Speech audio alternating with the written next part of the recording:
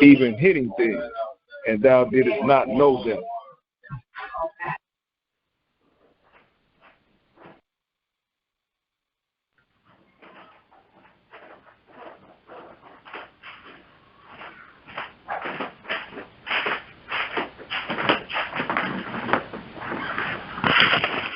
Hello?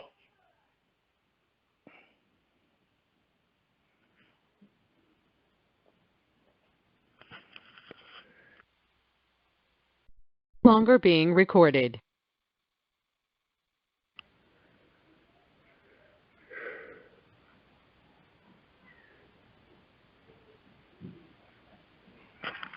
Yeah, I'm in.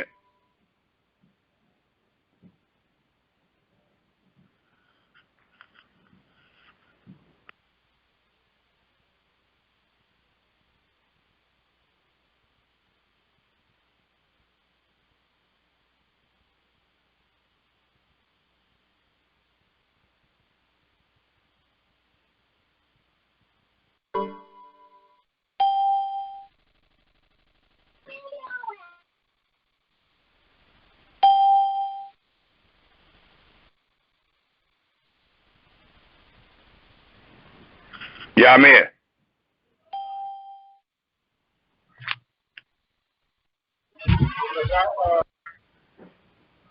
Yeah, I'm in. Yes, sir. You didn't read both Psalms, did you? Nah, I read one psalm, and then the introduction of when you call, like when the class is over with, and the little music playing in the background, that was playing as I started reading. All right, well, hold on one second. I might need you to read the first one over again. 1 second. No problem. All right, go ahead, brother. Start the first Psalm over, Psalms 47. Yes, sir. One moment.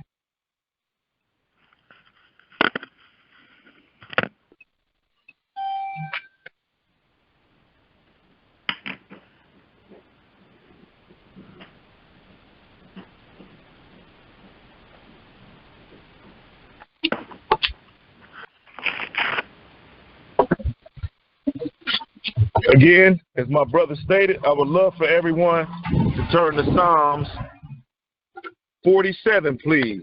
That is Psalms 4:7.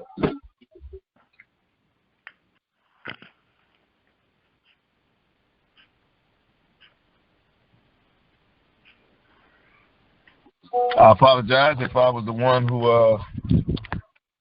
got disconnected.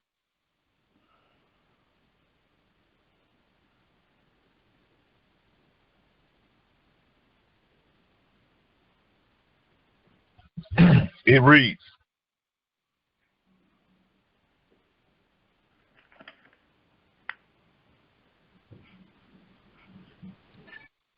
"Come down and sit in the dust, O virgin daughter of Babylon.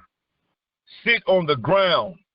There is no throne, O daughter of the Chaldeans, for thou shalt no more be called tender and delicate. Take the milestones and grind them. Uncover thy locks. Make bare the leg. Uncover the thigh. Pass over the rivers. Thy nakedness shall be uncovered. Yea, thy shame shall be seen. I will take vengeance, and I will not meet thee as a man. As for our Redeemer," excuse me. Sorry about that. I'm reading. I'm sorry, everybody. I'm reading Isaiah 47. I need to go to Psalms 47. Sorry about that. How did I do that?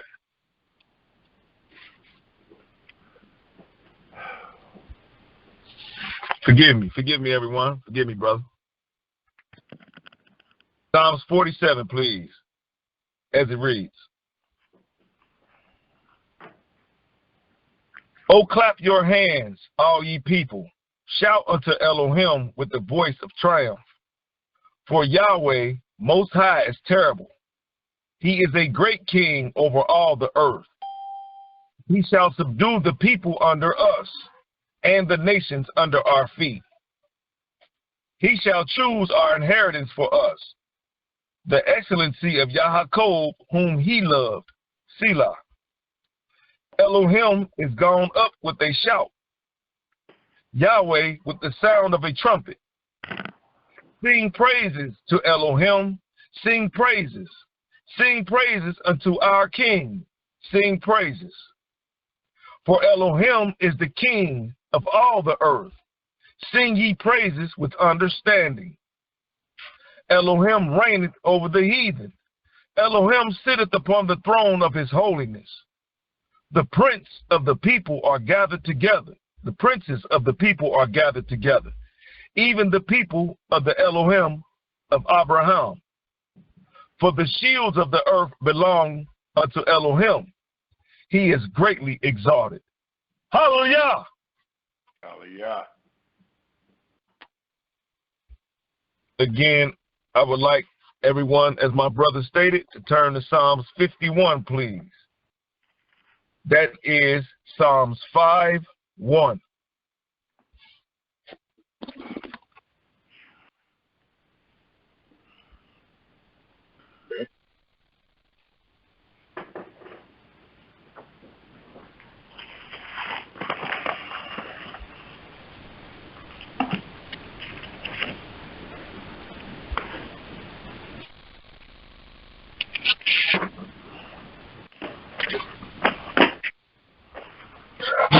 It reads,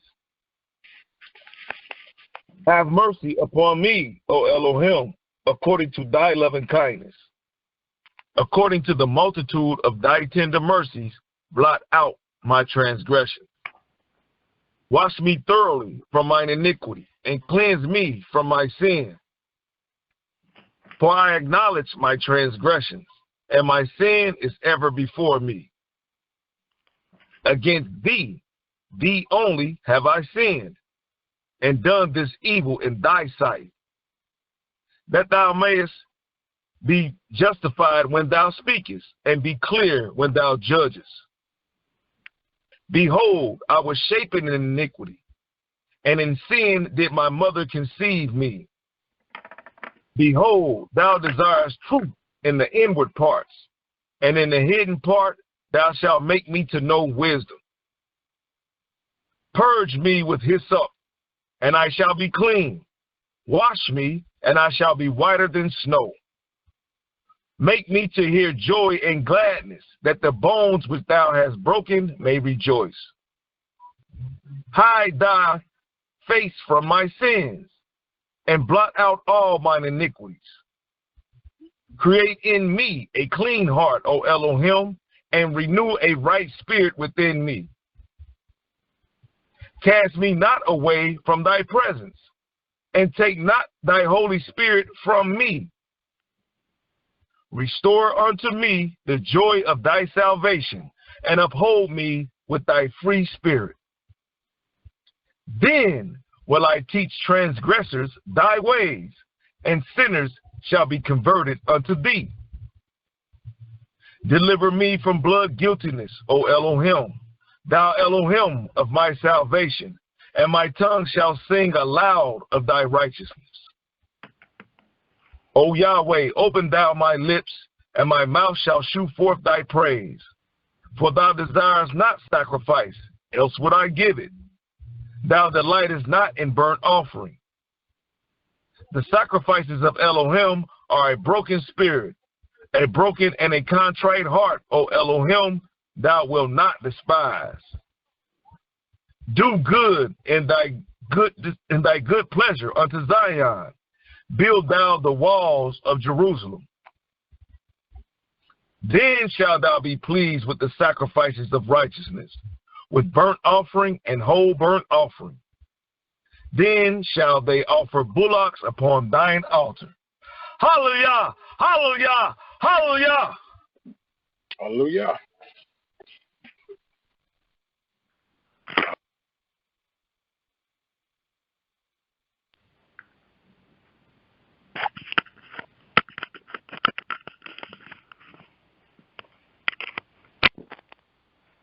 Hallelujah and Shalom, Israel. First First and foremost, I would like to give thanks and praise to the Creator of the heaven and earth and everything therein is by saying hallelujah.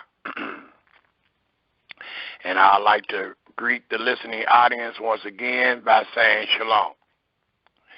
Today's presentation will be called Holiness to Yahweh.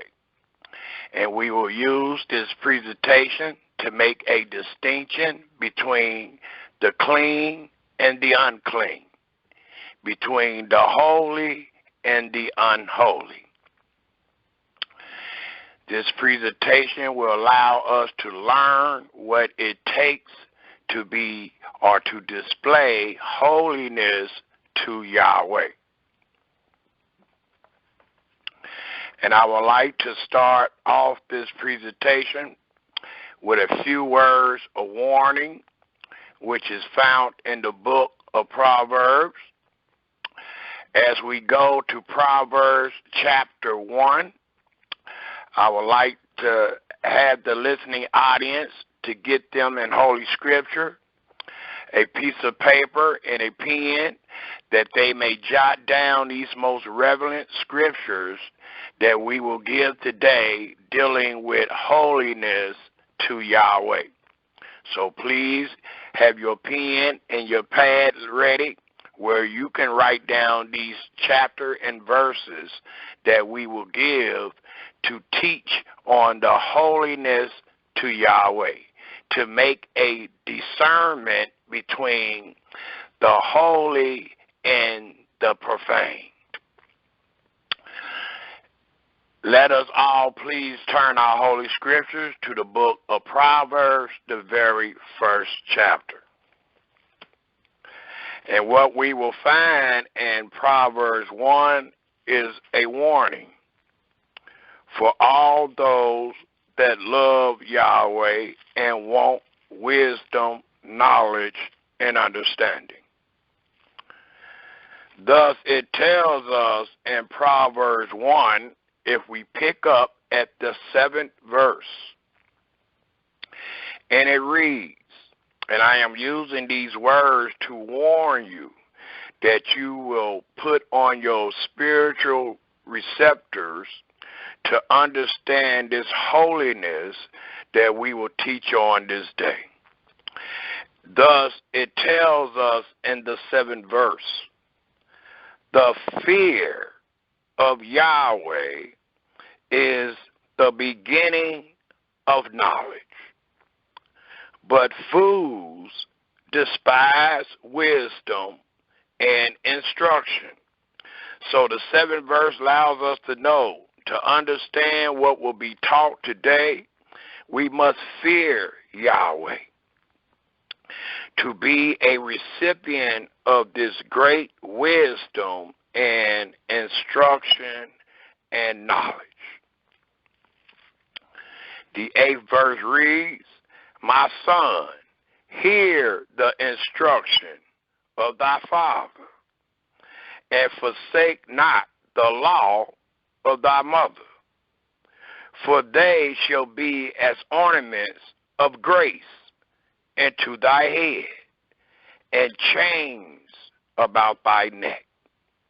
My son, if sinners entice thee, consent thy not. If they say, come with us, let us lay wait for blood. Let us lark privately for the innocent without cause. Let us swallow them up alive as the grave, and whole as those that go down into the pit. We shall find all precious substance. We shall fill our houses with spoil. Cast in thy lot among us. Let us all have one purse. My son, walk not thou in the way with them. Refrain thy foot from their path. For their feet run to evil, and make haste to shed blood. Surely in vain the net is spread, in the sight of any bird, and they lay wait for their own blood.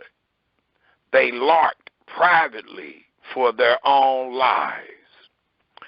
So are the ways of everyone that is greedy of gain, which take away the life of the owners thereof. Wisdom crieth without. She utters her voice in the streets. She crieth in the chief place of the concourse, in the openings of the gates. In the city she utters her words, saying, How long, ye simple ones, will ye love simplicity? And the scorners delight in their scorning, and fools hate knowledge. Turn you at my reproach. Behold, I will pour out my spirit into you. I will make known my words unto you, because I called and ye refused. I have stretched out my hand, and no man regarded. But ye have set at naught all my counsel, and would none of my reproof. I also will laugh at your calamity. I will mock when your fear comes. When your fear comes as desolation, and your destruction comes as a whirlwind. When distress and anguish come upon you, then shall they call upon me. But I will not answer. They shall seek me early, but they shall not find me. For that they hate knowledge, and did not choose the fear of Yahweh. They were none of my counsel. They despised all my reproof, which we will read this day. Therefore shall they eat of the fruit of their own way, and be filled with their own devices.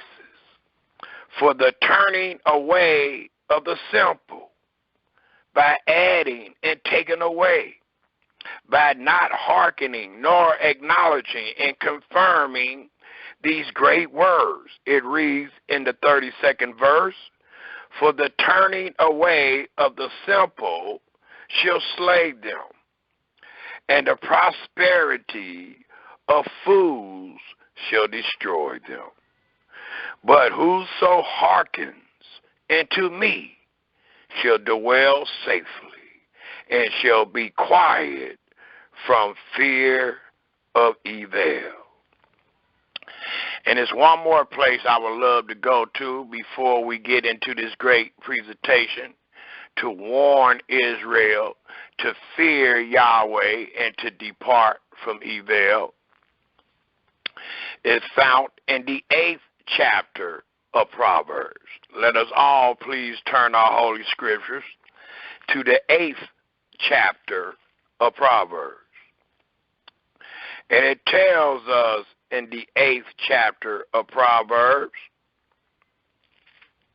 if we pick up at the very first verse, and it reads and warns us before we enter this great presentation, it reads, Does not wisdom cry, and understanding put forth her voice? She stands in the top of the high places, by the way of the places of the paths. She cries at the gates, at the entry of the city, at the coming in at the doors.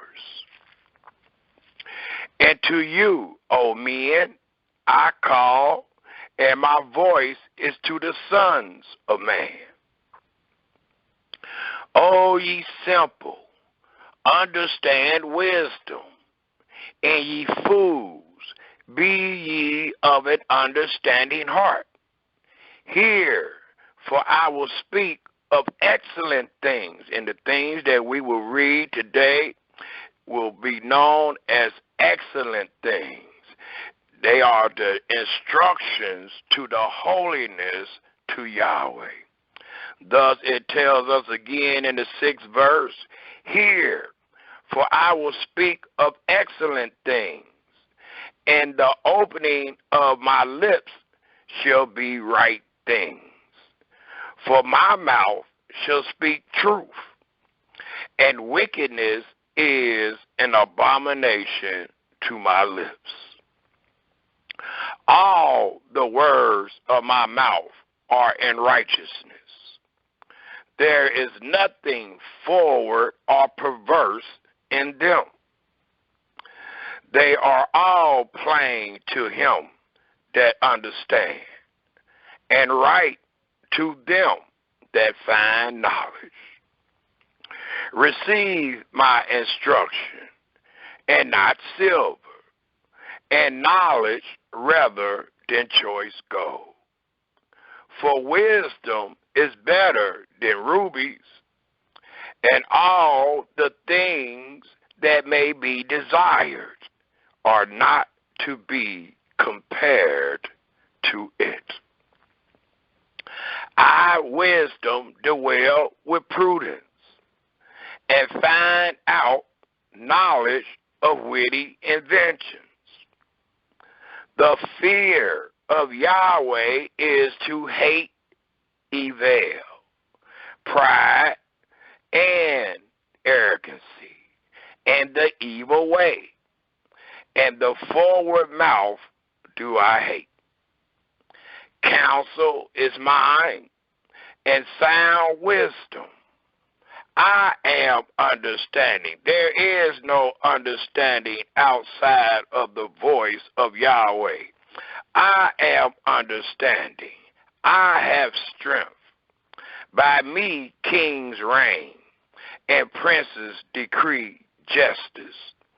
By me princes rule, and nobles, even all the judges of the earth. I love them that love me, and those that seek me early shall find me. Riches and honor are with me, yea, durable riches and righteousness. My fruit is better than gold, yea, than fine gold, and my revenue than choice silver. I lead in the way of righteousness, in the midst of the paths of judgment, that I may cause those that love me to inherit substance, and I will fill their treasures. Yahweh possessed me in the beginning of his way, before his works of old. I was set up from everlasting, from the beginning or ever the earth was. When there was no depths, I was brought forth. When there was no fountains bounding with water. Before the mountains were settled, before the hills was I brought forth. While as yet he had not made the earth, nor the fields, nor the highest parts of the dust of the world. When he prepared the heavens, I was there.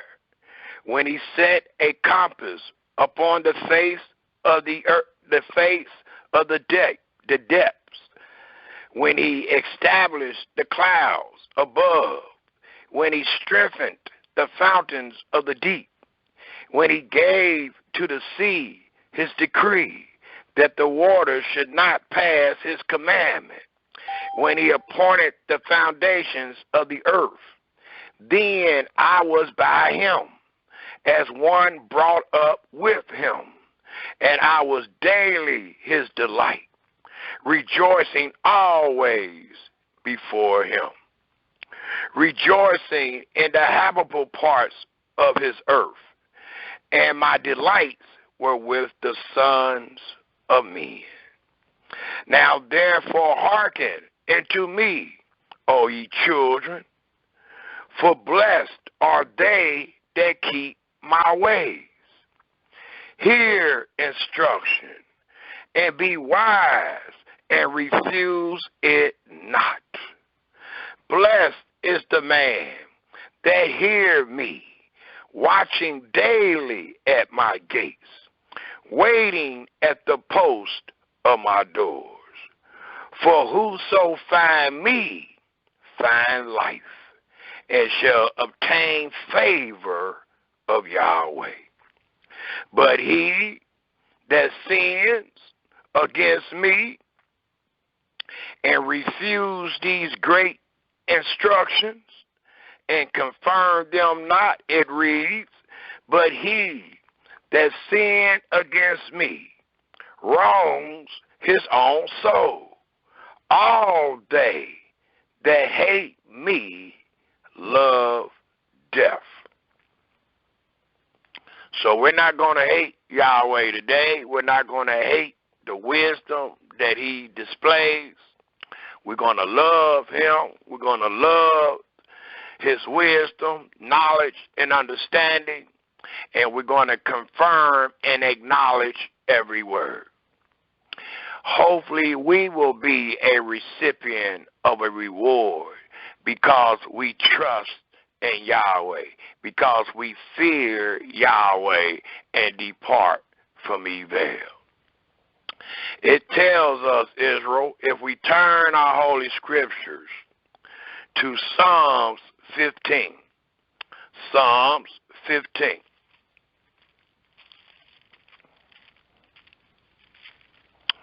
Today's presentation is called Holiness to Yahweh. And we should want to know, what do this holiness to Yahweh mean? What do holy mean? What does unclean mean? What does clean mean? And what does unholy mean? We should want to know these things. We have to know these things to understand this great presentation and to be able to make a distinction between them both.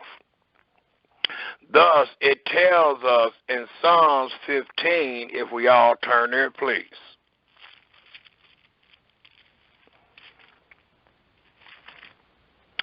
And it reads in Psalms 15, if we pick up at the very first verse, and it says these words, allowing us to understand what holiness to Yahweh represents and why one must be holy. For it tells us in Psalms 15, in the very first verse, Yahweh, who shall abide in thy tabernacle? Who shall dwell in thy holy hills? There's two questions that the priest is asking. And the answer tells us, as we read in the second verse, he that walks uprightly and works righteousness and speaks the truth in his heart. So far, the question was, who shall abide in thy tabernacle, which is holy? And who shall dwell in thy holy hill? And the Almighty allows us to know, he that walks uprightly and works righteousness and speaks the truth in his heart. He that backbites not with his tongue, nor does evil to his neighbor, nor takes up a reproach against his neighbor. in whose eyes a vile person is contented, but he honors them that fear Yahweh. So one whose eyes a vile person is content, they are content against the vile person. He honors them that fear Yahweh. He that swear to his own hurt and change not. He that putteth not out his money to usury, nor take rewards against the innocent. He that does these things shall never be moved. And it also allows us to know that that individual shall abide in thy tabernacle and dwell in thy holy hill, if you possess such integrity and qualities as it is written. It also tells us, if we take a look in the 24th chapter of Psalms, let us turn our scriptures to the 24th chapter of Psalms. For it continues to allow us to understand the holiness to Yahweh and why one must be holy to present themselves to Yahweh or present themselves in the tabernacle or upon his holy hill. Thus it tells us in Psalms 24, starting at the very first verse, and it reads, the earth is Yahweh's, and the fullness thereof, the world, and they that dwell therein. And note that the Almighty said the earth. So from the first creation, which was light, and a distinction was made between light and night, the Almighty creation is holy, and everything that he created was holy. For it told us in the end of the first chapter of Genesis that everything that Yahweh made was good, very good. It continued to tell us in the second verse, for he has founded it. Well, let me read that last sentence of the first verse that says, the world and they that dwell therein. Well, out of those that dwelt therein, Yahweh hath chose a people, and he hath laid holiness upon those people because Yahweh was holy. And the only way that they could truly enter his tabernacle and enter to the hill, the holy hill, they had to be holy. Thus, we will find in our presentation where Yahweh said he is holy, therefore thy shall be holy. He chose Israel.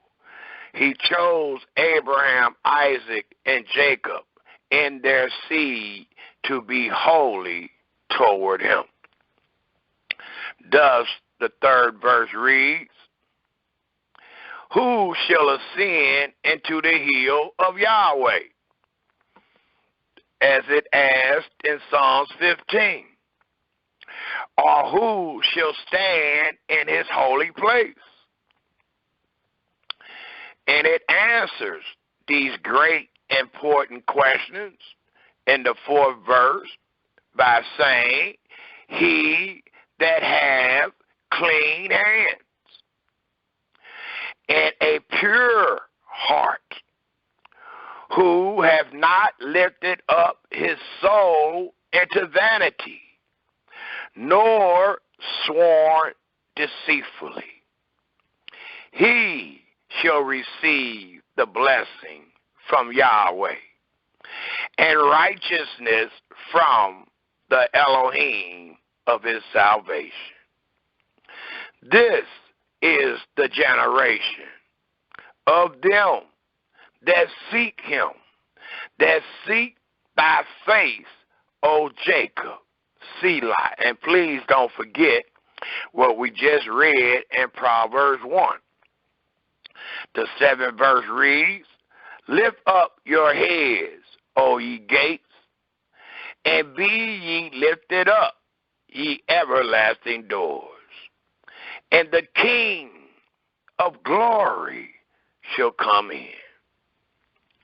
Who is this King of glory? Yahweh strong and mighty, Yahweh mighty in battle.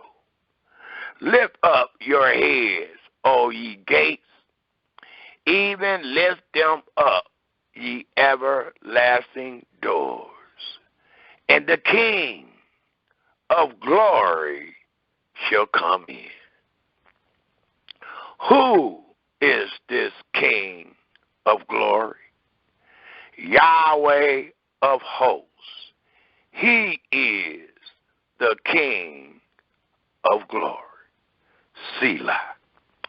So we see why holiness was installed into the children of Israel, because they had to be holy to be among the Holy One. And the Holy One is none other than the Elohim that made the heaven and earth and everything therein, who goes by the name of Yahweh. Before I get into the subject matter, I wanted to say one more thing. I think it's found in the book of Proverbs. Let me get it right quick.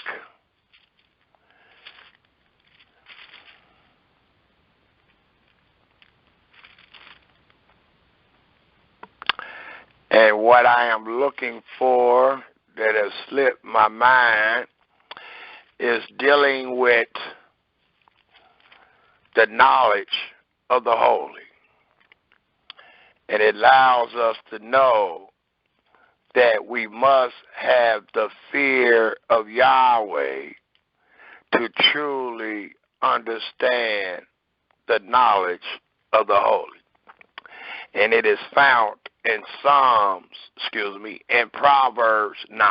Let us take a quick look at Proverbs 9 before we get into the subject matter. And it tells us in Proverbs 9, if we pick up at the 9th verse, and we will read the 9th and 10th verse, the 9th to the 11th verse. And it tells us in the 9th verse, give instruction to a wise man, and he will be yet wiser. Teach a just man, and he will increase in learning. The 10th verse reads, and please take note, the fear of Yahweh is the beginning of wisdom. It's the beginning. So it allows us to know not just who can come to the tabernacle or who can appear on Yahweh's holy mountain, but it also allows us to know by these words of wisdom that for one to be a true recipient of wisdom and knowledge and understanding of the holy, we must fear Yahweh. So today, we must fear Yahweh as we venture into this great presentation called Holiness to Yahweh. To truly understand these words that we're about to receive and read, we must fear Yahweh. Thus, it tells us again in the 10th verse of the 9th chapter of Proverbs, the fear of Yahweh is the beginning. So when we seek and we say we are seeking Yahweh for wisdom, knowledge, and understanding, we must take heed and confirm these words that the fear of Yahweh is the beginning of those things. So if we truly in search, if we truly seeking what Yahweh has said and done, we must truly fear him. For it reads again, the fear of Yahweh is the beginning of wisdom, and the knowledge of the holy is understanding. So today we pray that the words of our mouth and the meditation of our heart be acceptable in Yahweh's sight, where we will truly be recipients of wisdom, knowledge of the holy, and understanding. It tells us, Israel, if we turn our holy scriptures to Leviticus, the 19th chapter. Leviticus, the 19th chapter. And it allows us to know why Israel was to be holy, besides the tabernacle and besides the being on the Holy Land. The Almighty allows us to know through the book of Leviticus, which is the holiest book in your holy scriptures. In the book of Leviticus, the 19th chapter, it tells us in the very first verse, and Yahweh spake unto Moses, saying, speak into all the congregation of the children of Israel, and say unto them, not just to the priests, but unto all the congregation of the children of Israel. For the 19th chapter of Leviticus, which we will reread or come back to, is a book dealing with laws of holiness and justice. It is a book dealing with ethical and ritual ceremonies and instructions. Thus, the second verse tells us, which I will want to put emphasis on, why Israel was to be holy and what it means when it reads holiness to Yahweh. For it tells us in the 19th chapter of Leviticus, the second verse, speak into all the congregation of the children of Israel, and say unto them, ye shall be holy. For I, Yahweh, your Elohim, am holy. So we find here, dealing with holiness to Yahweh, that his chosen children was to be holy. And the main reason they was to be holy is because their God, their Elohim, Yahweh, is holy. It also tells us why we in the book of Leviticus, which we will visit again also, in the 20th chapter of Leviticus. If we take a look at the 7th verse, Leviticus, the 20th chapter, the 7th verse.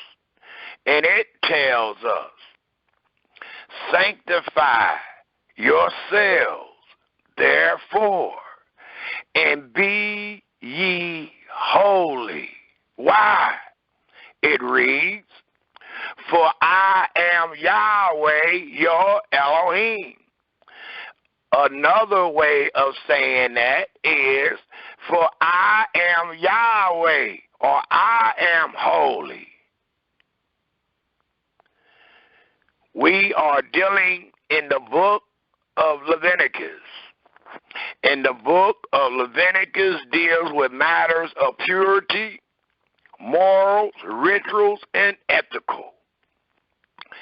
And these things, or these instructions found in this book, allows one to display holiness to Yahweh, long they obey, long they hearken, long they confirm every word, then they would be holy, and they would be able to display holiness into Yahweh according to his voice. And also, one more place I would like to go to, speaking about Yahweh being holy, before we give the definitions of holy, is found in the book of Isaiah. Let us all please turn our holy scriptures to the book of Isaiah, the 6th chapter. Isaiah, the 6th chapter. And I will try to repeat these chapters and verses twice. That way you can get them down in your notes. Isaiah, the 6th chapter, tells us, if we take a look at the 3rd verse, and it reads in Isaiah, the 6th chapter,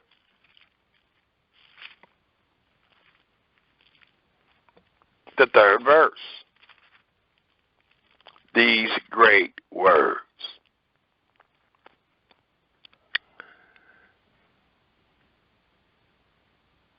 I'll start at the 1st verse and read down to the 3rd verse. And it reads in Isaiah 6.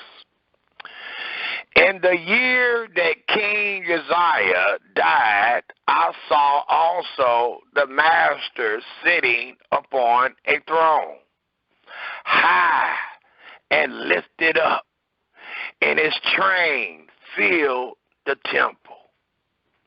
Above it stood the seraphims. Each one had 6 wings.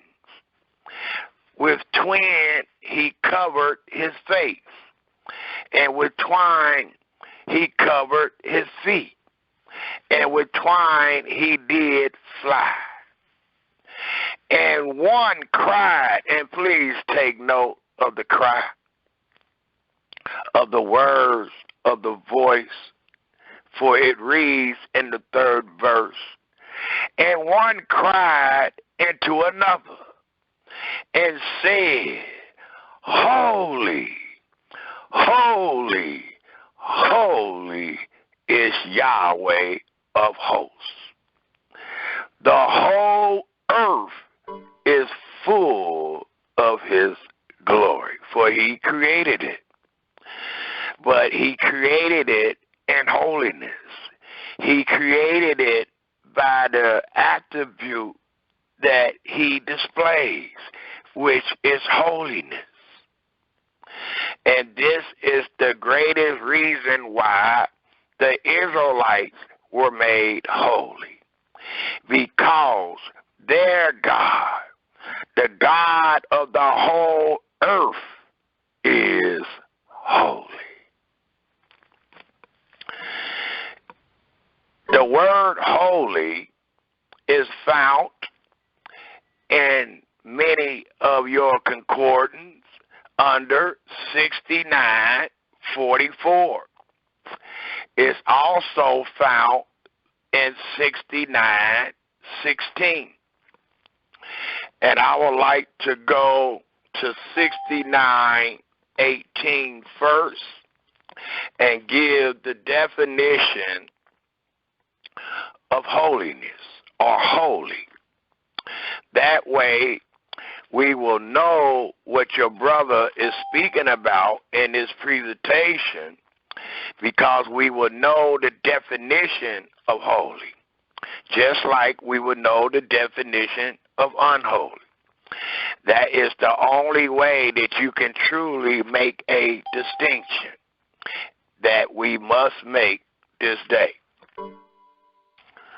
It tells us again, we're looking, or we should be looking in our Strong's Concordance under 69:18.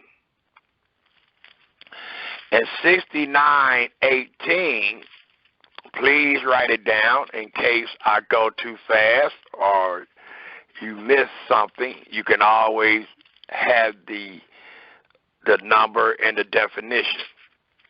69:18 tells us, Qadash, it represents sacred, ceremonially, or morally. It tells us it denotes a sanctuary. It denotes the saints. It denotes the Holy One. The adjective meaning sacred, holy. It is used to denote someone or something that is inherently sacred or has been designated as sacred by divine right or cultic ceremonies. It designates that which is opposite of common or profane. It could be said that Qadash is a positive term regarding the character of its referent, where common is neutral terms and profane a very negative term. This word is often used to refer to Elohim as being inherently holy, sacred, and set apart. It also tells us, if we take a look in our Hebrew Concordance under 69:44. 69:44 is the definition for holy. We just read one definition for holy that was found and used in Isaiah 6:3. Now we're using another definition of holy, which is under the number 69:44. And it tells us in 69:44, Kodesh, a sacred place or thing, sanctity, consecrated thing, dedicated thing, hallowed thing, holiness, times most holy. And it can denote a day or portion, thing, saint, or sanctuary. A masculine noun meaning a holy thing, holiness, and sacredness. The word indicates something consecrated and set aside for sacred use only. It was not to be put into common use. For if it was, it became profaned and common, not holy. And please take note of these terminologies and these definitions, because you want to apply those same words to yourself and to the things that you do today. That way you can make a distinction. You can make a discernment. You can make a difference, because today you're not what we're reading. Thus, you are known as the common man today. You must be made holy. You must be cleansed and made holy to no longer be one of the common people today. So please take note of these definitions. It also tells us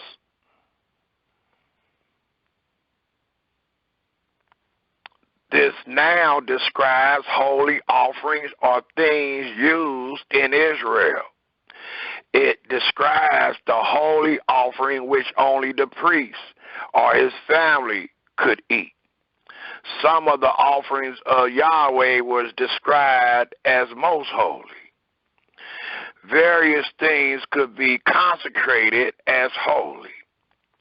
Warriors, food, and the place where the holy ark had been located.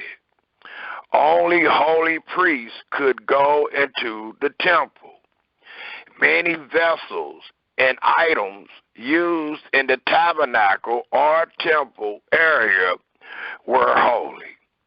The Sabbath was, of course, holy. This word also designates divine holiness. Yahweh alone can swear by his own holiness, and his ways are holy. In fact, Elohim is marvelous in holiness. Since Yahweh is holy, he expected Israel to be holy. This word describes the essence of the Israelites, which was to be holy. And please take note, as we are understanding these definitions, it allows us to know that Israel was to be holy every day. They were not to be the common man for 6 days, and then the 7th day they became set apart, consecrated, sanctified, holy. No, that's not the will, nor the way, nor the path of the King of Glory. But instead, it allows us to know that Yahweh was holy, thus Israel was to be holy. And not just on the set-apart day, but on every day. Every day the Israelites was to display holiness unto Yahweh. The last part, it says, they were his holy people. The word describes holiness when it relates to various things. Holiness are heard to the Yahweh's house and beautifies it. Yahweh's name is holy. Yahweh will establish his holy mountain when all the earth will know him. Zion is Elohim's holy hill. The word is also used when referring to holy places. Elohim's presence is what makes any place, please take note, anything or anybody or anyone holy. And we know that to be true, as it states in the definition. If we read or write down Exodus 3 and 5. For the Almighty told Moses that he was standing to take off his shoes, for he was standing on holy ground. And what made that ground holy was Yahweh's presence.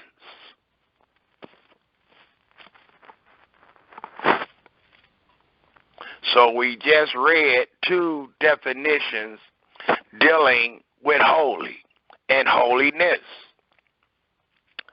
We have another definition to look up, and it's found in your Hebrew concordance under 2889. And the word we're looking up is clean.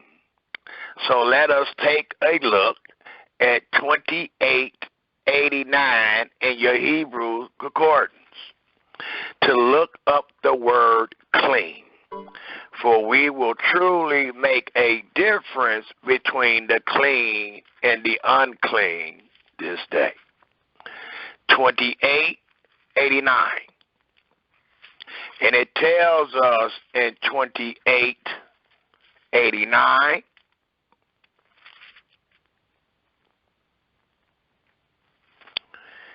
these words. Hathor or Hahor is from 2891, which denotes pure in a physical, chemical, ceremonial, or moral sense.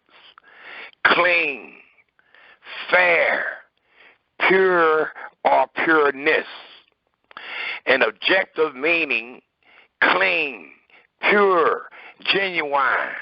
This word is used 90 times in our Holy Scriptures, primarily to distinguish things that were culturally pure, capable of being used in or taking part in a religious ritual of Israel.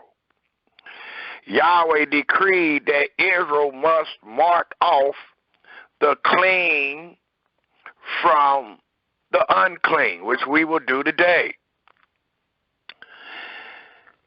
Persons could be ceremonial clean or unclean. A human corpse was especially defiling, and contact with it made a person unclean for 7 days. When persons were clean, they could eat clean meat, but an unclean person could not. Certain animals was considered ceremonially clean and needed by Noah and his family for sacrifice after the flood. Ceremonially clean birds were used in various rituals, as we know, dealing with the covenant that was cut or made with Abraham. Clean things were considered normal. Unclean things were considered polluted. You see the difference? But they could be restored to their state of purity, which we will show in Leviticus, the 11th chapter through the 15th chapter. Some things, however, were permanently unclean, such as unclean animals. Other things were temporarily unclean. A woman in her period, and a person with an infectious disease could be cleansed and be clean again. Elohim expected, please take note, his people to be morally pure and to imitate him. Please take note why the scripture says, I am holy, therefore thou shalt be holy. Thus, this presentation is called Holiness to Yahweh. Because Yahweh expected his people to be morally pure and to imitate him. This word served to express that state. Clean hands, as we sing in Psalms 24, clean hands merit Elohim's favor, and pure words was pleasing to Yahweh Elohim. The root meaning of the word shines through in its use to describe the quality of metals and other items. Pure gold was used in the construction of the Ark of the Covenant and many other items. Pure frankincense was prepared for use on the altar of incense. And note, it reads, the fear of Yahweh was proclaimed pure and therefore endured forever. It guided the psalmist to know Elohim, as this presentation should guide us to know our Elohim. So that was the definition of clean. We gave two definitions of holy and one definition of clean. It also tells us, if we take a quick look at 28:21, the hair, a primitive root, properly to be bright. It means to be pure physically, sound, clear, unadulterated, uncontaminated, moral, innocent, or holy. To be or make oneself pronounced clean, cleansed, purged, or purified. A verb meaning to be clean, to make clean, to be pure, to make pure. The term occurs most frequently in Leviticus, where it was used for ritual cleansing of either things or persons. The Holy Scripture also speaks of ritual cleansing performed on persons within the fear of false worship. Animals were not made clean like people, for animals were either clean or unclean by nature. The concept did not apply to plants at all. Sometimes cleanness had a moral dimension that, of course, did not exclude the spiritual. One was not to think that persons made themselves clean, nor that their cleanness exceeded that of their Maker. So it's telling us the Almighty is who make us clean, and there is none cleaner than their Maker. Exilic and post-exilic prophets prophesied of a future purification for Elohim's people, like the purifying of silver. And we will speak on that also.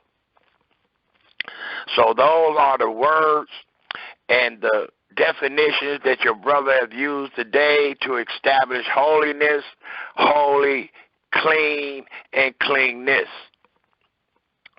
There is one more term that I would like to bring forth that denotes holiness, and it's sanctified. And we can find that definition in under 6942. 6942. And please write these down and reread them, where you have a greater understanding of holy and unholy, of clean and unclean, of sanctified and not being sanctified. That is the only way you will truly be able to make a difference. You must know what clean is, and you must know what unclean is, to understand who is a holy person or a common person. In 69:42, it tells us the definition of sanctified. And it's almost the exact definition we find for holy. 69:42 tells us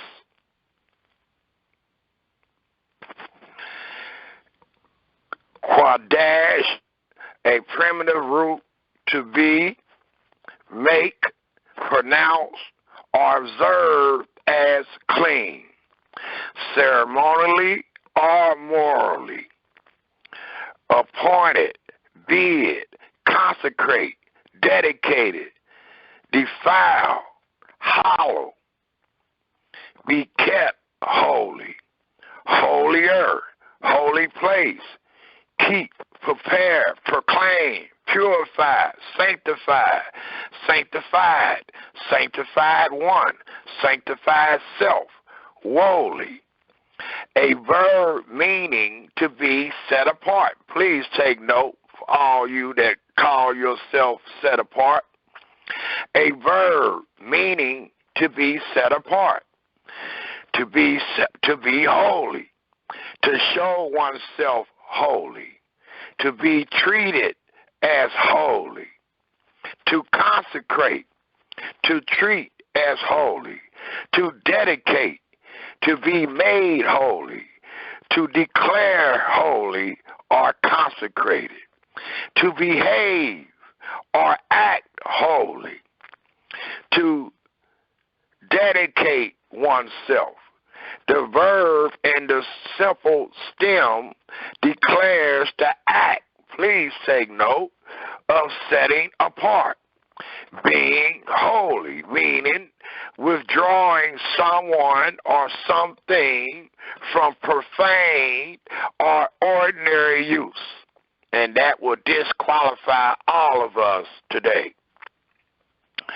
It says, Yahweh set aside Aaron and his sons, consecrated them, and made them holy for the priesthood. The altar was made holy, and anything coming into contact with it became holy. The tabernacle, the ark, the table of showbread, the altar of burnt offerings, and all the smaller accessories, utensils used in the cult of Israel were anointed with a special anointing, or so they became holy. Whatever came in contact with them became holy. The men accompanying David as his military was declared holy. The word is used most often in intensive stem, meaning to pronounce or to make holy, to consecrate. Yahweh pronounced the Sabbath day holy. Places could be dedicated as holy, such as a part of the courtyard of the temple or Mount Sinai itself. The year of Jubilee, the 50th year, was declared holy. Persons could be consecrated to holy duties. Aaron and his sons was consecrated to serve as priests of Yahweh. The firstborn males of people or animals was consecrated to Yahweh. Holy times were designated using this word in the factitive stem.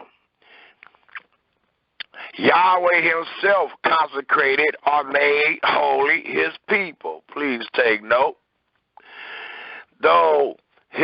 Through his judgments on Israel and the nations, Elohim proved the holiness of his name. The priests, holy garments serving in Ezekiel restored temple will make those who touch them holy. In the causative stem, the meaning overlapped with the meaning in the intensive stem. It indicated designating something as consecrated or holy. The word means to treat as holy or dedicated. Gifts, fields, or money could be treated as holy. Elohim declared things holy to himself. Elohim himself is to be treated as holy. In the passive stem, the word means to be consecrated, to be treated as holy, or to show oneself as holy.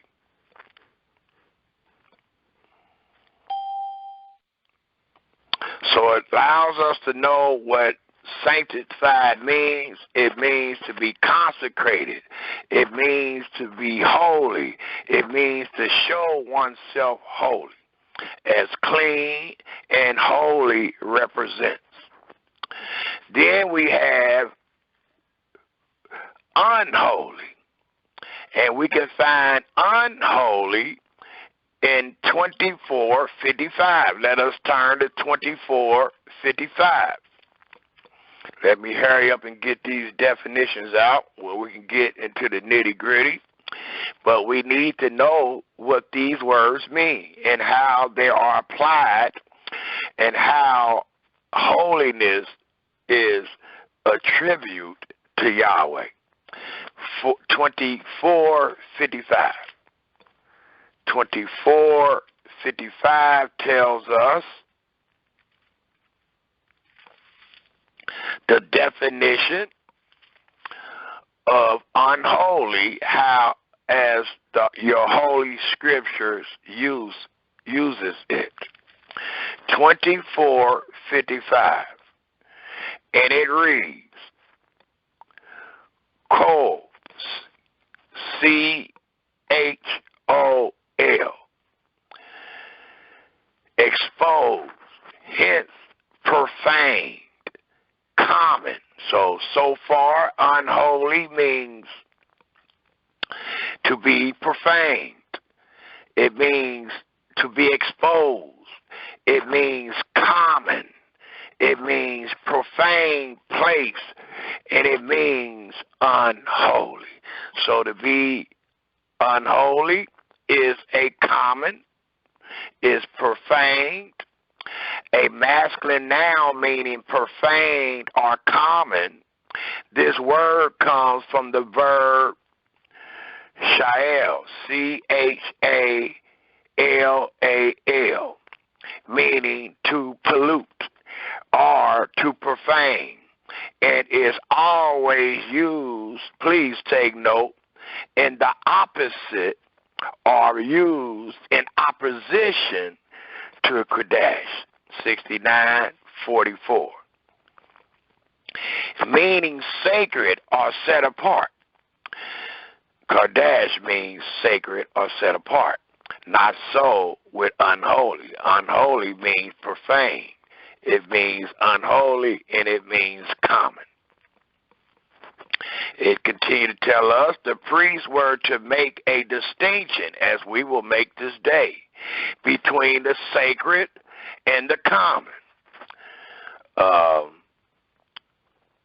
It also tells us the priest would teach the difference between the sacred and the common, a distinction which we will make. The priests of Ezekiel days failed to teach. The temple described by Ezekiel had a wall separating the sacred and the common. There was to be a clear distinction between the land holy to Yahweh and the common land. So that's what unholy denotes in the definition that is given. And we have another one to look up, which is unclean. And unclean can be found under 29:31. 29:31 will give us the definition that is found in our Holy Scriptures of unclean. 29:31. And it tells us in 29:31, the word that is used for unclean is thalme. It's spelled T-A-M-E. It's pronounced thalme. T-A-W-M-A-Y. Thalme. From 29:30, it denotes foul in a religious sense. Defiled and famous, polluted, pollution, unclean. An adjective meaning unclean. It can denote impurity or defilement. It can also refer to ritually unclean items such as people, things, food, and places. Did y'all get that? Because we have taught that we're not holy because we find ourselves in the enemy's land. Well, dealing with the objective meaning of unclean, it can denote impurities or defilement. It can also refer to ritually unclean items such as people, and we are unclean. Things, foods, and places. As we teach, this place is unclean. Thus, none of the holy rituals could ever be done in this land. It will be noted as unclean. The land, let me finish this. It says it can also refer to ritually unclean items such as people, things, food, and place. The land east of the Jordan and foreign lands were unclean in contrast to the land of Israel. So all the lands are unclean. They can be called common when it's compared to the land of Israel. And that's probably why we find in Ezekiel, the 20th chapter, where the scriptures tells us that the land of Israel was the glory of all lands. The glory, the best, everything else is common, which would denote unclean. It also tells us one more place that I would like to give, and that is right up under 29:31. It is 29:32 that denotes uncleanness, and it reads,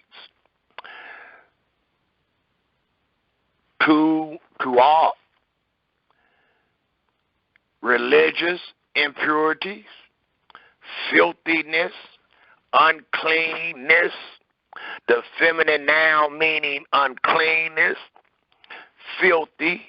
It refers to the sexual impurities of a woman during the menstrual cycle. It can also denote any unclean thing from which the temple needed to be purified. Finally, both ethical and religious uncleanness was dealt with in the laws referring to proper behavior. And today, when we speak on holiness to Yahweh, it will not just be in a spiritual or religious sense, but it will also be in a moral and ethical sense. And all these words that we will read today will denote them both, and it will show how one is unclean, and it will show how one display holiness unto Yahweh. So again, this last sentence says, and in the heart, referring to an unclean spirit that causes one to lie. So all these things that we're going to bring forth today denotes the holiness to Yahweh. They are not just sacrificial. They are not just ritual. They are moral and ethical. Thus, after saying all that, let us please turn our Holy Scriptures to Leviticus, the 10th chapter. Leviticus, the 10th chapter. For it tells us in the 3rd book of the law, in Leviticus, the 10th chapter, it allows us to know how the Israelites became holy and how the Israelites was to stay holy. They was to stay holy by being taught, by a difference being made between the holy and the common, between the holy and the profile or the profane. And it tells us, if we turn our scriptures to Leviticus, the 10th chapter, the 10th verse, and it reads, and that ye may put difference between holy and unholy, and between unclean and clean. The 11th verse reads, and that ye may teach. The word teach denotes the word Torah. Thus it tells us, and that ye may teach, or that ye may Torah the children of Israel all the statutes which Yahweh has spoken into them by the hand of Moses. And many of these statutes and judgments was taught week before last when we gave the presentation, the covenant, the words of the covenant of the law. We use many of those statutes. So today can be like a continuation of what we taught week before last, because we spoke on the words of the covenant of the law, and we're still speaking on them. For these statutes are definitely the words of the covenant of the law. And we find here, dealing with the rules of the priests, that they were to put difference between holy and unholy, and between unclean and clean. And how was they to do it? It tells us in the 11th verse, and that ye may teach the children of Israel all the statutes which Yahweh has spoken into them by the hand of Moses. So to make a distinction, we must teach, as we are going to do this day. Thus, let us turn our scriptures to Leviticus, the 20th chapter. Leviticus, the 20th chapter. For in Leviticus, the 20th chapter, dealing with holiness to Yahweh, it tells us in the 24th verse, and let's read to the 26th verse, and it reads, I'll start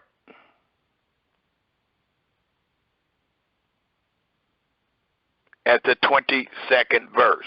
Let's start at the 22nd verse and read to the 26th verse. And it reads, ye shall therefore keep all my statutes.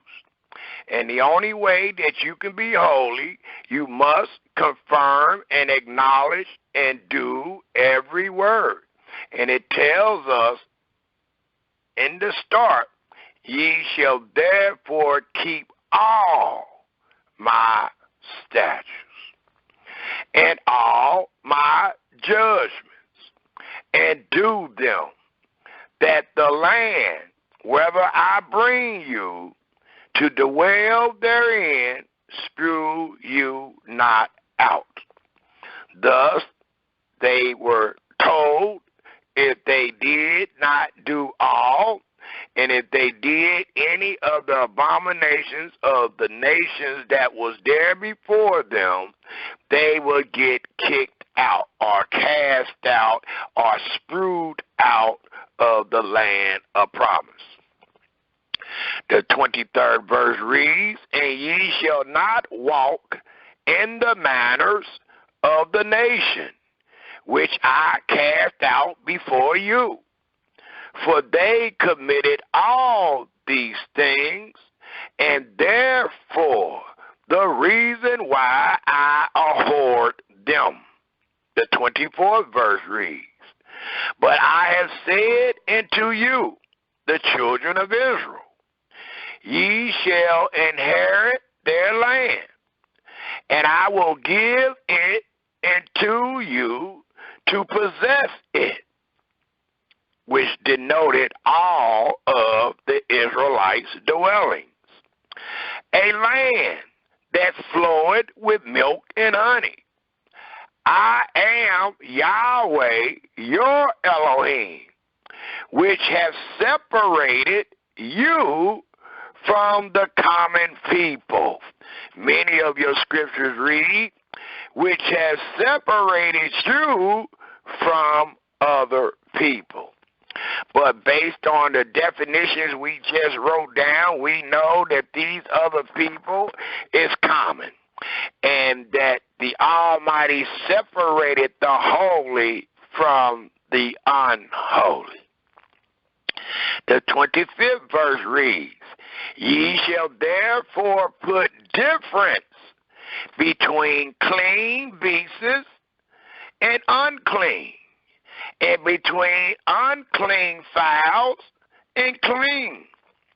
And ye shall not make your souls abominable by beast, or by fowl, or by any manner of living thing that creep on the ground, which I, the Holy One, have separated from you as unclean. So we see that the Israelites had to be taught the difference between the clean and the unclean. And once they were taught these things and are heard and obeyed all that the priests taught, then they will be holy, and it will keep them from any type of contamination. The 26th verse reads, and that will be the last verse I'll read. It says, and ye shall be holy unto me, not no one else, for there's none holier than Yah. There's none that made you holy but Yah. So you were never to be holy to anyone else but Yah, and you was to display your holiness to Yah. Thus, the 26th verse reads, and ye shall be holy unto me. Why? For I, Yahweh, am holy, and I have severed you from the common people. Why? That ye should be mine. That's the only way you're going to enter that tabernacle. That's the only way you're going to find yourself on that holy hill. Accept it. Because Yahweh has severed you from the common people. Yahweh has made you holy because he is holy. Thus, let us make a difference. Let us make a discernment let us know the difference between the clean and the unclean. And we will start teaching this by turning to Leviticus, the 11th chapter. Leviticus, the 11th chapter.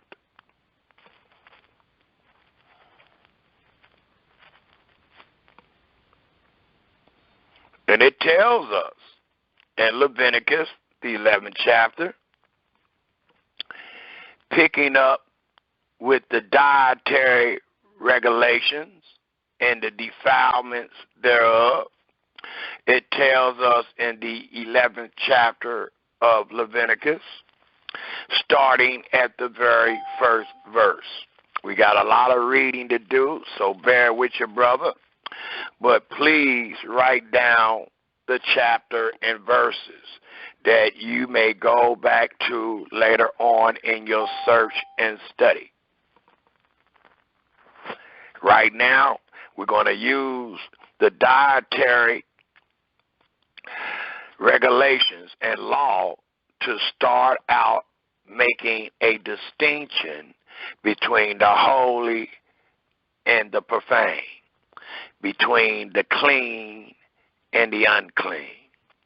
Thus it reads in Leviticus, the 11th chapter, the very first verse, and Yahweh spake unto Moses and to Aaron, saying unto them, speak unto the children of Israel. Please take note who these words are addressed to, and please be able to make a distinction between the chosen people of Yahweh and the common people of the nations. Thus it reads in the second verse, speak unto the children of Israel, saying, these are the beasts which ye shall eat among all the beasts that are on the earth. And mind you, that many people teach that don't understand the law and don't understand the choosing of our Creator. Many people teach that you are in error for eating flesh, for eating any type of animal, that you were supposed to be fruitarians and vegetarians and not herbivores. But as we read and confirm and acknowledge that every word of Elohim is pure, and he is a shield to them that put their trust in him, add not into his words, lest he reprove thee, and thou be found a liar, we find that many of our brothers and sisters that don't understand the law have become liars, because it is in black and white before our eyes, allowing us to know what beast that the holy seed of Israel could eat. And with them eating these beasts, they did not become contaminated. They did not become defiled. They were still in their holy stance, because Yahweh, the Holy One, have told them the dietary law and the regulations of this law and what would make them defiled. Thus it reads again in the second verse, speak unto the children of Israel, saying, these are the beasts which ye shall eat among all the beasts that are on the earth. So it's allowing us to get a understanding that the ones we can't eat is because of the impurities thereof. The third verse reads, whatsoever part the hoof, and please take note, because we had to take heed to every word. Because if you didn't, you might wind up eating an animal that was unclean, because you did not take heed of all the regulations. Thus it reads in the 3rd verse, whatsoever part the hoof and is cloven-footed and cheweth the cud among the beasts, that shall ye eat. And one animal come to mind that fit all the regulations that is found in this verse is a cow. Another one is a lamb. Another one is a goat. All 3 of the beasts I just mentioned fit the regulations of the 3rd verse. The 4th verse tells the holy house of Israel, nevertheless, these shall ye not eat of them that chew the cud. So it allows us to know that there are going to be other animals, beasts, that chew the cud, but they might not part the hoof, or they might not be cloven-footed. Thus the 4th verse reads, nevertheless, these shall ye not eat of them that chew the cud, or of them that divide the hoof. So it lets us know that we might have, there are beasts that chew the cud and divide the hoof, as the camel. But the camel is unclean, for it reads, because he chews the cud, but divide not the hoof. He is unclean unto you. So we know why the animal is proclaimed unclean to us, because the Holy One of the whole earth have regulated what beast was clean and what beast was unclean. And they used the example of the camel being unclean because he divides not the hoof. He is unclean unto you. And the coney, because he chews the cud, he got one of the regulations, but divide not the hoof. You got to have all the regulations for him to be clean. And what was the 3 regulations? Again, the beast had to part the hoof. He had to be cloven-footed and chew the cud among the beasts. That shall ye eat. It also tells us in the 6th verse, and the hare, because he cheweth the cud and divide not the hoof, he is unclean unto you. And the swine or the pig, though he divide the hoof, many people say, well, he's clean, his hoof is divided. And look at him, be cloven-footed. His feet is cloven-footed. The scripture tells us, by Yahweh holiness, yet he cheweth not the cud. He is. It's not that he might be. It's not that if you're cooking right. He is unclean to you. Of their flesh, please take note, shall ye not eat, and their carcass shall ye not touch. And we are teaching today, so let's make sure we understand what we just read. Of their flesh shall ye not eat. That denotes the meat, that denote the parts of the meat or the parts of the animal that you consider as meat and will eat. It says, their flesh shall ye not eat. And their carcass. Is this telling us that if you touched a live pig, you are unclean? Absolutely not. And we know that to be true because the Almighty told Noah to bring 7 animals or 7 beasts that was clean into the ark and 2 sets of beasts that were unclean. And he had to get them animals up on that ark. So this law here is not telling us if you touch the animal, you are unclean. But it truly tells us if you touch the dead part of the animal, what is called the carcass, you will be unclean.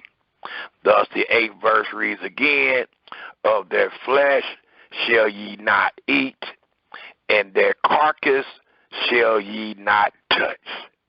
They are unclean to you.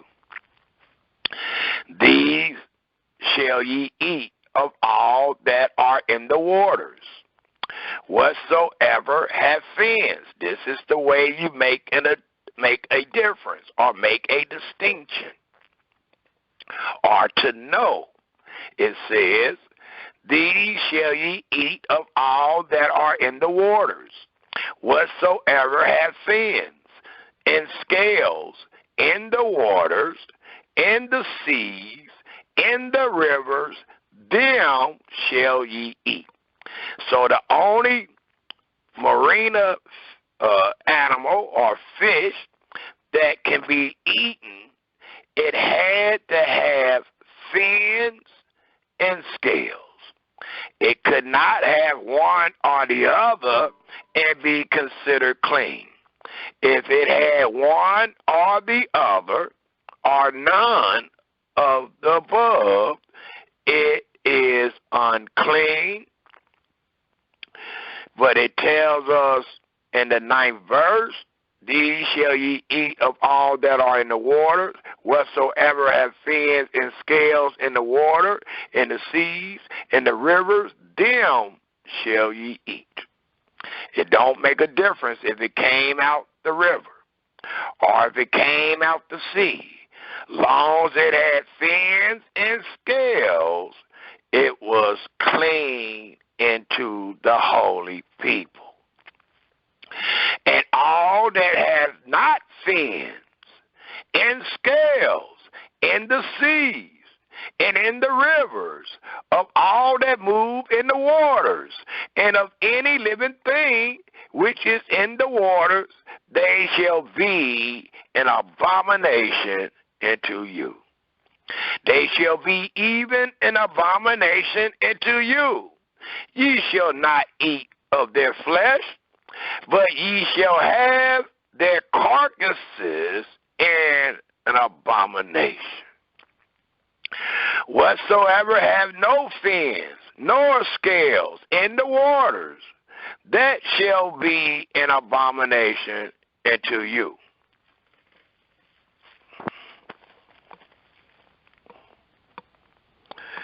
And these are they which shall have an abomination among the fowls.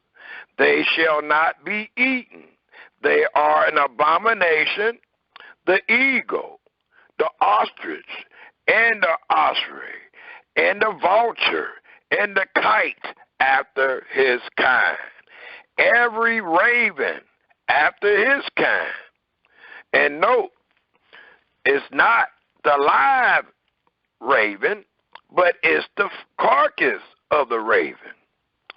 And this was not to be ate, nor touched, or you would have been unclean. If we remember the story of Noah, I think after 150 days of the flood, that Noah sent out a raven. And the raven came back, and it allowed Noah to know that the flood has ceased, or debate. So we see that Noah let out a raven, and a raven came back to let Noah know that the flood had debated. Well, wouldn't that be uncleanness? Absolutely not, because he was not touching the carcass of the raven, which would be a dead raven, nor was he eating that fowl. But he truly used that fowl to allow him to know if the waters had debated. Thus, it continued to tell us, again in the 15th verse, every raven after his kind, and the owl, and the nighthawk, and the cockerel, and the hawk after his kind, and the little owl, and the cormorant, and the great owl, and the swan, and the peacock, and the gull eagle, and the stork, the heron after her kind, and the lapwing, and the bat, all fowls that creep, going upon all four, shall be an abomination unto you. Yet these, making a distinction, may ye eat of every flying, creeping thing that goes upon all fours, which have legs above their feet, to lap wither upon the earth. Even these of them ye may eat.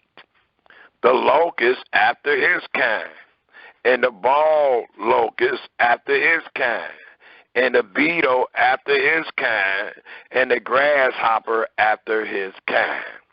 But all other flying, creeping things which have 4 feet shall be an abomination to you, and for these ye shall be unclean.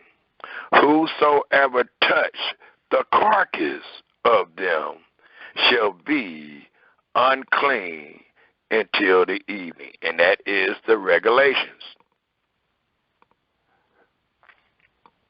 And whosoever bear out of the carcass of them shall wash his clothes and be unclean until the evening. It also, in making a distinction, tells us the ritual that should be done to be clean once again.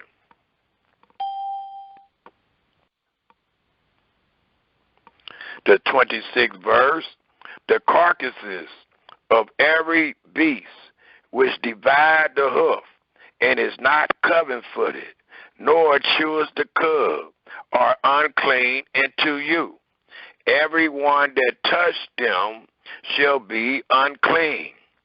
And whatsoever goes upon his paws among all manner of beasts that go on all fours, those are unclean unto you. Whoso touch their carcass shall be unclean until the evening. And he that bears the carcass of them shall wash his clothes, because he's truly unclean for touching the carcass, and be unclean until the evening. They are unclean unto you. These also shall be unclean unto you among the creeping things that creep upon the earth, the weasel, and the mouse, the tortoise after his kind, and the ferret, and the charmeleon, and the lizard, and the snail, and the mole. These are unclean to you among all that creep. Whosoever does touch them, when they be dead, please take note of the definition of the carcass is right here in the 31st verse, shall be unclean until the even.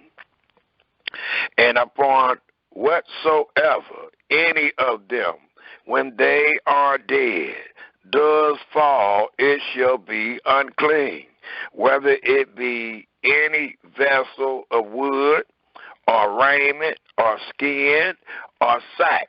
Whatsoever vessel it be, wherein any work is done, it must be put into water, and it shall be unclean until the evening.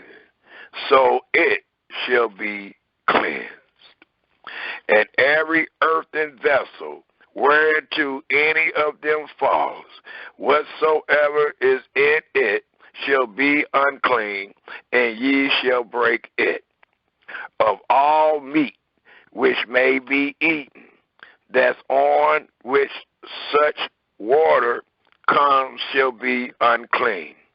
And all drink that may be drunk is every such vessel shall be unclean. And everything whereon any part of their carcass fell shall be unclean, whether it be oven or ranges for pots, they shall be broken down, for they are unclean, and shall be unclean unto you. Nevertheless, a fountain or a pit wherein there is plenty of water shall be clean, but that which touched their carcass shall be unclean. And if any part of their carcass fall upon any sowing seed, which is to be sown, it shall be clean. But if any water be put upon the seed, and any part of their carcass fall therein, it shall be unclean unto you.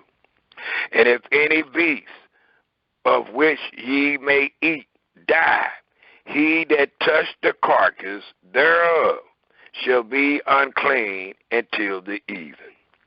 And he that eat of the carcass of it shall wash his clothes, and be unclean until the evening.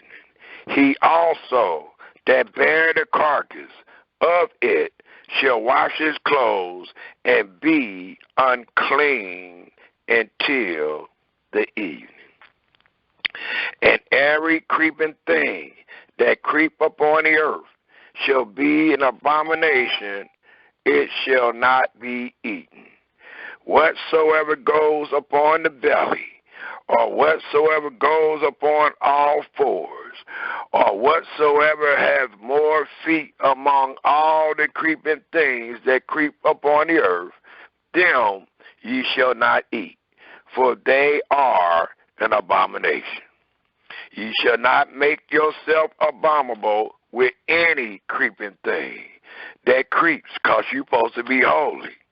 Neither shall ye make yourselves unclean with them, that ye should be defiled thereby. For I am Yahweh your Elohim. Ye shall therefore sanctify, and we read the definition of sanctify, yourselves, and ye shall be holy, for I am holy. Neither shall ye defile yourselves with any matter of creeping thing that creep upon the earth. For I am Yahweh, that bring you up out of the land of Egypt, to be your Elohim. Ye shall therefore be holy, for I am holy. This is the law of the beasts, and of the fowls, and of every living creature that moves in the waters, and of every creature that creep upon the earth, to make a difference between the unclean, which we just did, and the clean, and between the beasts that may be eaten and the beasts that may not be eaten. Before we go to chapter 12, I would like for the listening audience to turn their scriptures to Deuteronomy, the 14th chapter. Deuteronomy, the 14th chapter. For it tells us in Deuteronomy, the 14th chapter, 40 years later, these great words. And let's start at the first verse and read to the 21st verse. And it reads, Ye are the children of Yahweh, your Elohim. Ye shall not cut yourselves, nor make any baldness between your eyes for the dead, because you will be unclean. For thy art an holy people, and to Yahweh thy Elohim. The common people is doing these things. Thus it tells us again in the second verse, for thy art an holy people, and to Yahweh thy Elohim. And Yahweh hath chosen thee to be a particular people unto himself. And the only way you can be this particular person to the Almighty, you must display the holiness of Yahweh. Thus it reads, above all the nations, for all the nations are common people that are upon the earth. The third verse reads, Thou shalt not eat any abominable thing. These are the beasts which ye shall eat, the ox, the sheep, the goat, the hart, and the roebuck, and the fallow deer, and the wild goat, and the pigeon, or bison, and the wild ox, and the carmus, and every beast that parteth the hoof, for Yahweh changes not. These words given to the people 40 years after what they heard in Leviticus 11 changes not. Thus the 6th verse reads, and every beast that parteth the hoof, and cheweth the clip, and cleaves the cliff into 2 claws, and cheweth the cub among the beasts that ye shall eat. Nevertheless, these ye shall not eat, of them that cheweth the cub, or of them that divide the cloven hoof, or the camel, and the hare, and the coney, for they cheweth the cub, but divide not the hoof. Therefore they are unclean unto you. And the swine, or the pig, because it divides the hoof, yet chew not the cub. It is, not that it might be, but it is unclean unto you.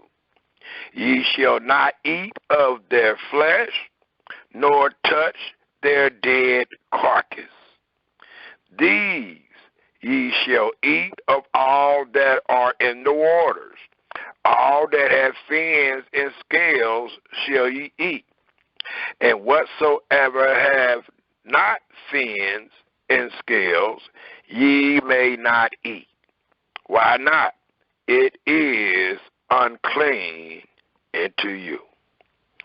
Of all clean birds ye shall eat, but these are they of which shall not eat: the eagle, and the ostrich, and the osprey, and the gliding, and the kite, and the vulture after his kind, and every raven after his kind, and the owl, and the nighthawk, and the crocodile, and the hawk after his kind, the little owl, the great owl, and the swan, and the peacock, and the gall eagle, and the cormorant, and the stork, and the heron, after her kind, and the lapwing, and the bat, and every creeping thing that flies is unclean unto you.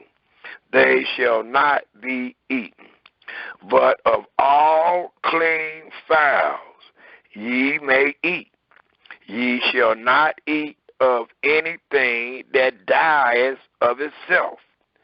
Thou shalt give it, please take note, into the stranger, because he is common that is in thy gates, that he may eat it, or that thou mayest sell it into the alien, because he is common. You can't eat it, for it reads, for thou art an holy people, and to Yahweh thy Elohim. And then it ends by a ritual that other nations was doing, and the Almighty included that ritual among the clean and unclean foods. Thus it reads, for thou art an holy people, and to Yahweh thy Elohim. Thou shalt not see it or boil a kid in his mother's milk. And other nations did this cultively, which was unclean, and the Almighty included it in Deuteronomy, the 14th chapter, dealing with the clean and unclean foods that was taught to Israel to make a distinction between the two. So we see that it started off with the dietary regulations and the defilements thereof. We used it, Leviticus, the 11th chapter, verse 1 to 47, and we used it, Deuteronomy, the 14th chapter, verse 1 to 21. Now let us turn back to Leviticus, the 12th chapter, to continue with the impurities that Israel was not to be contaminated with, that they may stay holy. Thus, it picks back up in Leviticus, the 12th chapter. Let us all please turn back to the book of holiness, which is Leviticus, and let's take a look at the 12th chapter.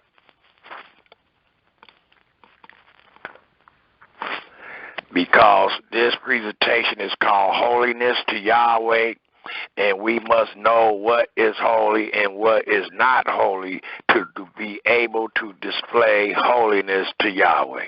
If we do not adhere to every word, confirm every word, do every word, then you are not displaying holiness to Yahweh. Nor would you represent the holiness that Yahweh put upon his people to display toward him. Leviticus, the 12th chapter, tells us, if we all turn there, please, and if we pick up at the very first verse,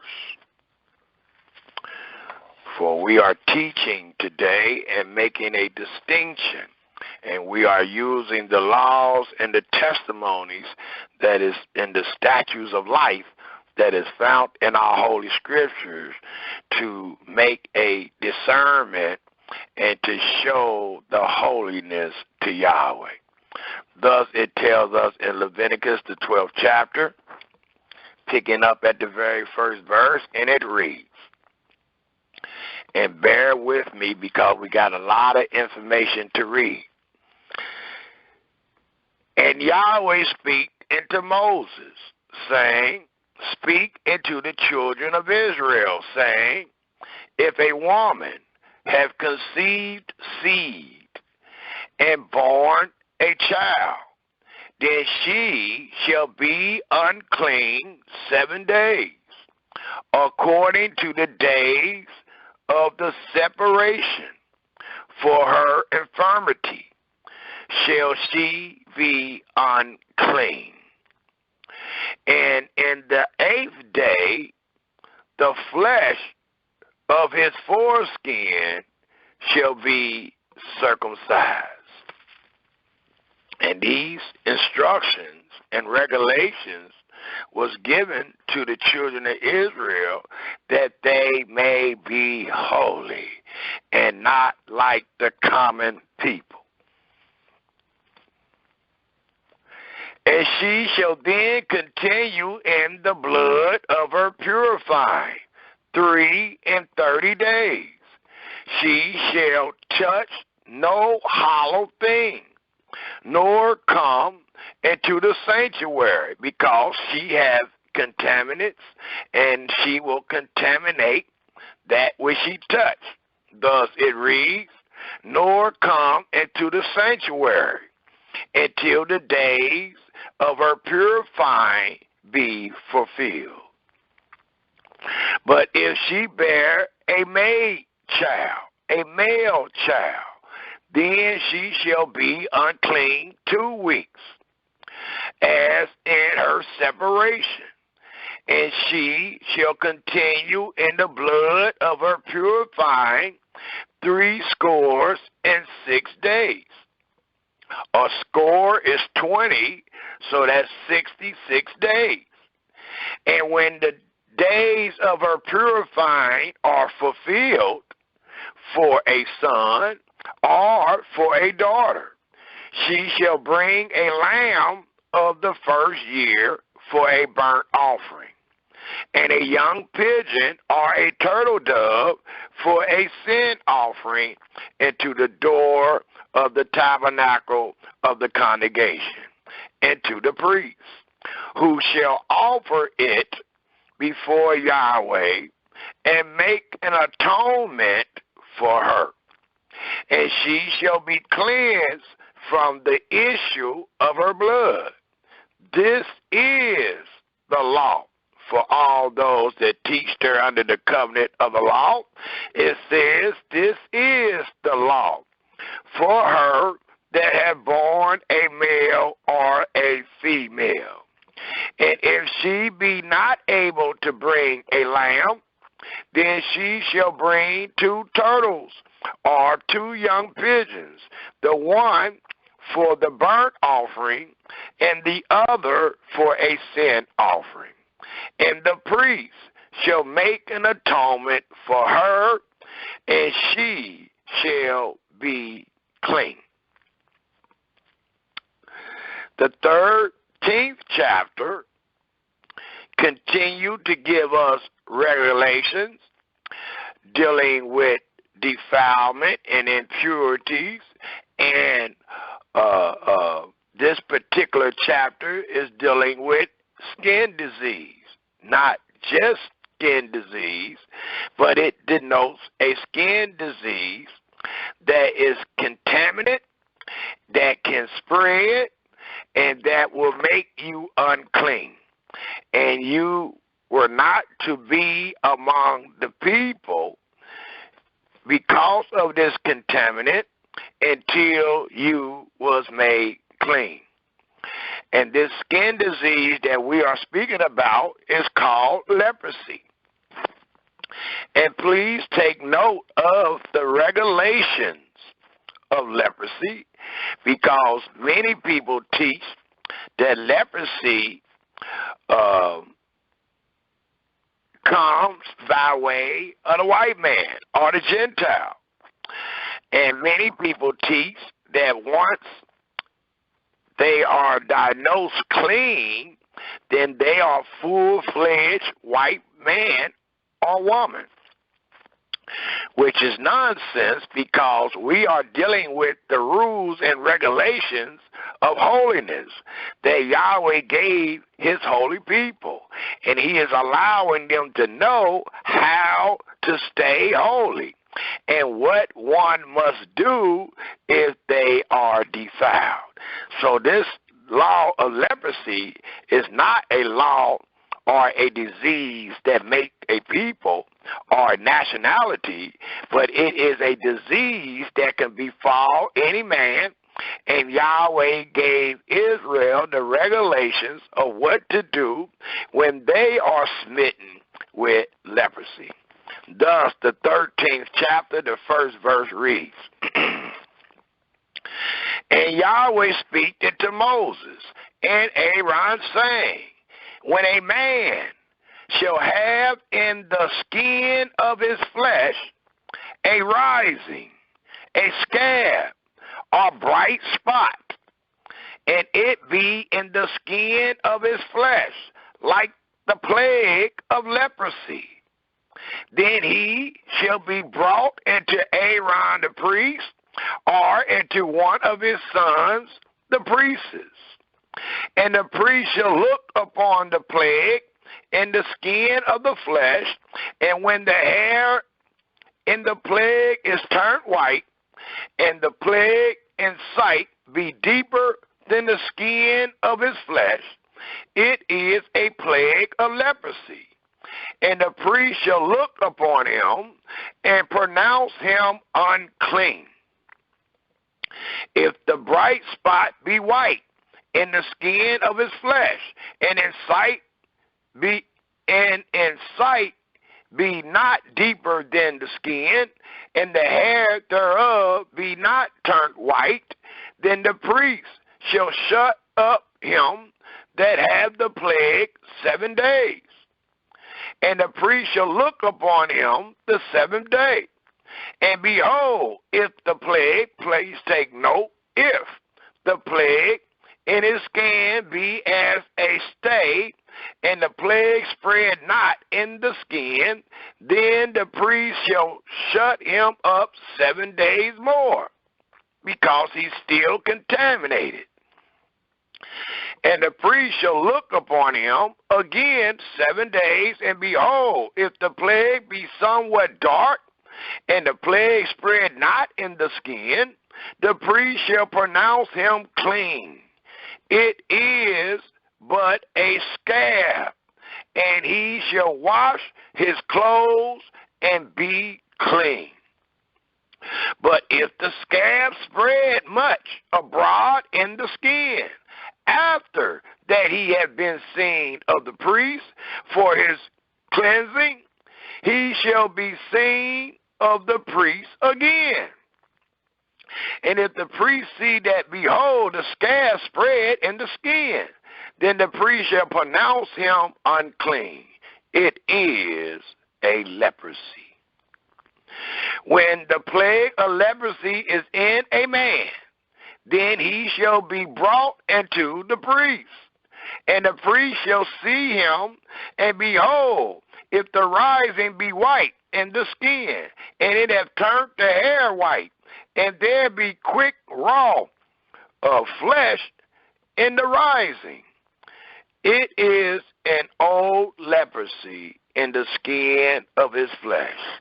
And the priest shall pronounce him unclean, and shall not shut him up, for he is unclean. And if so, there's no need for another test on him, because he has already been declared unclean. The 12th verse reads, And if a leprosy break out abroad in the skin, and the leprosy cover all the skin of him that had the plague, from his head, and note, this is a person already living. It says, from his head even to his feet, wheresoever the priest looked. Then the priest shall consider, and behold, if the leprosy have covered all his flesh, he shall pronounce him clean that have the plague. It is all turned white. He is clean. So more likely, it's all turned white in a sense of healing and not raw. It says, but when raw flesh appears in him, he shall be unclean. Exactly what I just said. And the priest shall see the raw flesh and pronounce him to be unclean. He ain't unclean because he's white. He ain't unclean because the sores is white. He unclean because the flesh is raw. It reads, And the priest shall see the raw flesh and pronounce him to be unclean, for the raw flesh is unclean. It is a leprosy. Or if the raw flesh turn again and be changed into white, he shall come into the priest. And the priest shall see him, and behold, if the plague be turned into white, then the priest shall pronounce him clean. That have the plague, he is clean. The flesh also, in which even in the skin thereof was a ball, and is healed. And in the place of the ball there be a white rising. No, not leprosy, but a ball. Or a bright spot, white and somewhat reddish, and it be shown to the priest. And if when the priest see it, behold, it be in sight lower than the skin, and the hair thereof be turned white, the priest shall pronounce him unclean. It is a plague of leprosy broken out of the ball. So it started out with a ball, and it ended out with the plague of leprosy. But if the priest look on it, and behold, there be no white hairs therein, and if it be not lower than the skin, but be somewhat dark, then the priest shall shut him up 7 days.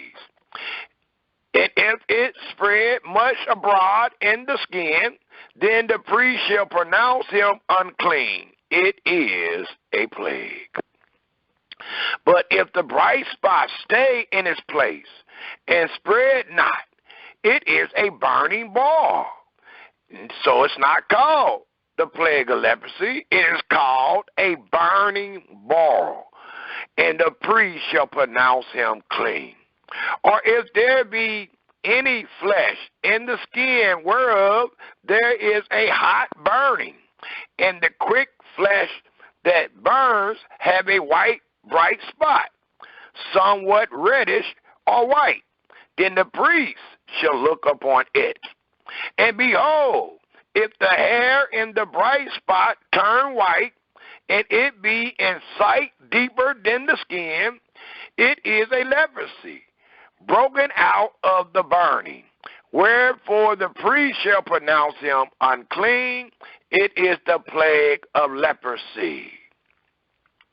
But if the priest look on it, and behold, there be no white hair in this bright spot, and it be no longer than the other skin, and it be no lower than the other skin, but be somewhat dark, then the priest shall shut him up 7 days.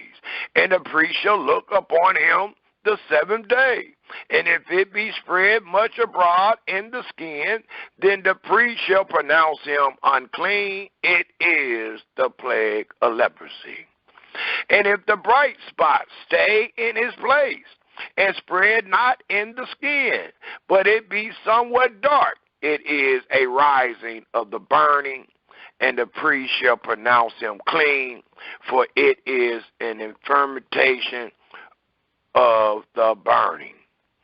If a man or woman have plague upon the head or the beard, then the priest shall see the plague, and behold, if it be in sight deeper than the skin, and there be in it a yellow thin hair, then the priest shall pronounce him unclean.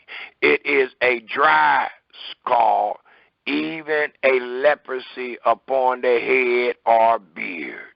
And if the priest look on the plague of the scald, and behold, it be not in sight deeper than the skin, and that there is no black hair in it, then the priest shall shut up him that had the plague of the scald 7 days. And in the 7th day the priest shall look upon the plague, and behold, if the scald spread not, and there be in it no yellow hair, and the scald be not in sight deeper than the skin, he shall be shaven. but the skull shall he not shave, and the priest shall shut up him that which the skull 7 days more. And in the 7th day the priest shall look upon the skull, and behold, if the skull be not spread in the skin, nor be in sight deeper than the skin, then the priest shall pronounce him clean, and shall wash his clothes and be clean. But if the skull spread much in the skin after his cleansing, then the priest shall look on him, and behold, if the skull be spread in the skin, the priest shall not seek for yellow hair, he is unclean. You don't even have to look for it, the yellow hair. But if the skull be in his sight at a stay, and that there is black hair grown up therein, the skull is healed, he is clean, and the priest shall pronounce him clean. If a man also or a woman have in the skin of their flesh bright spots, even white bright spots, then the priest shall look, and behold, if the bright spots in the skin of their flesh be darkish white, it is a freckled spot that grows in the skin, he is clean. And the man whose hair is fallen off his head, he is bald, yet is he clean. And he that hath his hair fallen off from the part of his head toward his face, he is foreheaded bald, yet is he clean.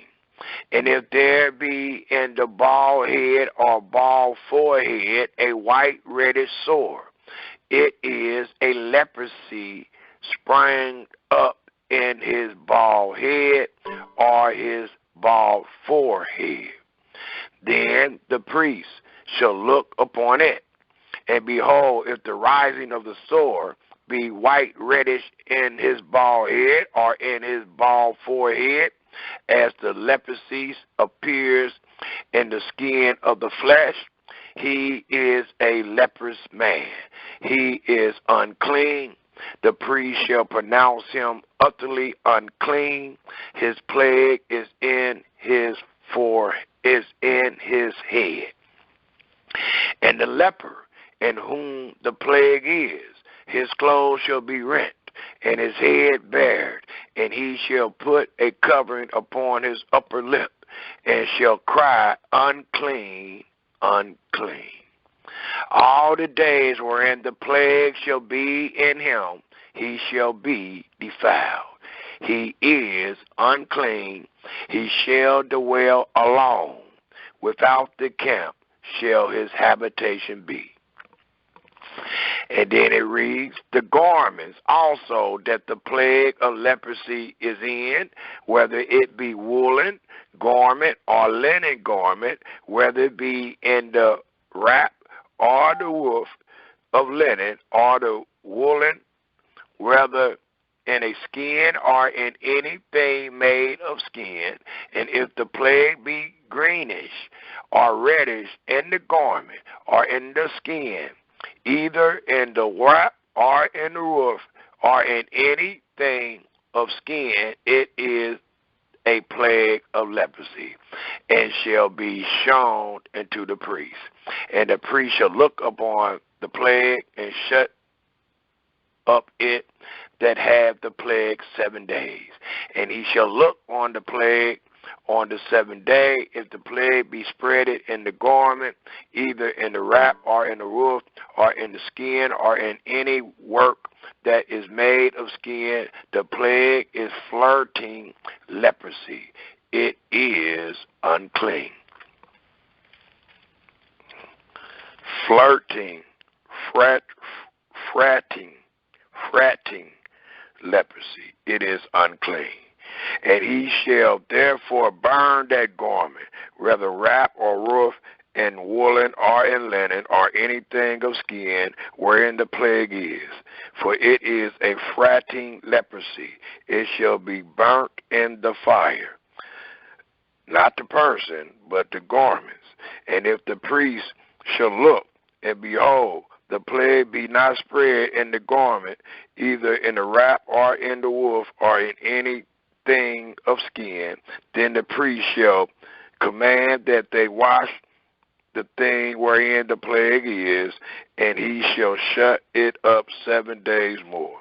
And the priest shall look on the plague after that it is washed, and behold, if the plague have not changed his colors, and the plague be not spread, it is unclean. Thou shalt burn it in the fire. It is fret inward, whether it be bare within or without. And if the priest look, and behold, the plague be somewhat dark after the washing of it, then he shall rend it out of the garment, or out of the skin, or out of the wrap, or out of the woof. And if it appears still in the garment, either in the wrap, or in the woof, or in anything of skin, it is a spreading plague. Thou shalt burn that wherein the plague is with fire.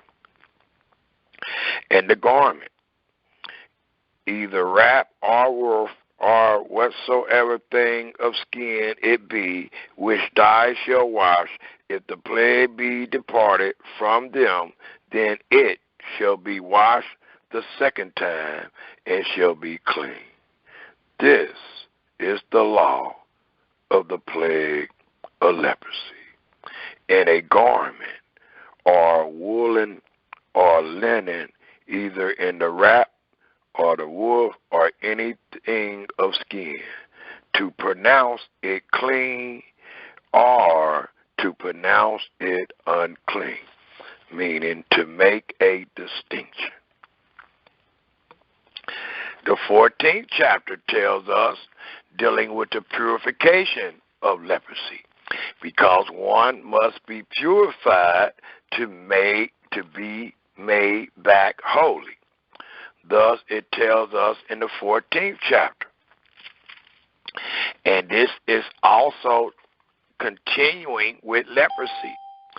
And it should allow us to know, after reading all these instructions, that it does not denote the rumors that have went around for many years about the white man come by way of leprosy. There is a scripture telling us, if the Israelite is smitten by the plague of leprosy. So when we teach that leprosy is that which brings forth white people, we are teaching that Israel was white, because we got laws talking about what one should do if Israel is smitten with leprosy. And we just read it.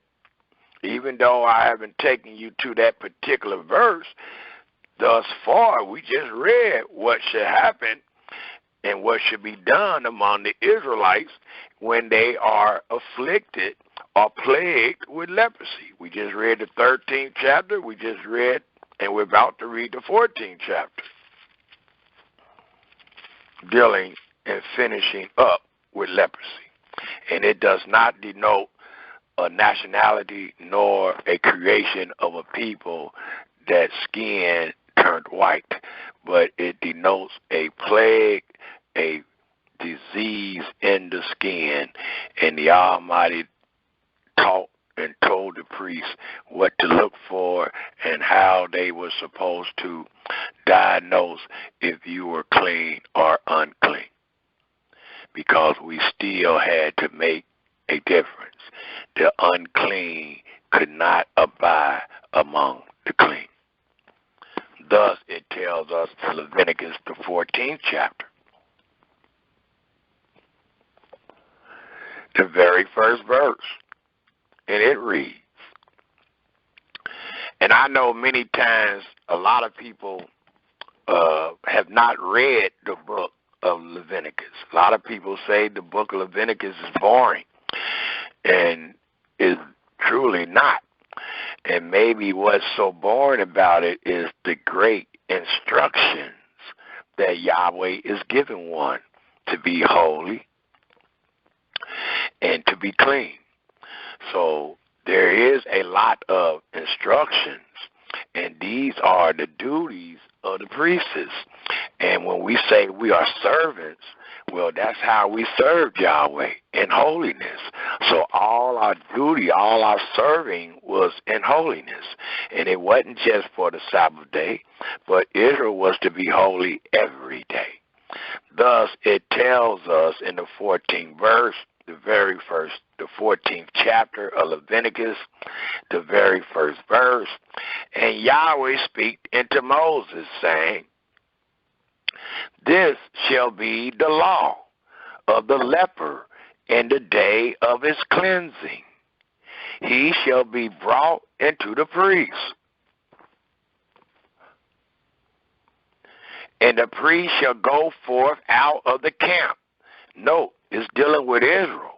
And the priest shall look, and behold, if the plague of leprosy be healed in the leper, then shall the priest command to take for him, dealing with the purification, that is to be cleansed, 2 birds alive and clean, and cedar wood, and scarlet, and hyssop. And the priest shall command that one of the birds be killed in an earthen vessel over running water. As for the living bird, he shall take it and the cedar wood and the scarlet and the hyssop, and shall dip them and the living bird in the blood of the bird that was killed over the running water. And he shall sprinkle upon him that is to be cleansed from the leprosy 7 times, and shall pronounce him clean, and shall let the living bird loose into the open field. And these words are so plain to him that fear Yahweh. Not so for those that don't. Those that don't fear Yahweh might think this is nonsense. Those that don't fear Yahweh nor have the knowledge and understanding of the holy might see that there's other ways to be clean, or there's other things that one could have done. And the reason I say that is because of a story that's in my head. I think we will go to it after I read this, dealing with Naaman and Elisha, and how a man came from another country to be healed from leprosy, because they heard and have known that Yahweh was among these people. And when they came to Israel, and the lady or the prophet told them what he should do, he thought that it was nonsense. He thought that the prophet would have him doing way more than what he's telling him to do, or way less. Well, the reason I'm bringing this up is because every word of Elohim is pure. And how long, ye simple ones, will ye refuse the knowledge of Elohim? For these words are sure and pure. Thus it tells us, I think I left off at the 6th verse. And the 7th verse says, and he shall sprinkle upon him that is to be cleansed from the leprosy 7 times, and shall pronounce him clean, and shall let the living bird loose into the open field. And he that is to be cleansed shall wash his clothes, and shave off all his hair, and wash himself in water, that he may be cleaned. And after that he shall come into the camp, and shall tarry abroad out of his tent 7 days. But it shall be on the 7th day that he shall shave all his hair off his head, and his beard, and his eyebrows, even all his hair, he shall shave off. And he shall wash his clothes, also he shall wash his flesh in water, and he shall be clean. And on the 8th day he shall take 2 he-lambs without blemish, and 1 ewe-lamb of the first year without blemish, and 3/10 deals of fine flour for a meat offering mingled with oil, and 1 log of oil. And the priest that makes him clean shall present the man that is to be made clean, and those things before Yahweh at the door of the tabernacle of the congregation. And the priest shall take 1 he-lamb and offer him for a trespass offering in the log of oil, and wave them for a wave offering before Yahweh. And he shall slay the lamb in the place where he shall kill the sin offering and the burnt offering in the holy place. For as the sin offering is the priest's, so is the trespass offering. It is most holy. So even in purifying and making one clean is an holy act. The 14th verse reads, and the priest shall take some of the blood of the trespass offering, and the priest shall put it upon the top of the right ear, or the tip, of the right ear of him that is to be cleansed, and upon the thumb of his right hand, and upon the great toe of his right foot. And the priest shall take some of the log of oil, and pour it into the palm of his hand, of his own left hand. And the priest shall dip his right finger in the oil that is in his left hand, and shall sprinkle of the oil with his fingers 7 times before Yahweh. And of the rest of the oil that is in his hand shall the priest put upon the tip of the right ear of him that is to be cleansed, and upon the right thumb of his right hand, and upon the great toe of his right foot, upon the blood of the trespass offering. And the remnant of the oil that is in the priest's hand, remnant just represent that which is left, he shall pour upon the head of him that is to be cleansed. And the priest shall make an atonement for him before Yahweh. And the priest shall offer the sin offering and make an atonement for him that is to be cleansed from his uncleanness. And afterwards he shall kill the burnt offering. And the priest shall offer the burnt offering and the meat offering upon the altar. And the priest shall make an atonement for him, and he shall be clean. And if he be poor and cannot get so much, then he shall take 1 lamb for a trespass offering to be waved, to make an atonement for him, and 1/10 deal of fine flour mingled with oil for a meat offering, and a log of oil, and 2 turtle doves or 2 young pigeons, such as he is able to get. And the one shall be a sin offering, and the other a burnt offering.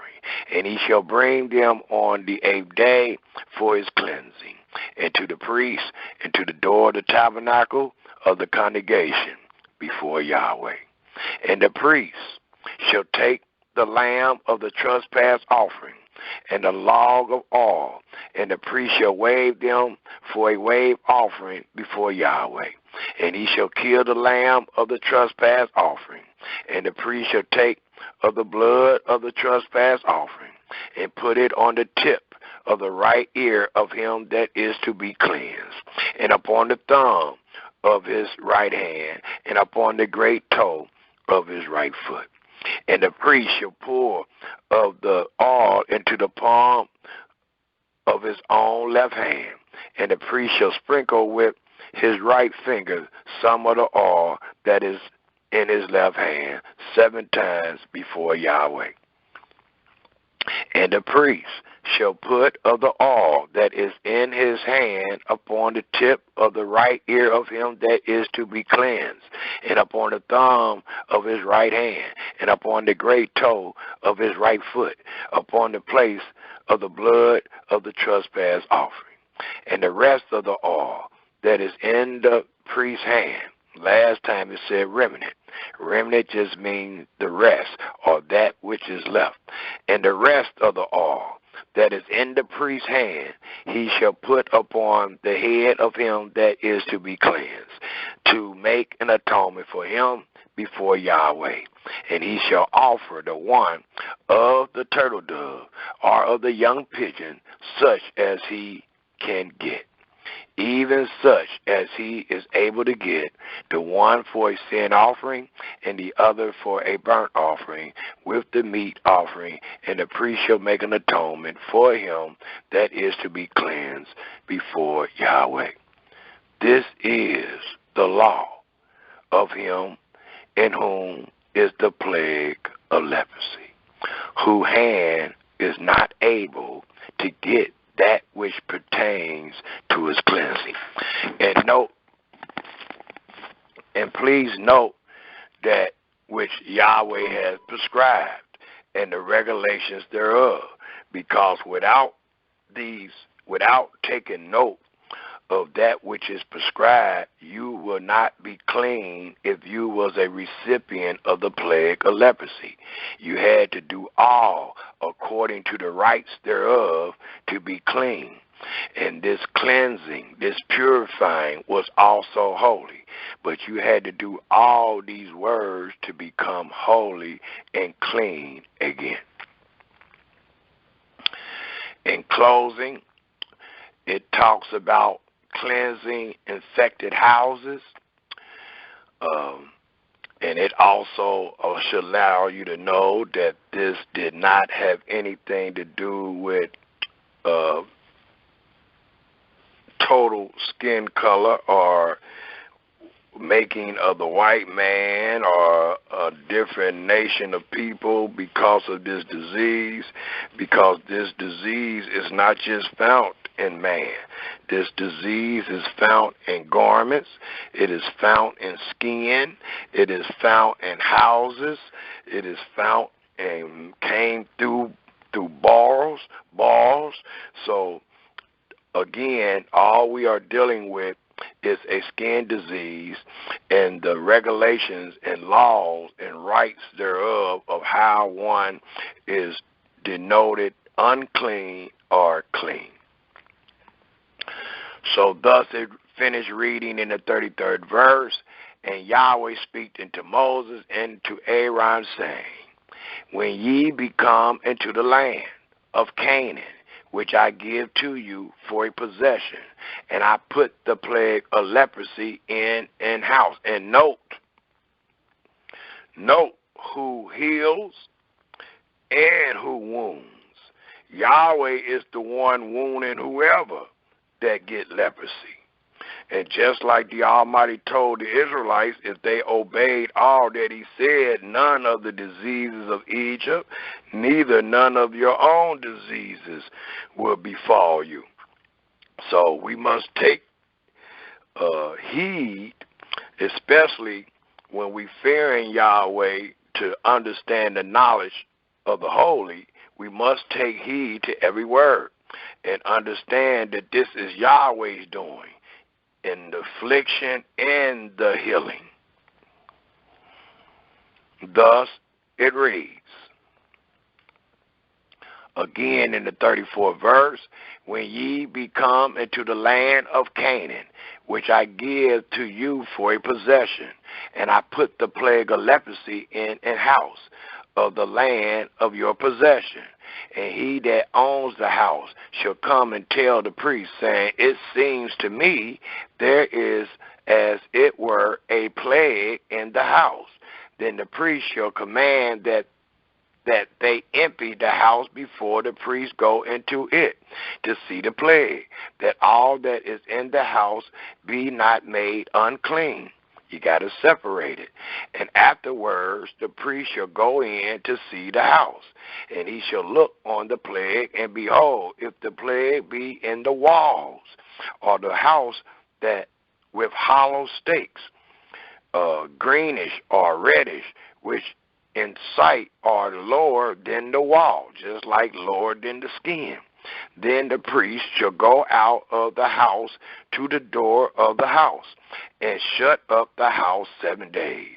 And the priest shall come again the 7th day, and shall look, and behold, if the plague be spreaded in the wall of the house, then the priest shall command that they take away the stone in which the plague is, and they shall cast them into an unclean place without the city. And he shall cause the house to be scraped within around about, and they shall pull out the dust that they scrape off without the city into an unclean place. And they shall take other stones and put them in the place of those stones. And he shall take other mortar and shall plaster the house. And if the plague come again and break out in the house, after that he hath taken away the stones, and after he has scraped the house, and after it is plastered, then the priest shall come and look, and behold, if the plague be spread in the house, it is a fretting leprosy in the house, it is unclean. The same thing that was seen and called on the body of a man or woman. And he shall break down the house, the stones of it, and the timber thereof, and all the mortar of the house, and he shall carry them forth out of the city into an unclean place. Moreover, he that goes into the house, all the while that it is shut up, shall be unclean until the evening. And he that lies in the house shall wash his clothes, and he that eat in the house shall wash his clothes. And if the priest shall come in and look upon it, and behold, the plague have not spread in the house, after the house was plastered, then the priest shall pronounce the house clean, because the plague is healed. And he shall take to cleanse the house 2 birds and cedar wood, and scarlet and hyssop. And he shall kill the one of the birds in an earthen vessel over running water. And he shall take the cedar wood and the hyssop and the scarlet and the live or the living bird, and dip them in the blood of the slain bird and in the running water, and sprinkle the house 7 times. And he shall cleanse the house with the blood of the bird, and with the running water, and with the living bird, and with the cedar wood, and with the hyssop, and with the scarlet. You need them all. But he shall let go the living bird out of the city into the open fields, and make an atonement for the house. It shall be clean. This, Israel, is the law for all manner of plague of leprosy and scald, and for the leprosy of the garment, and of an house, and for a rising, and for a scab, and for a bright spot. To teach, please take note what we have just done. To teach when it is unclean, and when it is clean. This is the law of leprosy. And before we go to the 15th verse, I would just like to show a few words on what I had ejected when we was reading about the leprosy. I spoke about Naaman and Elisha. I think we can find that truth in 2 Kings, the 5th chapter. Let me go there right quick.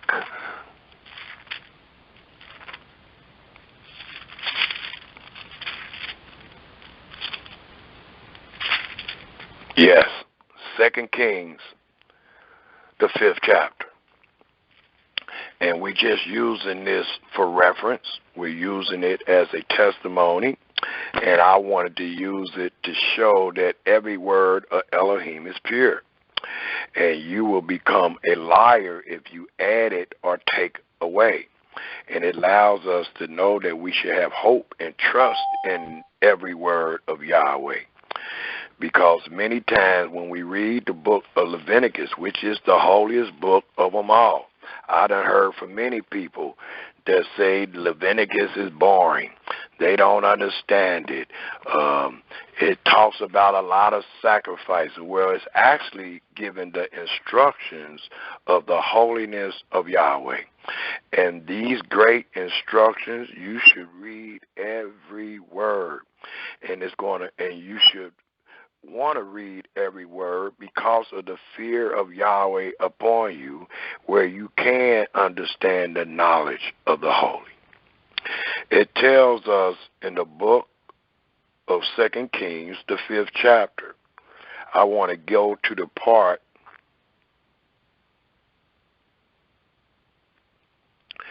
where we can insinuate or guess that this man Naaman did not have the fear of Yahweh, which one should have, to hear and confirm every word. Because when he came to the land, I'll pick up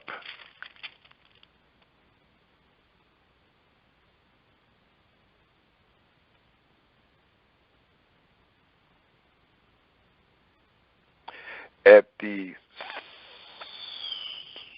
5th verse. Let's start reading at 2 Kings 5 and 5.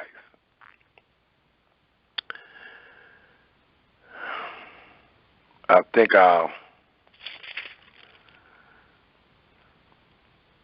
try to start at the first verse to give you an understanding of what we're reading and what your brother is bringing out, and show you how the captain of the king of Assyria, how his mindset was, and how he didn't have the true fear of Yahweh, so he didn't think all those words we just read would work. Thus it tells us in 2 Kings 5 and 1, now Naaman, captain of the host of the king of Syria, was a great man with his master, and honorable, because by him, please take note, Yahweh had given deliverance into Syria. He was also a mighty man in valor, but he was a leper. And a leper is unclean to us, but we see how a leopard can be diagnosed as unclean or clean. Thus it tells us in the 2nd verse, and the Syrian had gone out by companies, and had brought away captives out of the land of Israel, a little maid, and she waited on Naaman's wife. And she said unto her mistress. So this is coming from a second source, and it's coming from a little maid. And she said unto her mistress, would Elohim, my master, were with the prophet that is in Samaria, for he would recover him of his leprosy. And one went in and told his master, saying, thus and thus said the maid that is of the land of Israel. Eventually she understood the law, which would display the holiness of her Elohim. And it says, and the king of Syria said, go. And the king of Syria said, go, and I will send a letter unto the king of Israel. And he departed, and took with him 10 talents of silver, and 6,000 pieces of gold, and 10 changes of raiment, which none of them could heal him. The only thing that could heal him was these instructions that we just read.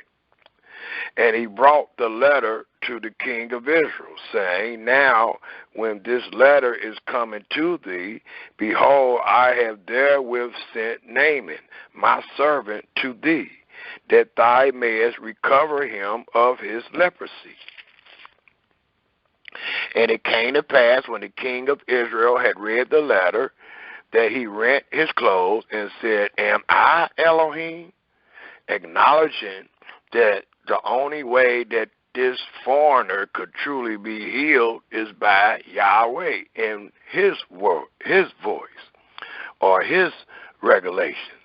Thus it reads again, Am I Elohim, to kill and to make alive, that this man does sin unto me, to recover a man of his leprosy? Wherefore consider, I pray you, and see how he seeks a quarrel against me. And it was so, when Elisha, the man of Elohim, had heard that the king of Israel had rented his clothes, that he sent to the king, saying, Wherefore hast thou rent thy clothes? Let him come now to me, and he shall know that there is a prophet in Israel. Not only a prophet in Israel, but a prophet in Israel that understands and knows and can make a distinction between the holy and the profane. It says, And it was so, when Elisha, the man of Elohim, heard that the king of Israel had rented his clothes, that he sent to the king, saying, Wherefore hast thou rent thy clothes? Let him come now to me, and he shall know that there is a prophet in Israel. So Naaman came with his horses and with his chariots, and stood at the door of the house of Elisha. And Elisha sent a messenger unto him, saying, Go. Note what he tell him to do. If you got faith, if you trust Yahweh, if you fear Yahweh, if Yahweh told you just close your eyes and put your hand on your ear and you will be healed, that's what you would do. You would not question your maker. It says in the 10th verse, And Elisha sent a messenger unto him, saying, Go and wash in Jordan 7 times, and thy flesh shall come again to thee, and thou shalt be clean. Note the 11th verse. Note the lack of faith. Note the lack of fear. For it reads, But Naaman was wroth, and went away and said, Behold, I thought, note, the scripture tells us in Proverbs 3 and 7, Lean not into thy own understanding. Fear Yahweh and depart from evil. Well, Naaman said, but Naaman was wroth and went away and said, Behold, I thought he will surely come out to me and stand and call on the name of Yahweh, his Elohim, and strike his hands over the place and recover the leprosy. And that is not written in the law of leprosy. But he's saying that's what he thought. So he don't have the knowledge of the holy, and it's probably due to the lack of fear that he had upon coming to the land of Israel. The 12th verse, Are not Abana and Pharpar river of Damascus better than all the waters of Israel? And the answer to that is absolutely not, but that's in his thought. May I not wash in them? You may not wash in them and be clean. You will only be clean by washing in Jordan River like the prophet told you. If you don't believe, if you don't have fear, if you don't have faith, then you shall not be clean. It says, Are not Abner and Parfar river of Damascus better than all the waters of Israel? May I not wash in them and be clean? That's two questions, and the answer to both questions is no. So he turned and went away in rage. And his servant came near and spake unto him, and said, My father, if the prophet had bid thee do some great thing, would thou not have done it? The answer is yes, because that's what he expected. But they didn't know that the greatness was in this holiness that the prophet was speaking. It says, how much rather than when he said to thee, wash and be clean. That is holy. That is the miracle. That is the great thing. You mean your Creator so great?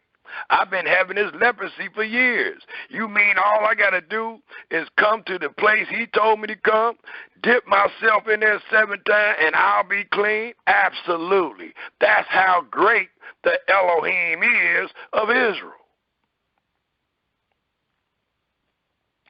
It says,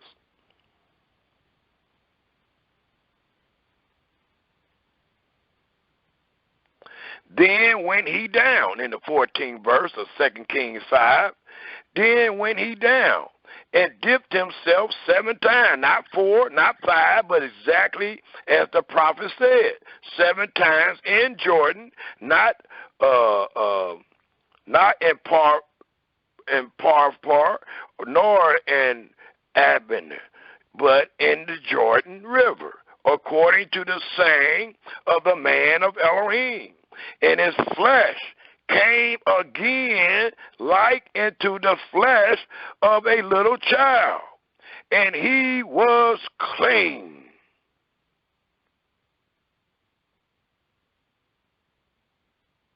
And he returned to the man of Elohim, he and all his company, and came and stood before him, and said, behold, now I know. See, at first he didn't know the knowledge of the holy, because he didn't have the fear of Yahweh.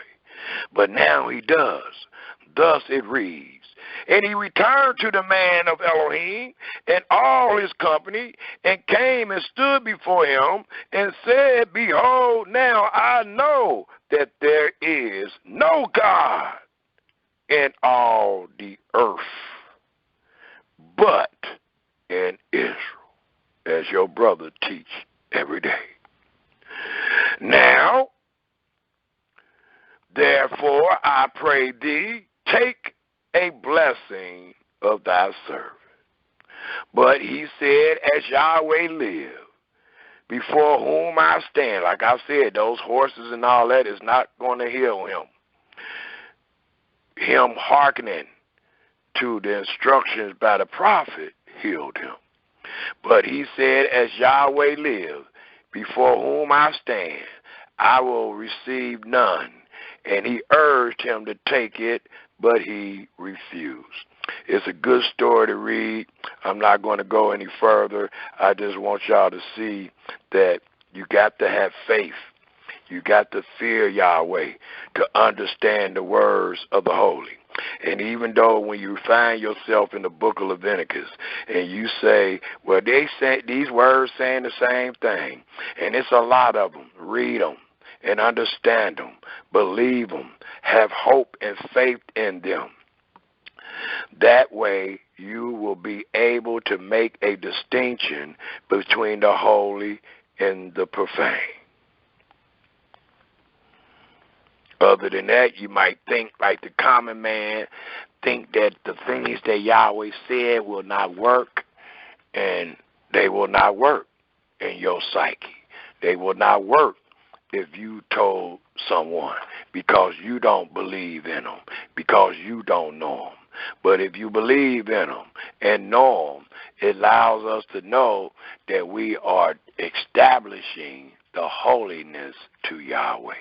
For it is Yahweh that had brought forth the affliction, and it is Yahweh that had brought forth the holiness, the cleanness. Let us turn our scriptures back to the holy book of our holy scriptures, which is called Leviticus, and let's finish reading about the impurities that will make Israel unholy and what they were to do to be holy, and let's bring forth the rest of the knowledge that we have dealing with this great subject called Holiness to Yahweh. We just left off at the 14th, so we should be at the 15th chapter of Leviticus. It don't make no sense to jump all around the book when we can do this in chronological order, and it allows you to get a greater understanding of who said what and why. It tells us in the 15th chapter, and this will be the last chapter we will use to display these particular impurities and to show what Israel was taught to display holiness toward Yahweh.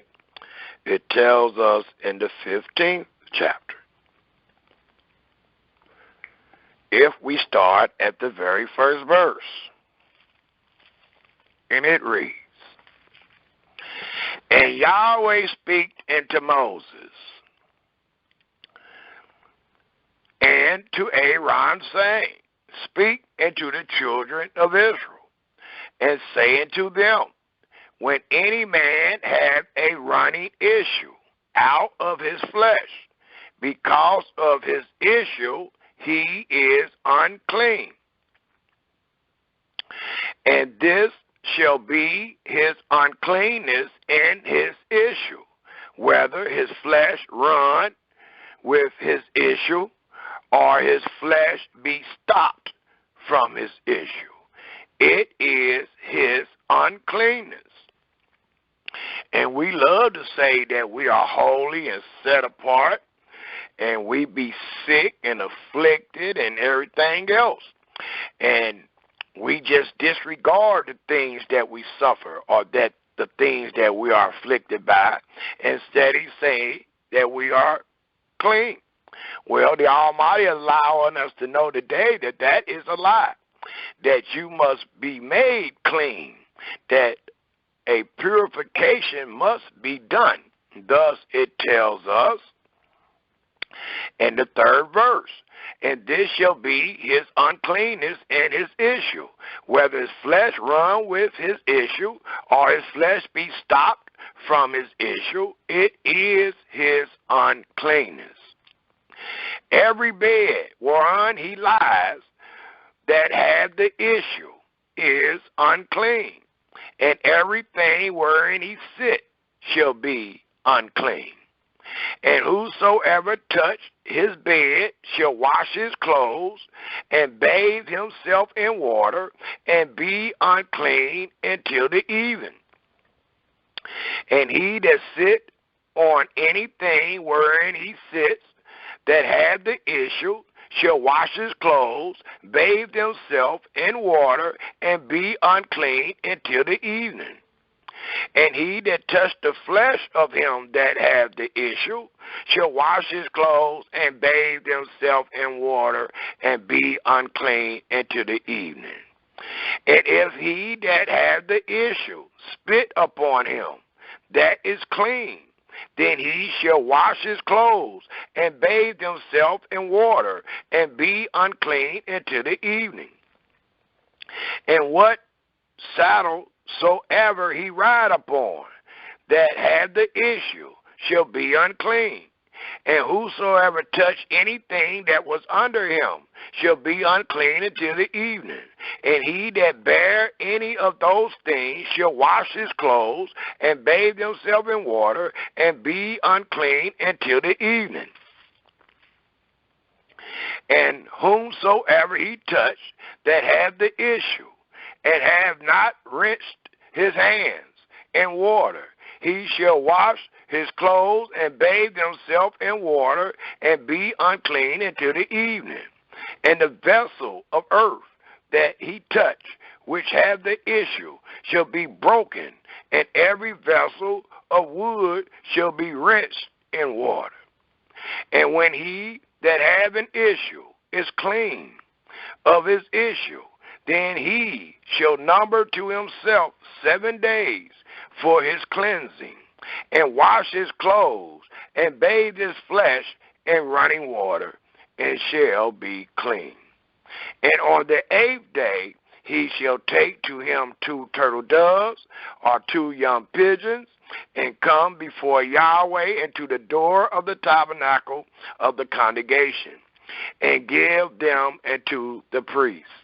And the priest shall offer them, the one for a sin offering, and the other for a burnt offering. And the priest shall make an atonement, a forgiveness, a reconciliation for him before Yahweh for his issue. And if any man's seed of copulation go out from him, then he shall wash all his flesh in water, and be unclean until the evening.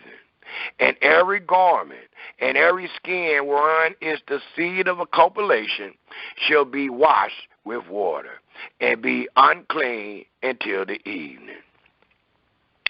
The woman also with whom man shall lie with seed of a copulation, they shall both bathe themselves in water, and be unclean until the evening. And if a woman have an issue, and her issue in her flesh be blood, she shall be put apart 7 days, and whosoever touch her shall be unclean until the evening. And everything that she lie upon in her separation shall be unclean. Everything also that she sit upon shall be unclean. And whosoever touch her bed shall wash his clothes and bathe himself in water, and be unclean until the evening. And whosoever touch anything that she sit upon shall wash his clothes and bathe himself in water, and be unclean until the evening. And if it be on her bed, the blood of her menstruation be upon her bed, or on anything wherein she lies, when he touch it, he shall be unclean until the evening. And if any man lie with her at all, and her flowers be upon him, he shall be unclean 7 days, because the blood was actually upon him.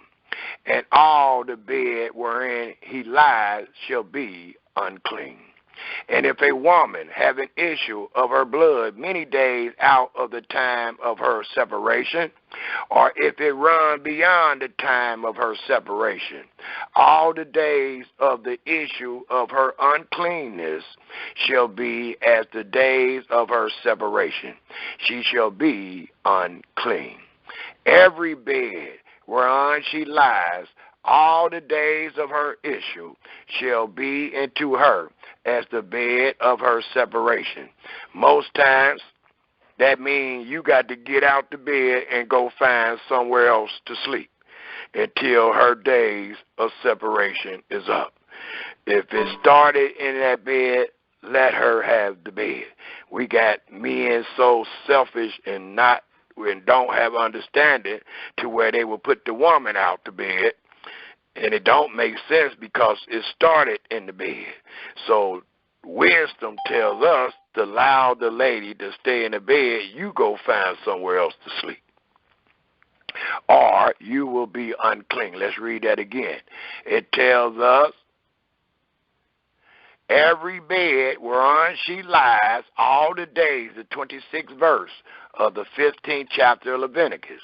Every bed whereon she lies all the days of her issue shall be into her as the bed of her separation. And whatsoever she sitteth upon shall be unclean, as the uncleanness of her separation. And this is the law.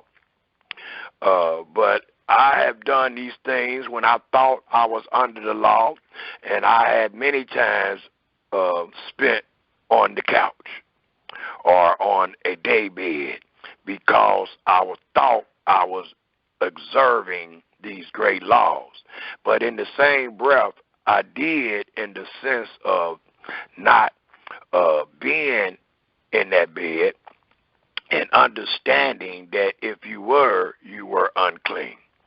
So let this be a warning, and if you fearing Yahweh and departing from evil, and this happened in your house, let the woman have the bed. It tells us in the 27th verse, and whosoever touch those things shall be unclean, and shall wash his clothes and bathe himself in water and be unclean until the evening. But if she be cleansed of her issue, then she shall number to herself 7 days, and after that she shall be clean.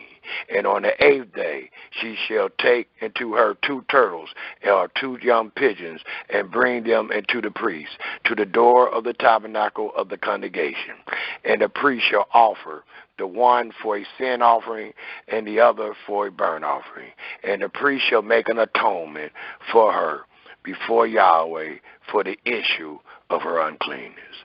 Thus, please take note, thus shall ye separate the children of Israel from their uncleanness, that they die not in their uncleanness, when they defile my tabernacle that is among them.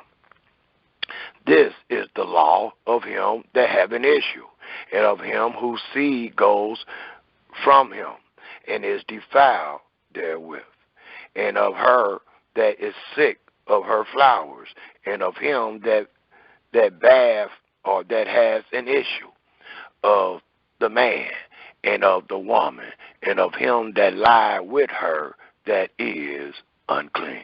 This is the law.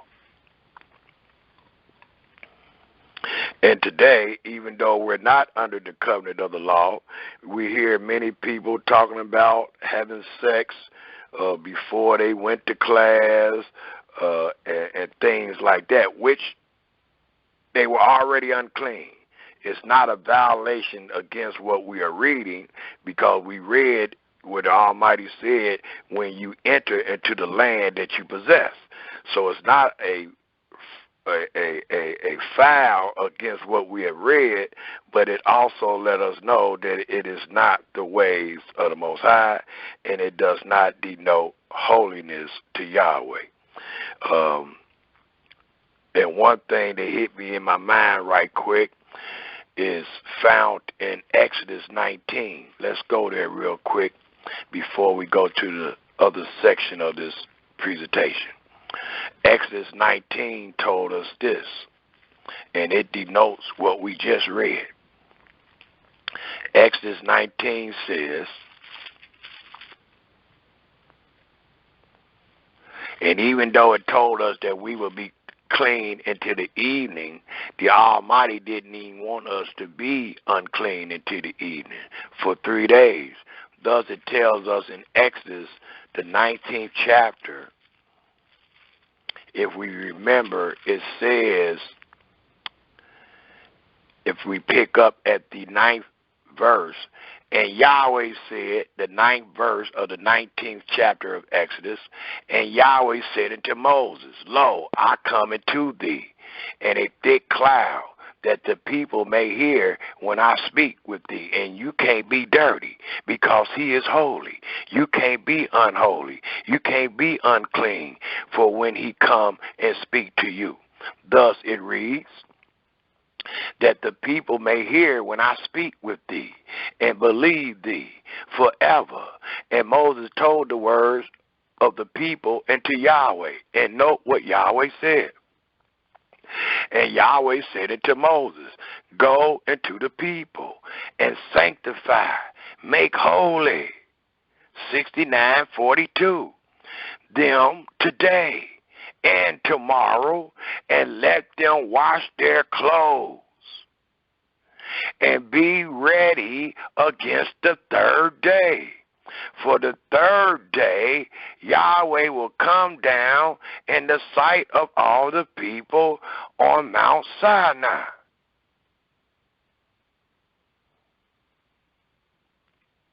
So it lets us know that they had to be clean. They had to be washed clean. It's even places where you were not to come near thy wife or any woman. Other than that, you would have been unclean. And it says that if we pick up at the 14th verse.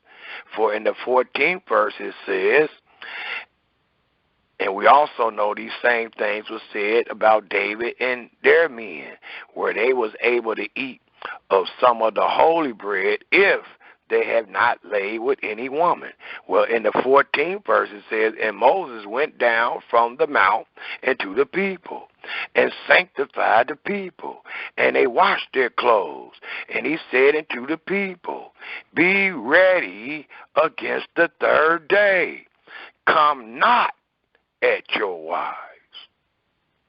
Let no seed of a copulation be upon thee. Other than that, you would have been unclean, and with you being unclean, you wouldn't have heard the words. Because the words was told from the holy to the holy.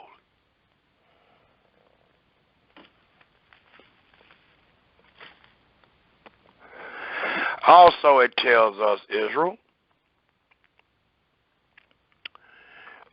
I want to go one more place to allow us to know the knowledge of the holy.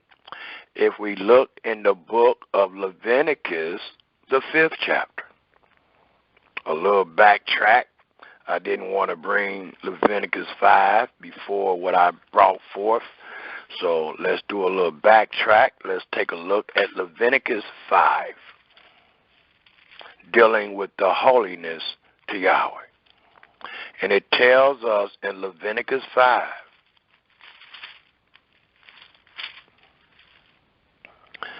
and I'll read the first verse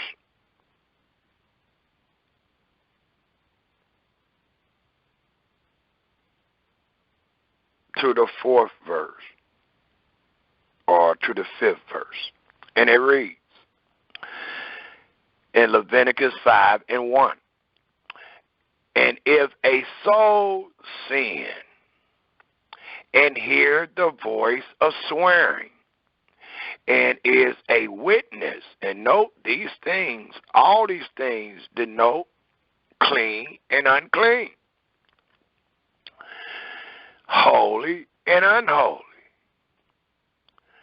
right and wrong, good and evil.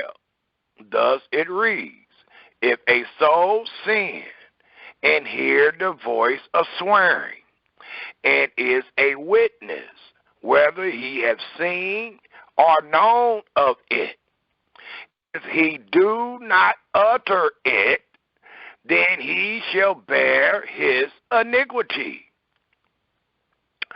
Or if a soul touch any unclean thing, whether, please take note, whether it be a carcass of an unclean beast, or a carcass of unclean cattle, or the carcass of unclean creeping things, and if it be hidden from him, I didn't even know I touched it, he also shall be unclean and guilty. You're not just unclean, you're guilty. You're not just unclean, you have sinned.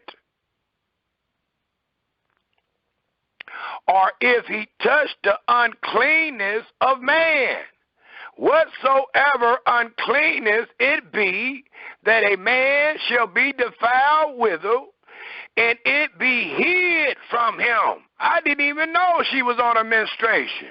When he know of it, then he shall be guilty.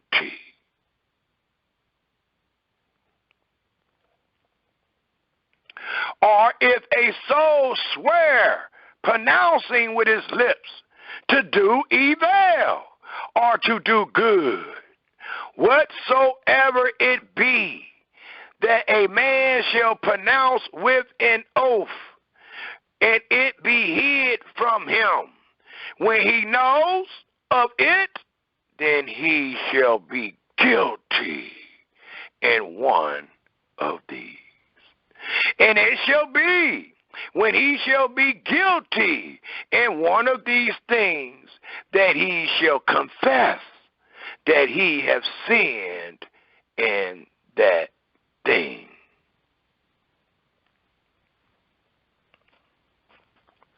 And let's make a distinction. Let's show how these people is purified in these type of situations. It says, and he shall bring his trespass offering into Yahweh for his sin, which he hath sinned, a female from the flock, a lamb or a kid of the goats for a sin offering. And the priest shall make an atonement for him concerning his sin.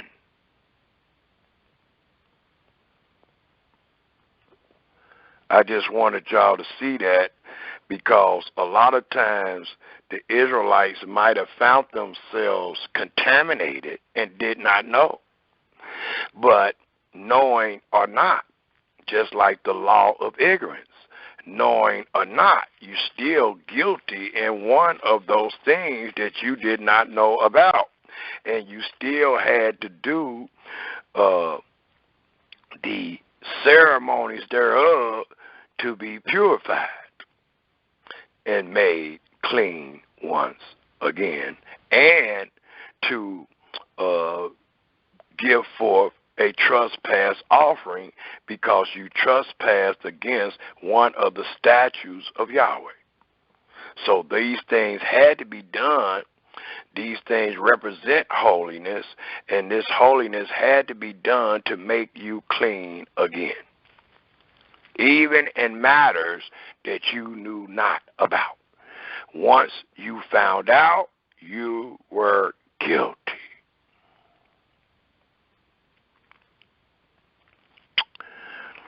And it spoke about the unclean beast. And it spoke about the uncleanness it be that a man should be defiled wherewith. I want to interject dealing with the dead body. And that is one of the main reasons why the country you find yourself in is polluted. Because our blood is run throughout the soil of this nation. And one of the greatest events that we find ourselves attending is funerals, dealing with the dead. Well, there's example of that if we turn our scriptures to Numbers, the 9th chapter. The Israelites find themselves free under the covenant of the law in the wilderness. And it was one of the appointed feasts that came upon them. It was the Passover. And there was some men defiled by a dead body.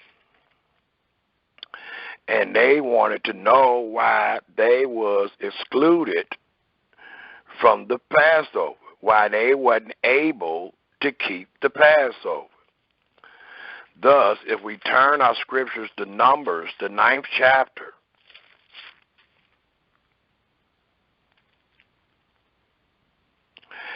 and let's pick up at the 4th verse. Numbers, the 9th chapter, the 4th verse, and it reads, and these are still scriptures of impurity and scriptures of one being clean or unclean, and is making a distinction between them both. Thus it reads in Numbers 9 verse 4, And Moses spake unto the children of Israel, that they should keep the Passover. And they kept the Passover on the 14th day of the first month at even in the wilderness of Sinai, according, please take note, to all, not the best you can, nor do Yahweh ask for you or the Israelites to give him a benefit of a doubt, but it is commanded what should be done. And what is commanded is all that Yahweh commanded Moses, so did the children of Israel. The 6th verse.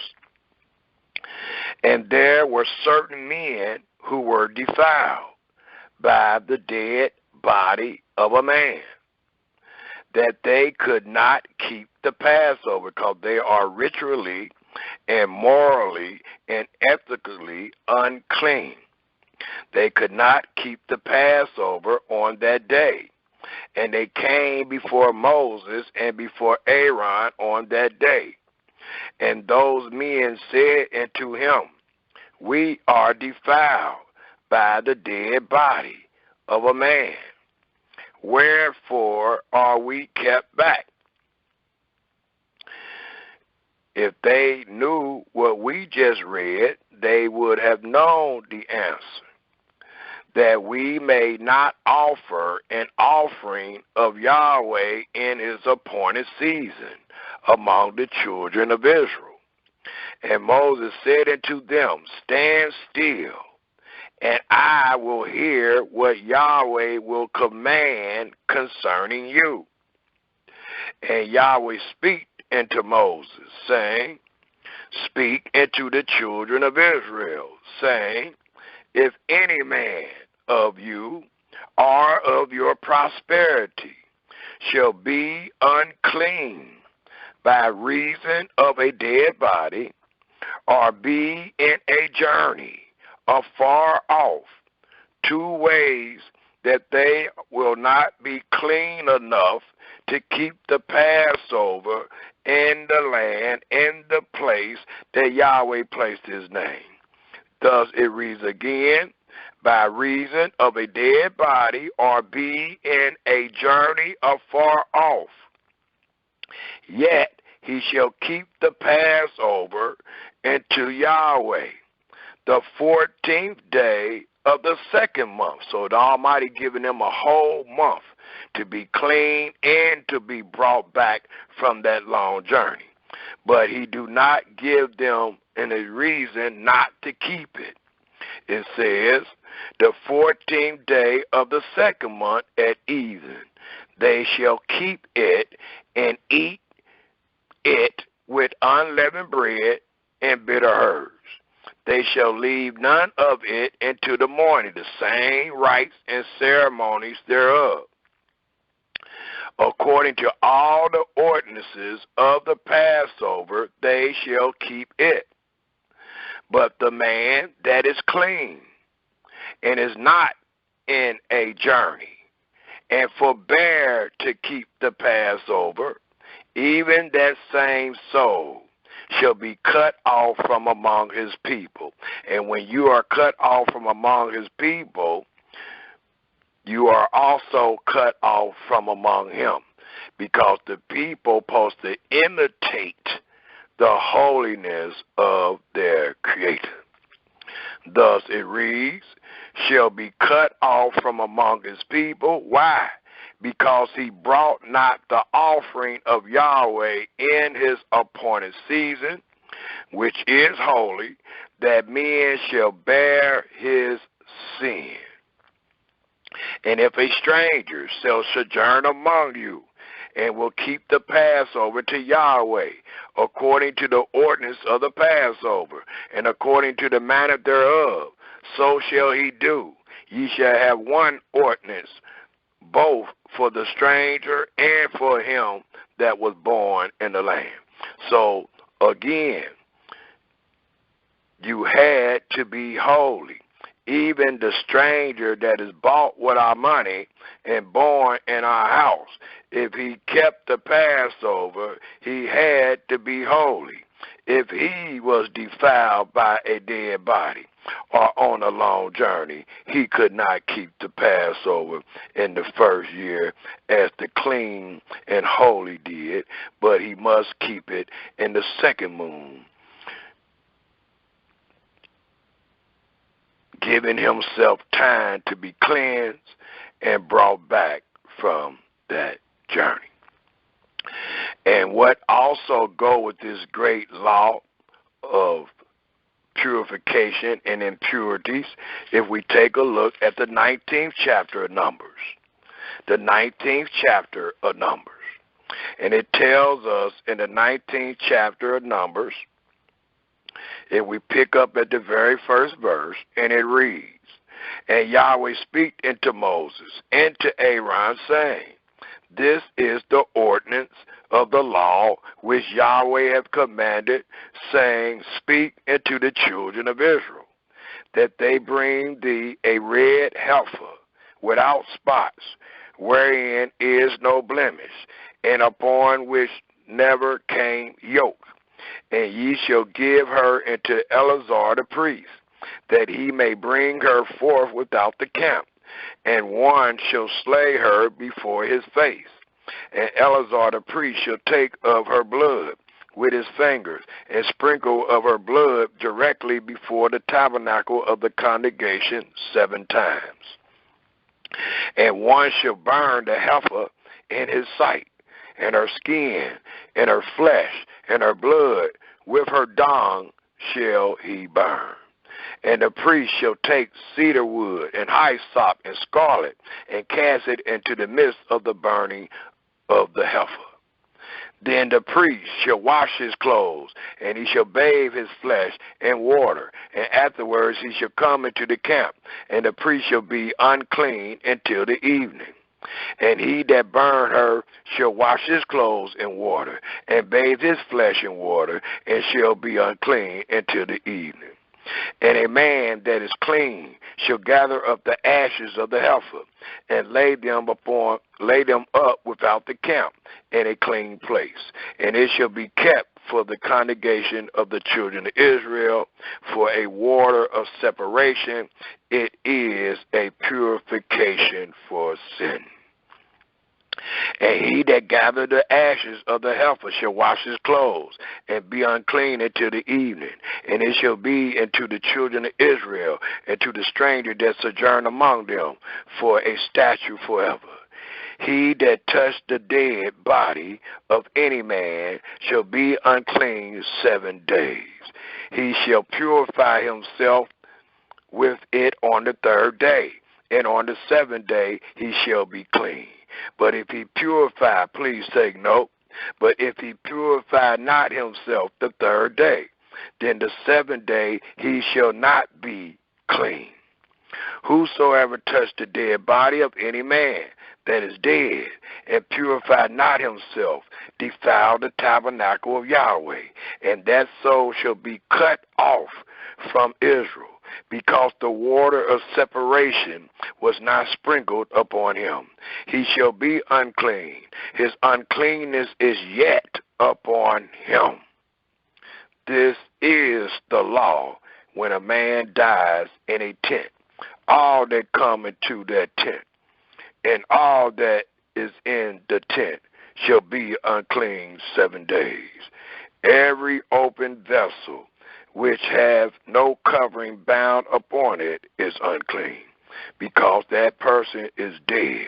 And whosoever touch one that is slain with a sword in the open field, or a dead body, or a bone of a man, or a grave, shall be unclean 7 days. And we go to funerals all the time, but we steady say we are set apart and we are holy. It says, and for an unclean person, they shall take of the ashes of the burnt heifer of purification for sin, and running water shall be put thereto in a vessel. And a clean person shall take hyssop and dip it in the water and sprinkle it upon the tent and upon all the vessels and upon the persons that were there and upon him that touched a bone or one slain or one dead or a grave.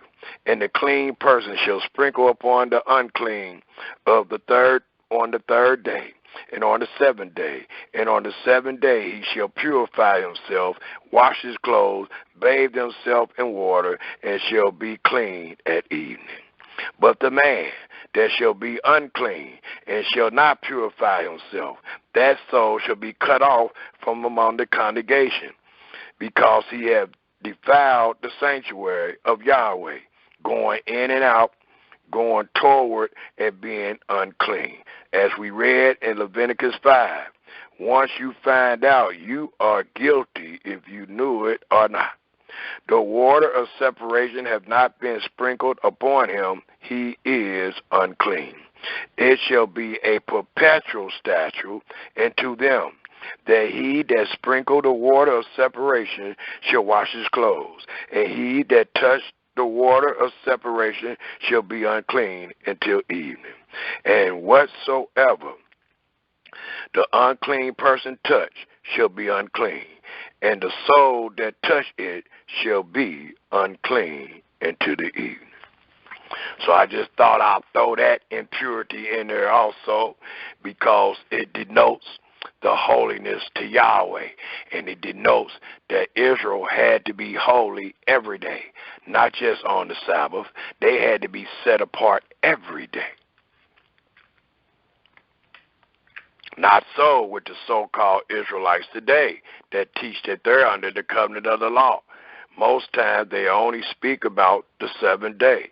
They rarely say that they are set apart or that they are holy, but they didn't know that they had to be holy every day to even make it holy the seventh day. It tells us, Israel,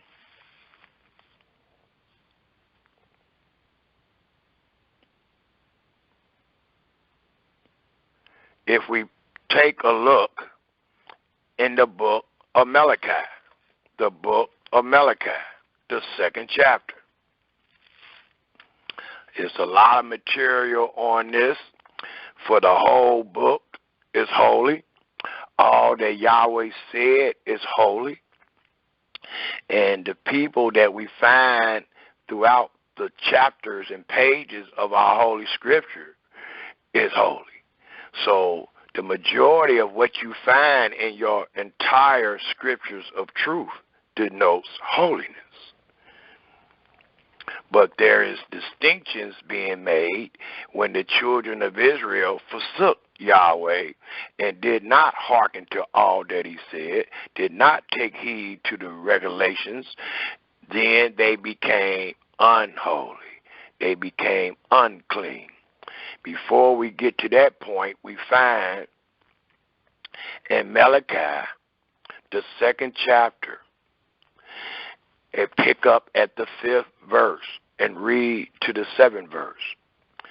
And I'm doing it like that because I'm going to use this same chapter twice.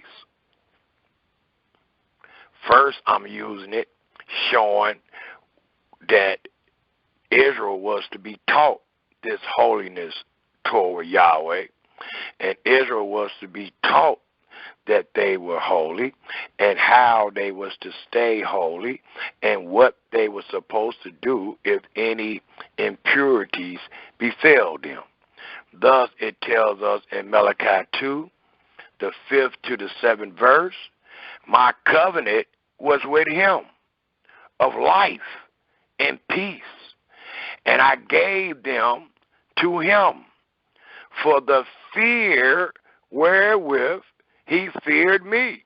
So the Almighty justified what we read in Proverbs 9, where it talks about the fear of Yahweh is the beginning of knowledge of the holy.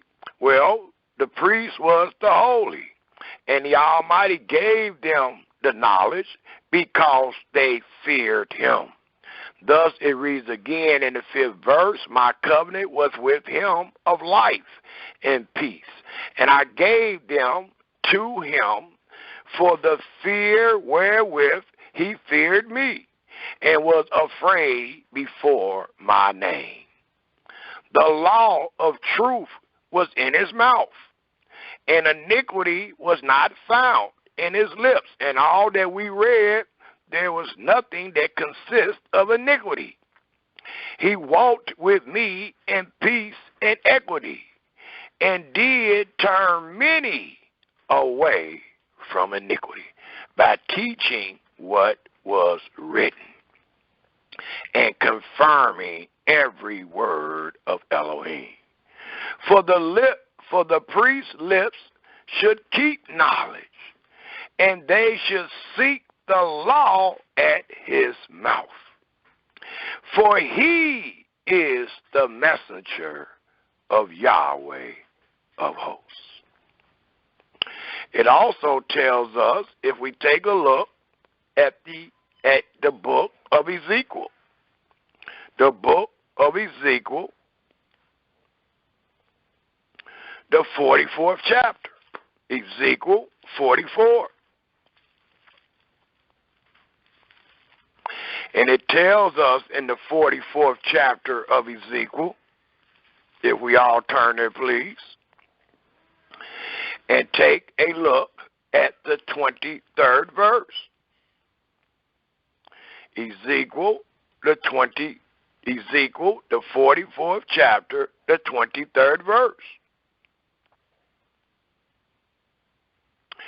And it reads, I'll start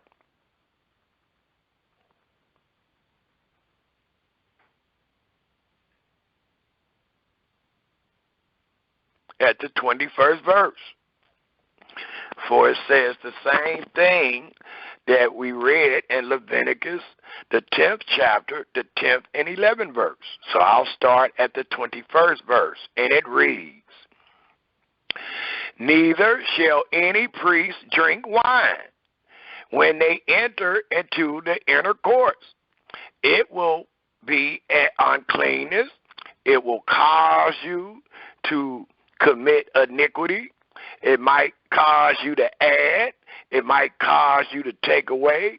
It might cause you to do something that was not commanded.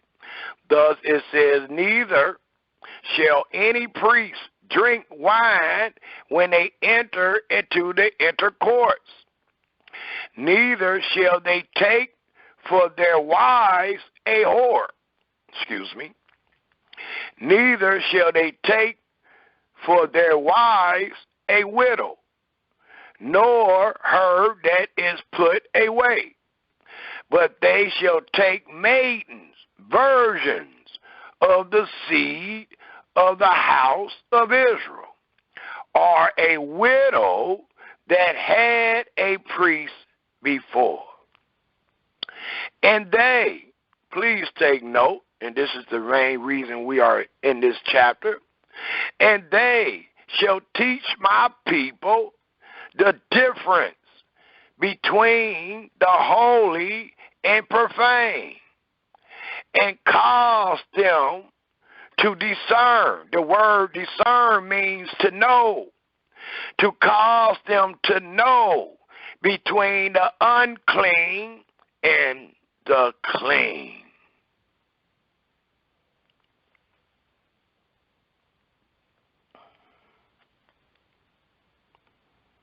Thus, let us turn our scriptures to the 19th chapter of Leviticus. Again, we went there and read one or two verses. Let's go again and continue to make discernments between the holy and the profane, between the clean and the unclean. For when we turn our scriptures to Leviticus, the 19th chapter,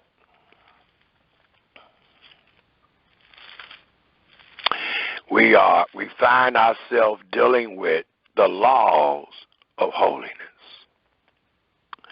and justice. It is the life of holiness, what we're about to read in Leviticus, the 19th chapter. And it reads, for time is really flying. They say when you're having time flies when you're having fun, and time is flying. So let me try to speed this up a little bit, just a little, to get all this great information out. Right now we should find ourselves in the book of Leviticus, the 19th chapter, about to read the life of holiness. And it reads, starting at the very first verse again. And Yahweh spake unto Moses, saying, speak into all the congregation of the children of Israel, and say unto them, ye shall be holy, for I, Yahweh, your Elohim, am holy. Ye shall fear every man his mother and his father, and keep my Sabbaths. I am your Elohim. Or it reads, I am Yahweh, your Elohim. Turn ye not into idols, nor make to yourself molten gods. I am Yahweh, your Elohim. And if ye offer a sacrifice of peace offering unto Yahweh, ye shall offer it at your own will. It shall be eaten the same day ye shall offer it. And on the morrow, and if aught remain until the third day, it shall be burnt in the fire. And if it be eaten at all on the third day, it is abominable. It shall not be accepted. Therefore, everyone that eat it shall bear his iniquity, because he hath profaned the hallowed thing of Yahweh, and that soul shall be cut off from among his people. And when ye weep the harvest of your land, thou shalt not wholly weep the corners of thy field, neither shall thou gather the gleanings of thy harvest. And thou shalt not glean thy vineyard, neither shalt thou gather every grape of thy vineyard.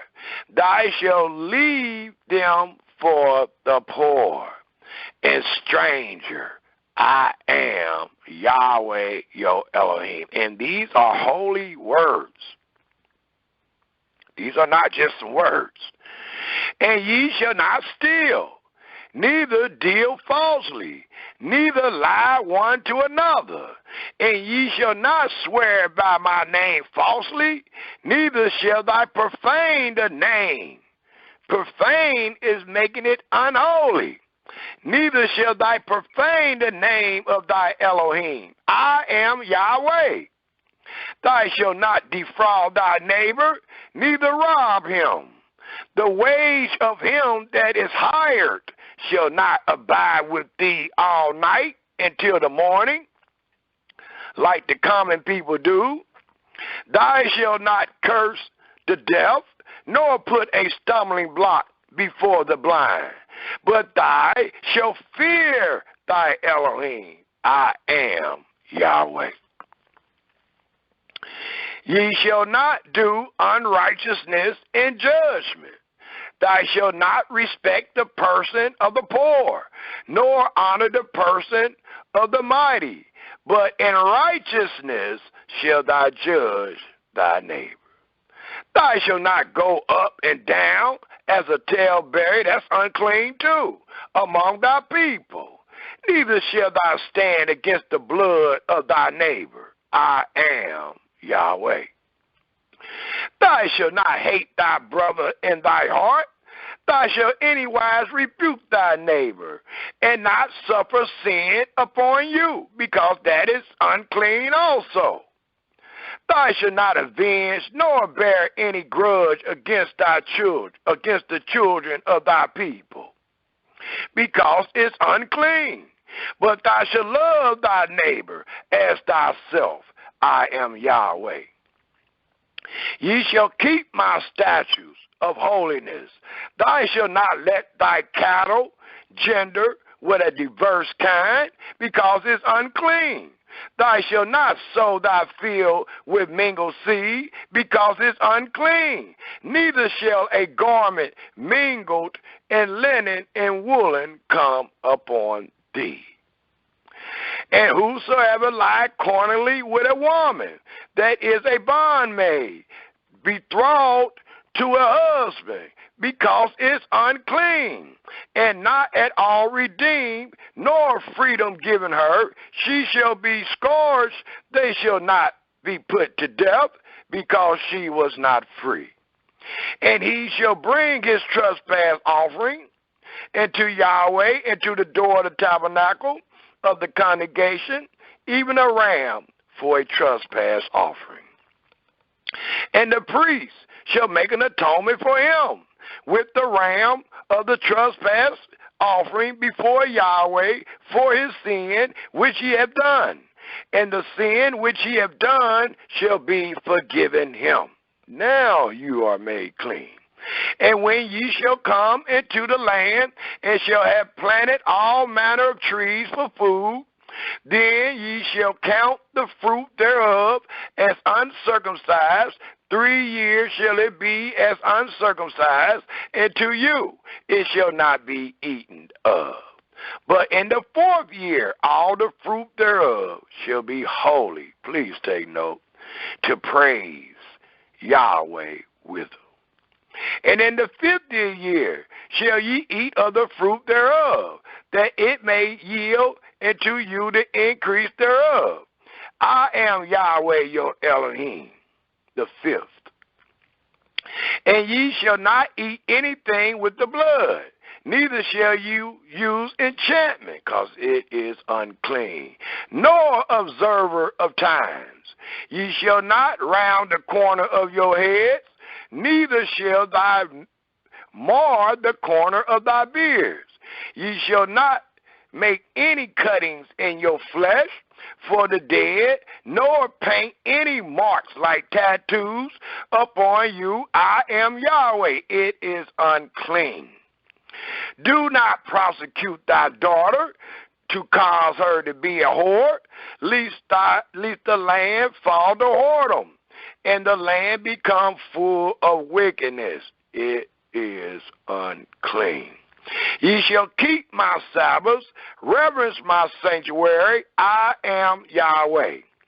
Regard not them that have familiar spirits. They are unclean. Neither seek after wizards to be defiled by them. I told you they are unclean. I am Yahweh your Elohim. Thou shalt rise up before the hoary head, and honor the face of the old man, and fear thy Elohim. I am Yahweh. And if a stranger sojourn with thee in your land, ye shall not vex him, but the stranger that dwell with you shall be into you. So if you vex in the stranger that dwell with you, that is unclean. But the stranger that dwell with you shall be into you as one born among you, and thou shalt love him as thyself. For ye were strangers in the land of Egypt. I am Yahweh your Elohim. Ye shall do no unrighteousness in judgment, because it's unclean. And meter yards, and weight, are in measure. Just balances, just weight, a just ephah, and a just hin shall ye have. I am holy, it reads. I am Yahweh your Elohim, which brought you out of the land of Egypt. Therefore, the reason why shall ye observe all my statutes and all my judgments, and do them. I am holy. Your scripture says, I am Yahweh. It also tells us, if we take a look at the 21st chapter of Leviticus, It also allows us to know the holiness to Yahweh in the 21st chapter of Leviticus. And let me get right into it, because I got at least 6 more different chapters that we must go to complete the presentation. So let's get right into it.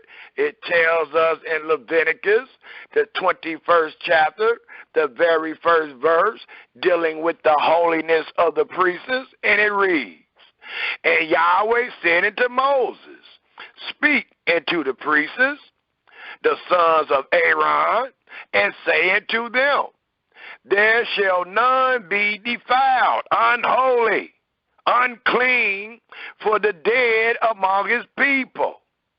And we just read the law.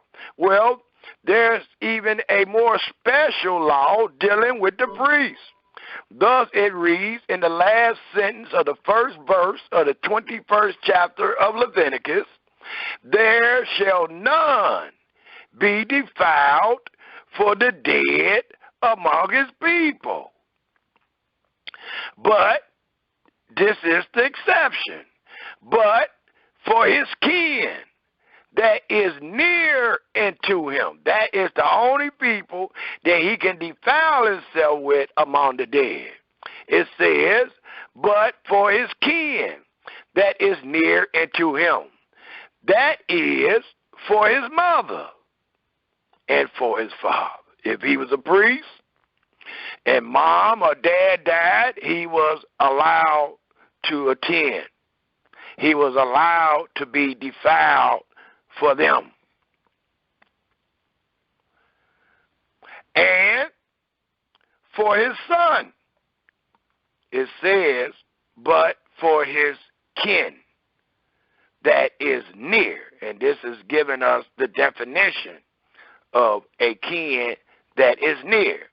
It was the father, it was the mother, and for his son, and for his daughter, and for his brother. Not so for the cousin, nephew, niece, but much so for the father, the mother, the son, the daughter, and his brother. And for his sister, but note the stipulations. And for his sister, a virgin that is nigh unto him, which have had no husband, for her may he be defiled. And that's why I said, write down these chapter and verses. Please take heed to every word, because these words are holy. They might seem repetitious. They might seem to you like they're just saying the same thing, and you might don't have true hope and faith in these words, but you better, because Yahweh say what he mean, and he mean what he say. And he just let you know, dealing with the priest, that the priest could defile himself for his sister only if the sister was a virgin that was nigh unto him, which had no husband, for her may he be defiled. But he shall not defile himself, being a chief man among his people, to profane himself. They shall not make baldness upon their head, because it makes them unclean. Neither shall they shave off the corner of their beard, nor make any cuttings in their flesh. We just read that in the 19th chapter, dealing with the holy people of Israel. They shall be holy unto their Elohim, and not profane the name of their Elohim. For the offerings of Yahweh made by fire, and the bread of their Elohim they do offer. Therefore, the reason why they shall be holy. They shall not take a wife that is a whore, or profaned, neither shall they take a woman put away from her husband, for he is holy unto his Elohim. Thou shalt sanctify him, therefore, for he offered the bread of thy Elohim. He shall be holy unto thee. For I, Yahweh, which sanctify you, am holy. So there's no way to get around it. You had to be holy every day to be sanctified. You had to be holy every day to be among the Holy One of Israel, which is none other than Yahweh Elohim. And the daughter of any priest, if she profane herself by playing the whore, she profanes her father. Look how the contamination goes all the way back to the father. That shall be holy. It says again in the 9th verse, and the daughter of any priest, if she profane herself by playing the whore, she profanes her father. She shall be burnt with fire. That's the remedy. And he that is the high priest among his brethren, upon whose head the anointing oil was poured, and that is consecrated to put on the garments, shall not uncover his head, nor rend his clothes, if she is burnt to death. Neither shall he go into any dead body, nor defile himself for his father or his mother. Neither, and this is talking about the high priest. This ain't talking about Aaron and them sons. This is talking about Aaron, or the high priest, in his father's stead. Neither shall he go into any dead body, nor defile himself for his mother, or for his father, or for his mother. Neither shall he go out of the sanctuary, nor profane the sanctuary of his Elohim. For the crown of the anointing oil of his Elohim is upon him. He is clean. He is holy. He is sanctified. He is consecrated. I am Yahweh. And he shall take a wife in her virginity, a widow or a divorced woman, or profaned, or an harlot, these shall he not take. But he shall take a virgin of his own people to wife. Neither shall he profane the seed among his people, for I, Yahweh, do sanctify him. And Yahweh spake unto Moses, saying, speak unto Aaron, saying, whosoever he be of thy seed in their generations, that hath a blemish, let him not approach to offer the bread of his Elohim, because he will be unclean. For whatsoever man he be that have a blemish, he shall not approach. A blind man, or lame, or he that have a flat nose, or anything superficial, or a man that is broken-footed, or broken-handed, or crooked-back, or a dwarf, or that have a blemish in his eye, or be scurvy, or scabbed, or have his stones broken. No man that hath a blemish of the seed of Aaron, the priest, shall come night to offer the offerings of Yahweh made by fire. He hath a blemish, he is unclean, he shall not come night to offer the bread of his Elohim. He shall eat the bread of his Elohim, both of the most holy and of the holy.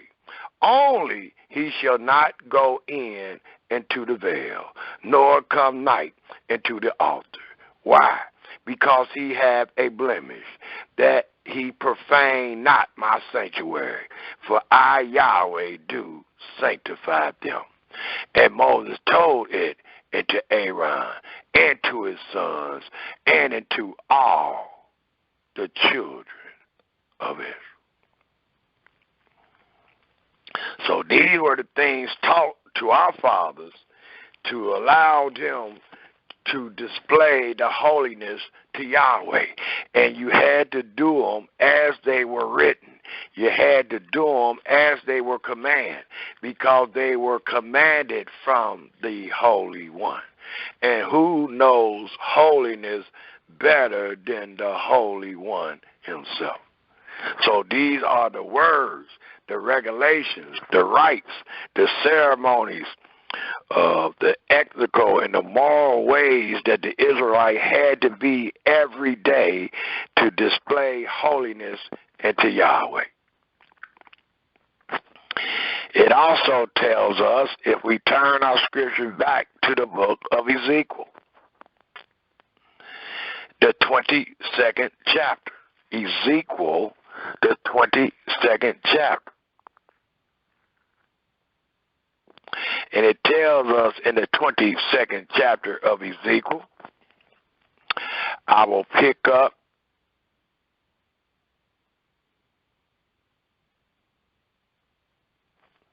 where I'm going to go straight to the point due to time restraint. Please read this whole chapter found in the 22nd chapter of Ezekiel. It deals with the sins of Yehuda and Jerusalem that was done and found throughout Jerusalem. So please read it.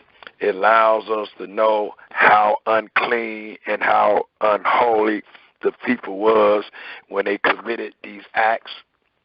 So let me go straight to the point, and the point that I want to bring forth is found in the 25th and 26th verse, and it reads, there is a conspiracy of her prophets in the midst thereof, and this conspiracy denotes uncleanness. And let me start at the 24th verse. We're not in that big of a hurry. It says, Son of man, say unto her, Thy art the land that is not cleansed. So it lets us know that they are truly unclean. Nor rain upon in the day of indignation. There is a conspiracy of her prophets in the midst thereof, like a roaring lion raving the prey. They have devoured souls. They have taken the treasure and precious things which allows them to become unclean. They have made her many widows in the midst thereof. And please take note, her priests have violated my law and have profaned my holy things. They have what? They have put no difference between the holy and the profane. Sound like these the lowest of the people today that have been made priests. It sounds like what they doing. But this is speaking about the true holy man, forsaking his holiness and becoming unclean. Thus it reads again, her priests have violated my law and have profaned my holy things. If you do not take heed to every word, you cannot display the holiness to Yahweh. It says, they have put no difference between the holy and the profane. Like we just did, they have not done. Neither have they showed difference between the unclean and the clean, and have hid their eyes from my Sabbaths, and I am profaned among them. It also tells us, if we go back to the book of Malachi, the very first chapter, Malachi, the very first chapter, and it reads, if we pick up at the 6th verse and read to the 14th verse, a son dishonors his father, which is truly uncleanness. and a servant his master. If then I be a father, where is my honor? And if I be a master, where is my fear? Said Yahweh of hosts. And to you, O priests, that despise my name, and ye say, wherein have we despised thy name? Ye offer polluted bread upon my altar, and ye say, wherein have we polluted thee? And that ye say, the table of Yahweh is contemptible. And if ye offer the blind for a sacrifice, is it not evil? Absolutely, according to what we read in Leviticus, the 22nd chapter, the 22nd verse. It says, and if ye offer the lame and sick, is it not evil? Absolutely. Offer it now unto thy neighbor, because it being lame and sick, it denotes it has blemishes. So it is evil. And then the Almighty said, offer it to the president. Offer it to the man you trust. Offer it to the man that rule over you. It says, offer it now unto thy governor. Will he be pleased with thee, or accept thy person? I doubt it, said Yahweh of hosts. And now I pray you, beseech Elohim, that he will be gracious unto us. This have been by your means. Will he regard your person? Absolutely not. Yahweh is not a respecter person, and he commanded his holy children not to be, said Yahweh of hosts. Who is there even among you that will shut the door for naught? Neither do ye kindle fire on my altar for naught. I have no pleasure in you, said Yahweh of hosts. Neither will I accept any offering at your hand. For from the rising of the sun even to the going down of the same, my name shall be great among the Gentiles, which only mean nations. And in every place incense shall be offered into my name. And a pure offering, a holy offering, a clean offering, for my name shall be great among the heathen, said Yahweh of hosts. But ye have profaned it, and that ye say, the table of Yahweh is polluted, and the fruit thereof, even his meat, is contemptible. Yea, say also, behold, what a wearisome is it, and ye have snuffed at it, just like I was talking about the book of Leviticus. And ye have snuffed at it, said Yahweh of hosts, and ye brought that which was torn, because ye didn't read the book, and the lame and the sick, thus ye brought an offering. Should I accept this at your hand? Absolutely not, said Yahweh. Be cursed, be the deceiver, which have in his flock a male, and vow and sacrifice unto Yahweh a corrupt thing. For I am a great king, the King of glory, said Yahweh of hosts, and my name is dreadful among the heathen. And it also tells us, if we pick back up in the second chapter, but jump to the 8th verse, it continues to tell us what our fathers did as the leaders of holiness. It says, but ye are departed out of the way. You have caused many to stumble at the law because you didn't teach it. Ye have corrupted the covenant of Levi, said Yahweh of hosts. Therefore, the reason why have I also made you contemptible and based before all the people, according as ye have not kept my ways, but have been partial in the law.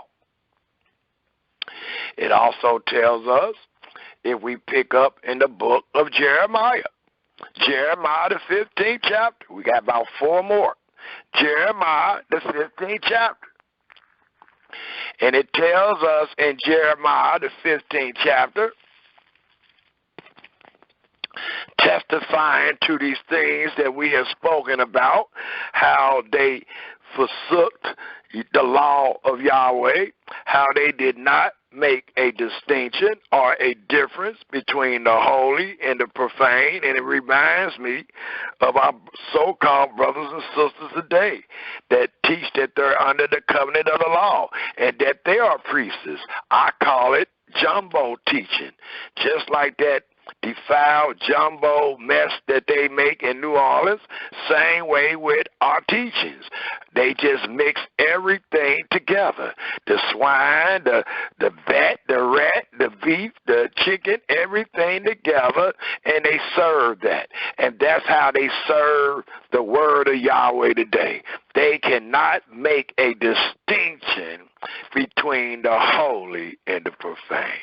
How could they when they are teaching that we are to do the holy in the land of the profane?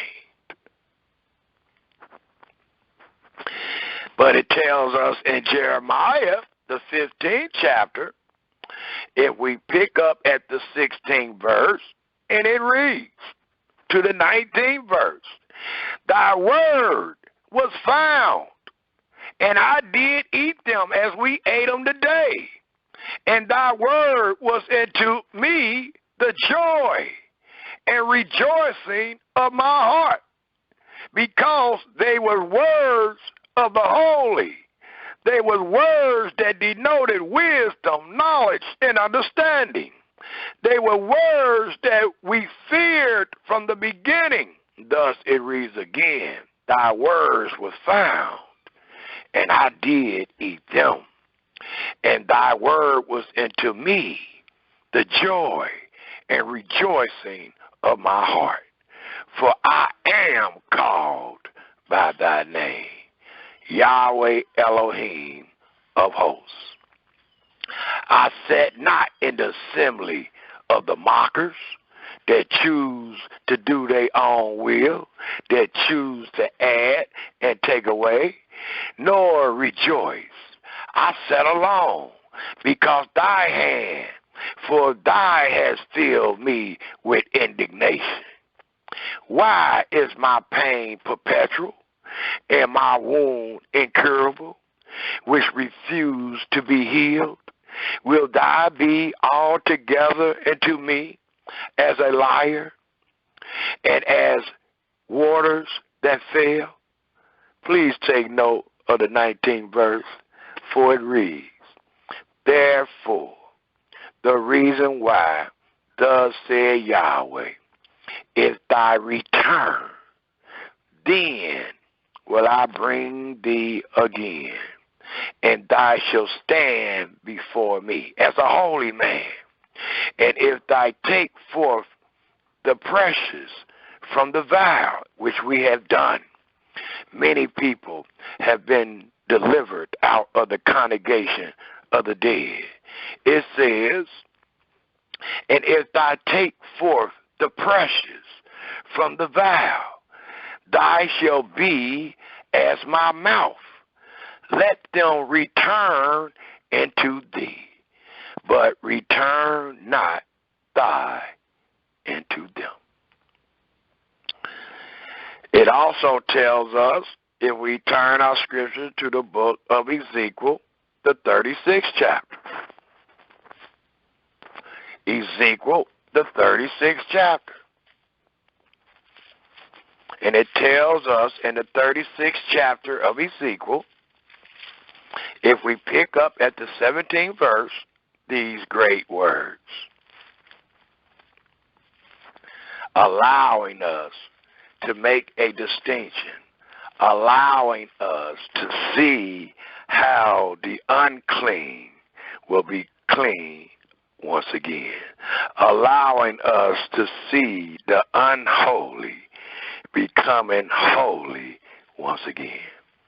Let us look in the book of Ezekiel, the 36th chapter, and let's please pick up at the 17th verse. For it reads in the 17th verse,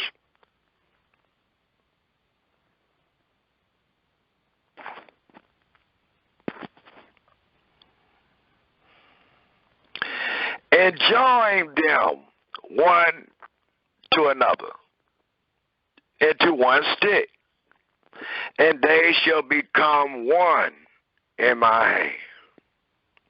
And when the children of thy people shall speak unto thee, saying, will thy not show us what thy mean by these? Excuse me, Israel. I found myself in the 37th chapter of Ezekiel. Sorry about that. And it didn't go with my chain of thought. The 17th verse of Ezekiel, the 36th chapter, and it reads, Son of man, when the house of Israel dwelt in their own land, they defiled it by their own way, not by doing what is commanded, not by taking heed to the rules and regulations, but by, as it reads, by their own way and by their own doings. And anytime the scriptures talk about his children own way and their own doings, it only denotes unholiness. It only denotes defilement. It only denotes profanement. Thus it reads, their way was before me as the uncleanness of a removed woman. Wherefore I poured my fury upon them, for the blood that they had shed upon the land, and for their idols wherewith they had polluted it. And I scattered them among the heathen, and they were dispersed through the countries. According to their way and according to their doings, I judged them. And when they entered into the heathen, whither they went, they profaned my holy name. When they said unto them, these are the people of Yahweh, and are gone forth out of his land. Well, that first going out of the land is a profanement in itself.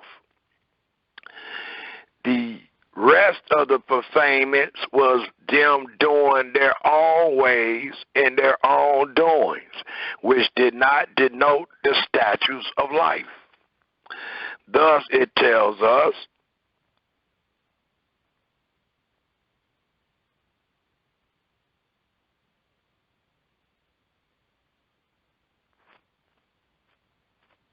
in the 21st verse, but I had pity for my holy name, which the house of Israel had profaned among the heathen, whither they went.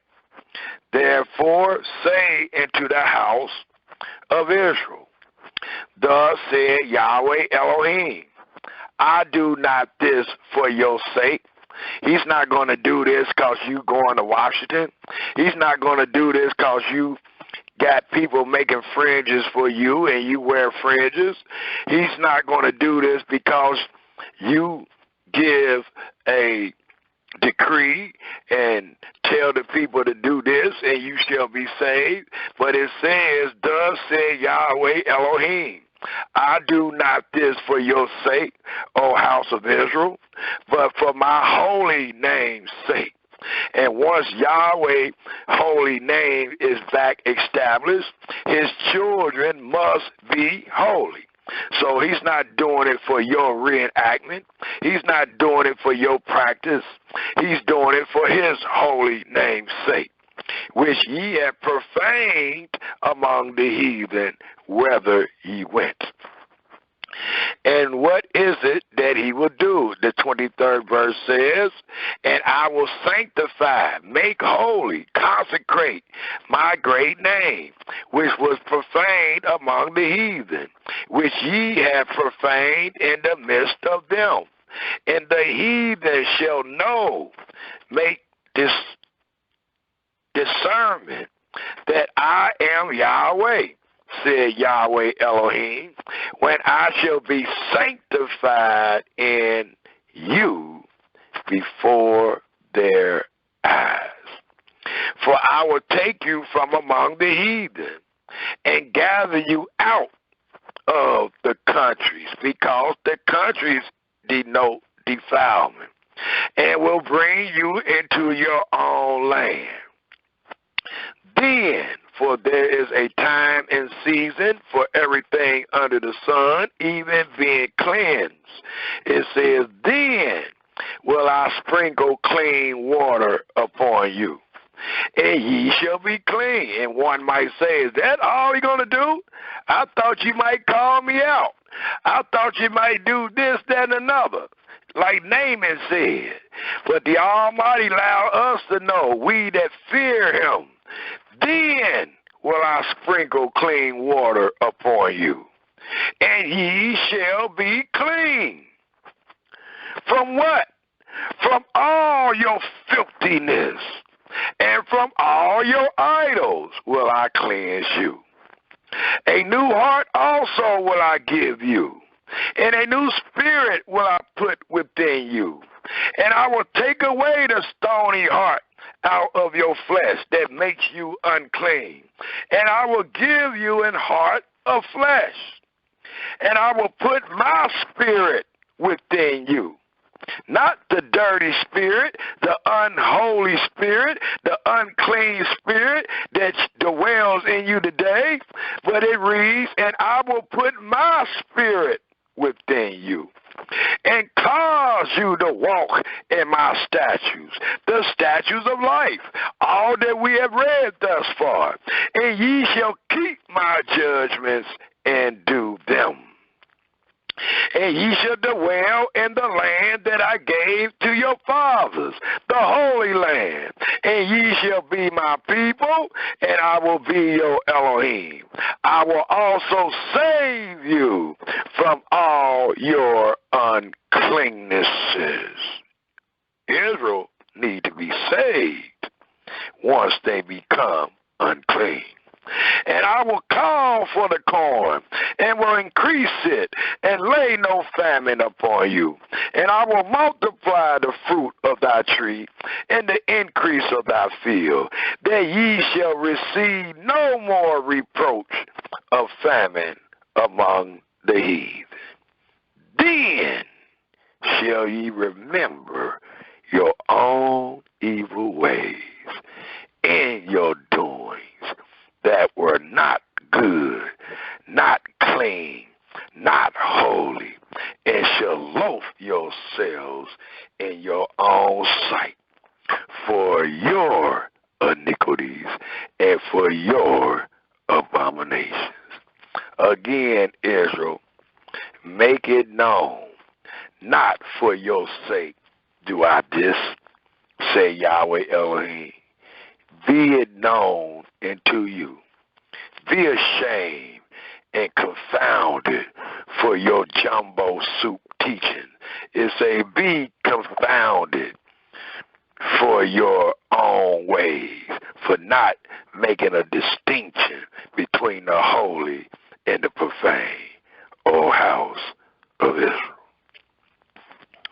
Also, back to Malachi, the 3rd chapter, allowing us to see a day of Yahweh's cleansing.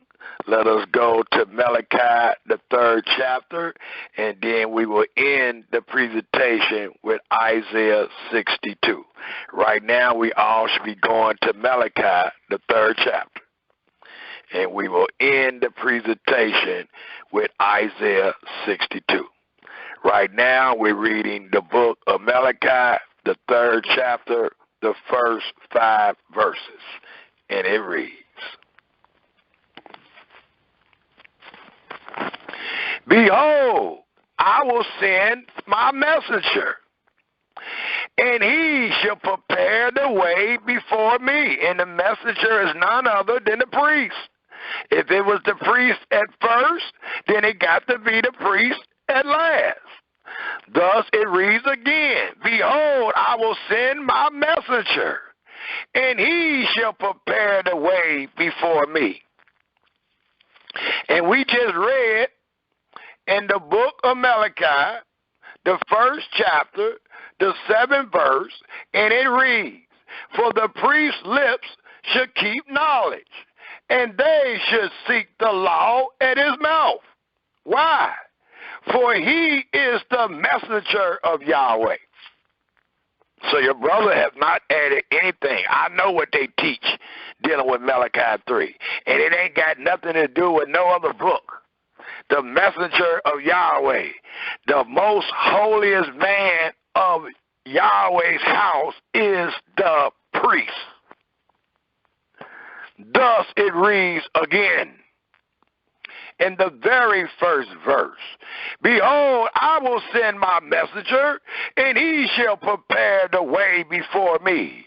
And the master whom ye seek shall suddenly come to his temple, even the messenger of the covenant, whom ye delight in. Behold, he shall come, said Yahweh of hosts. But who shall buy the day of his coming? And who shall stand when he appears? For he is like a refiner's fire, and like fuller's soap. So is these words. We should have been burnt today. We should have been made clean, if nothing else, in our thought. Because so is these words.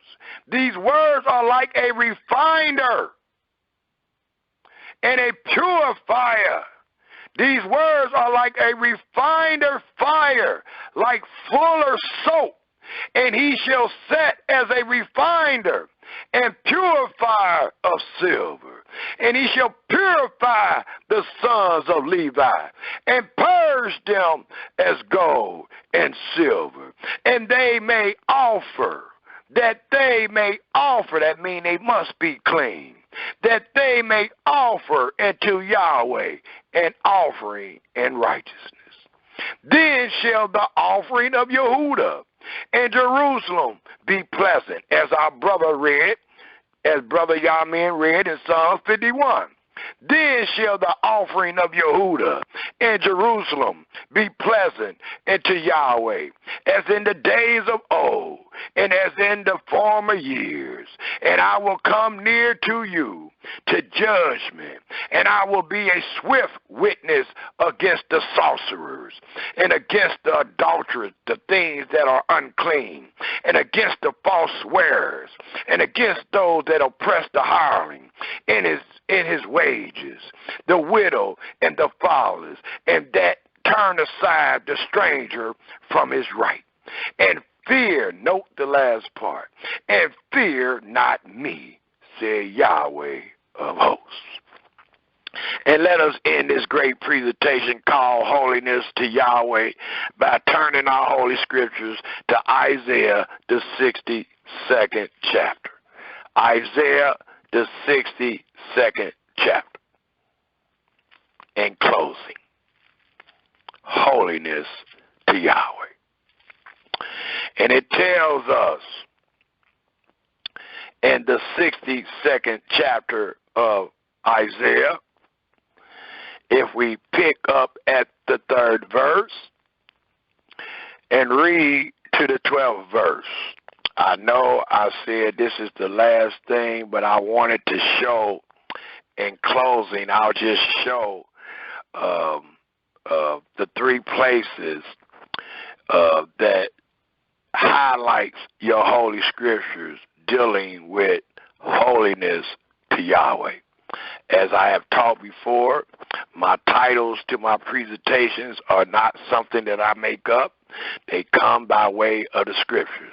So I wanted to show 3 places where this title is in our Holy Scriptures. So I will close on that note. Right now we should be in Isaiah 62, picking up at the 3rd verse, and it reads, Thy shall also be a crown of glory in the hand of Yahweh, and a royal diadem in the hand of thy Elohim. Once you are saved, once you are cleaned up, once you are made holy again, thy shall no more be termed forsaken, unholy, unclean.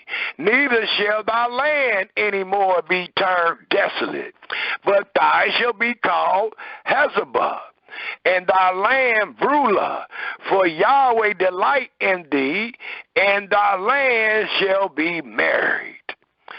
For as a young man marries a virgin, so shall, note, a young man married a virgin, not a young man has sex with a woman and then married her. It says, for as a young man marries a virgin, so shall thy sons marry thee.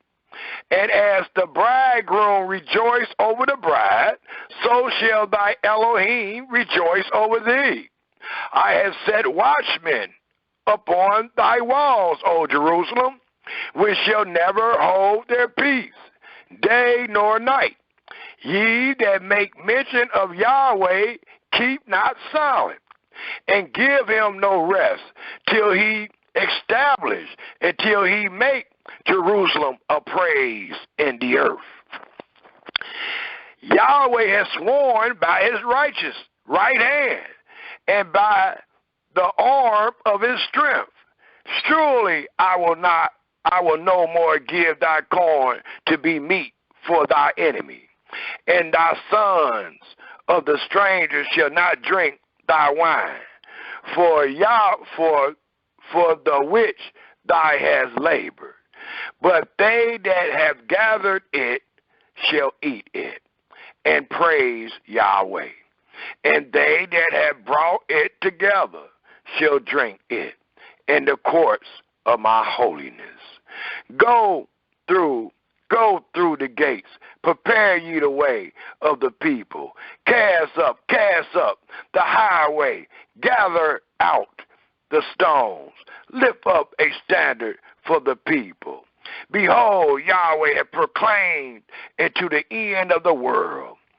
Say ye to the daughter of Zion, behold, thy salvation comes. Behold, his reward is with him, his work before him, and they shall call them the holy people, the redeemed after we are saved, the redeemed of Yahweh.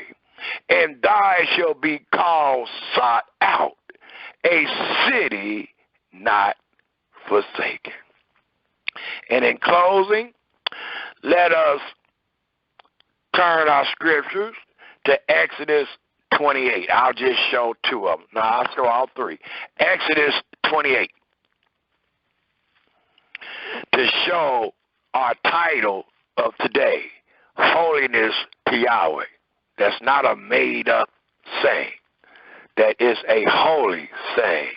That is the thought throughout this entire Holy Scripture. Exodus, the 28th chapter, the 36th verse. And it reads, as our title denotes, as our presentation title denotes, in the 36th verse, it reads, and thou shalt make a plate of pure gold, engraved upon it, like the engravings of a signet. So the same signet that the kings had in their hand, it had the same engraving. And what was engraved?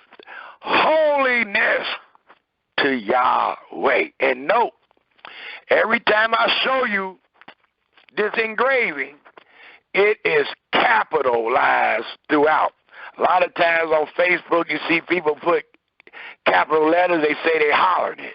So let's say it is being hollered out. Holiness to Yahweh. Exodus 28:36. Now let's turn to Exodus 39. Exodus chapter 39, and let's see what the 30th verse says. Exodus 39, verse 30. In closing, we got one more, but in closing, Exodus 39, verse 30 reads, and they made the plate of the holy crown of pure gold, and wrote upon it a writing, like to the engravings of a signet. And what do you find there? Holiness to Yahweh, in big, bold, capital letters.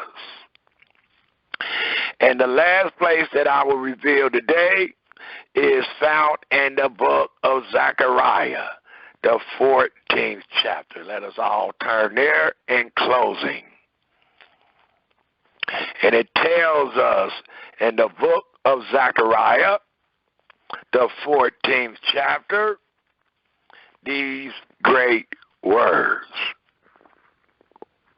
And it reads, in the 20th verse,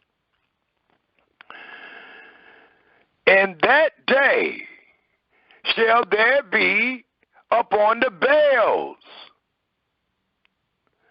of the horses holiness unto Yahweh, and the pots in Yahweh's house shall be like the bowls before the altar, which denotes holy. So I thank the listening audience for lending the ear that ye may hear, that ye may fear Yahweh and depart from evil. And I thank the Almighty for allowing the words of our mouth and the meditations of our hearts be acceptable in His sight, that we were able to make a distinction between holy and unholy, between the clean and the unclean, to show forth the holiness to Yahweh. Hallelujah. That will be the end of our presentation, and we will open up for comments and questions. 2 minutes per a question. Is there any comments or questions? Also, if there's any visitors, please announce yourself and where you're from. Shalom, Israel. Shalom, shalom. Shalom, shalom. Shalom, Israel. Shalom. My name is Victor Hosea. I just want to say that it's truly the mercy of the Almighty to allow me to hear this great presentation, and I'm very thankful. I want to thank the staff that's always putting this together, my brothers and sisters, and just keep doing what you're doing. And it's been a very, very, very wonderful presentation discerning the holy from the unclean, and how great it is to have priests like we had back then. Thank the Almighty. Hallelujah. Hallelujah. Very wisely spoken, my brother. Hallelujah. Hallelujah. Is there any other comments or questions? Yes, this is Sister Danya. Hallelujah. I appreciate hearing this message. I needed to hear this, and I thank you so much for delivering this message today. Hallelujah. Hallelujah. Yes, ma'am. We all need to hear it. Is there any other comments or questions?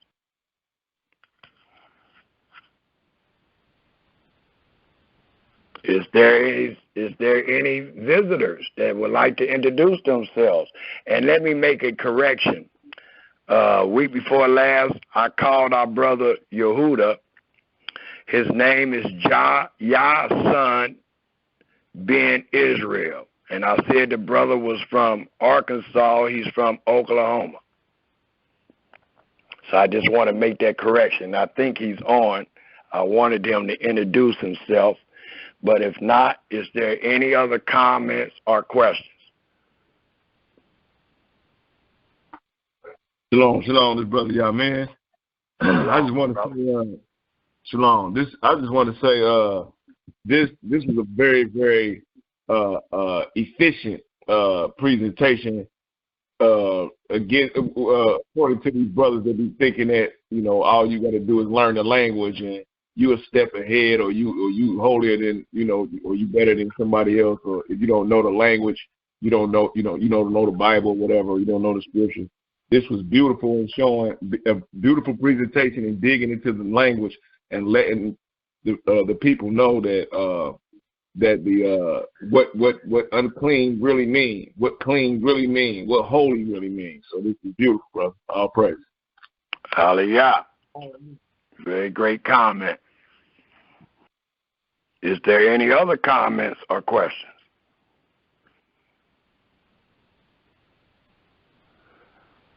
Is my brother Yason Ben Israel on the line?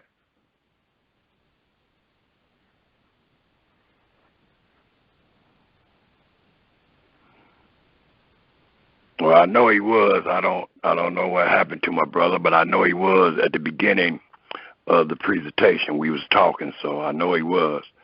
But I want y'all to know that the teachings are really spreading, and many people are joining us by way of conference call, and they came from Alicia teachings and brothers from Chicago and Atlanta, and they are confessing that they have not been taught the truth. And what they have heard from us, they are confessing out of their mouth that this is truth. So I just want to thank the Almighty for allowing the words of our mouth and the meditation of our hearts be accepted in His sight. Go ahead, sister. Did somebody try to say something? She did, but she stopped. Go ahead, sister. I was just saying she was, but she stopped. Okay. Is there any other comments or questions?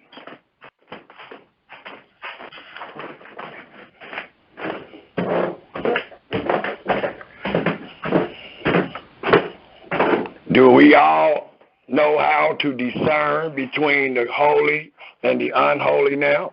Do we know what it means to make a distinction between that which is clean and that which is unclean?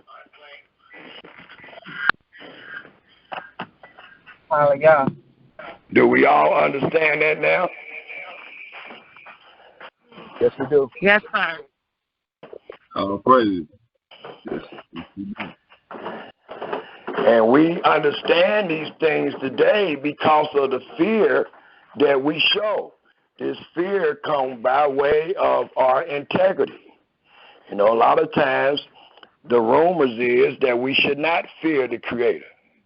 But through this presentation, we ran across the word fear from the end to the beginning, or from the beginning to the end.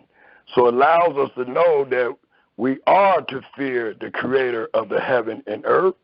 And in that fear, we might become a recipient of sound wisdom. So let's keep fearing Yahweh, and let's depart from the things that He hates, and let's wait on His mercy. Let's wait on His salvation. Is there any other comments or questions?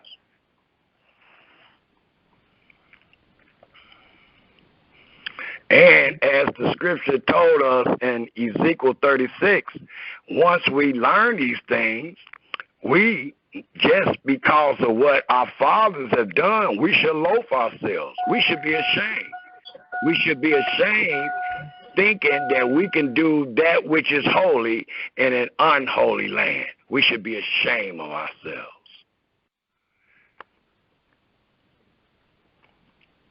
Is there any other comments or questions?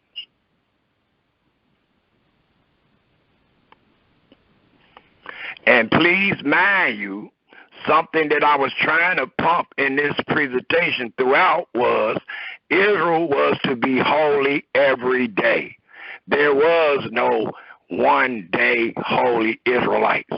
There was no Israelites just holy on the Sabbath, but the 6 days they did whatever they was going to do, talked however they talked, lied and sweared, and then on the 7th day they became set apart. There is no Israelites like that in your Holy Scripture. Those that was called and was supposed to be holy was called and was supposed to be holy every day. Just like their Creator is holy. Not on Saturday, not on the Sabbath, not on the 7th day, but every day. Oh, yeah. Is there any other comments or questions?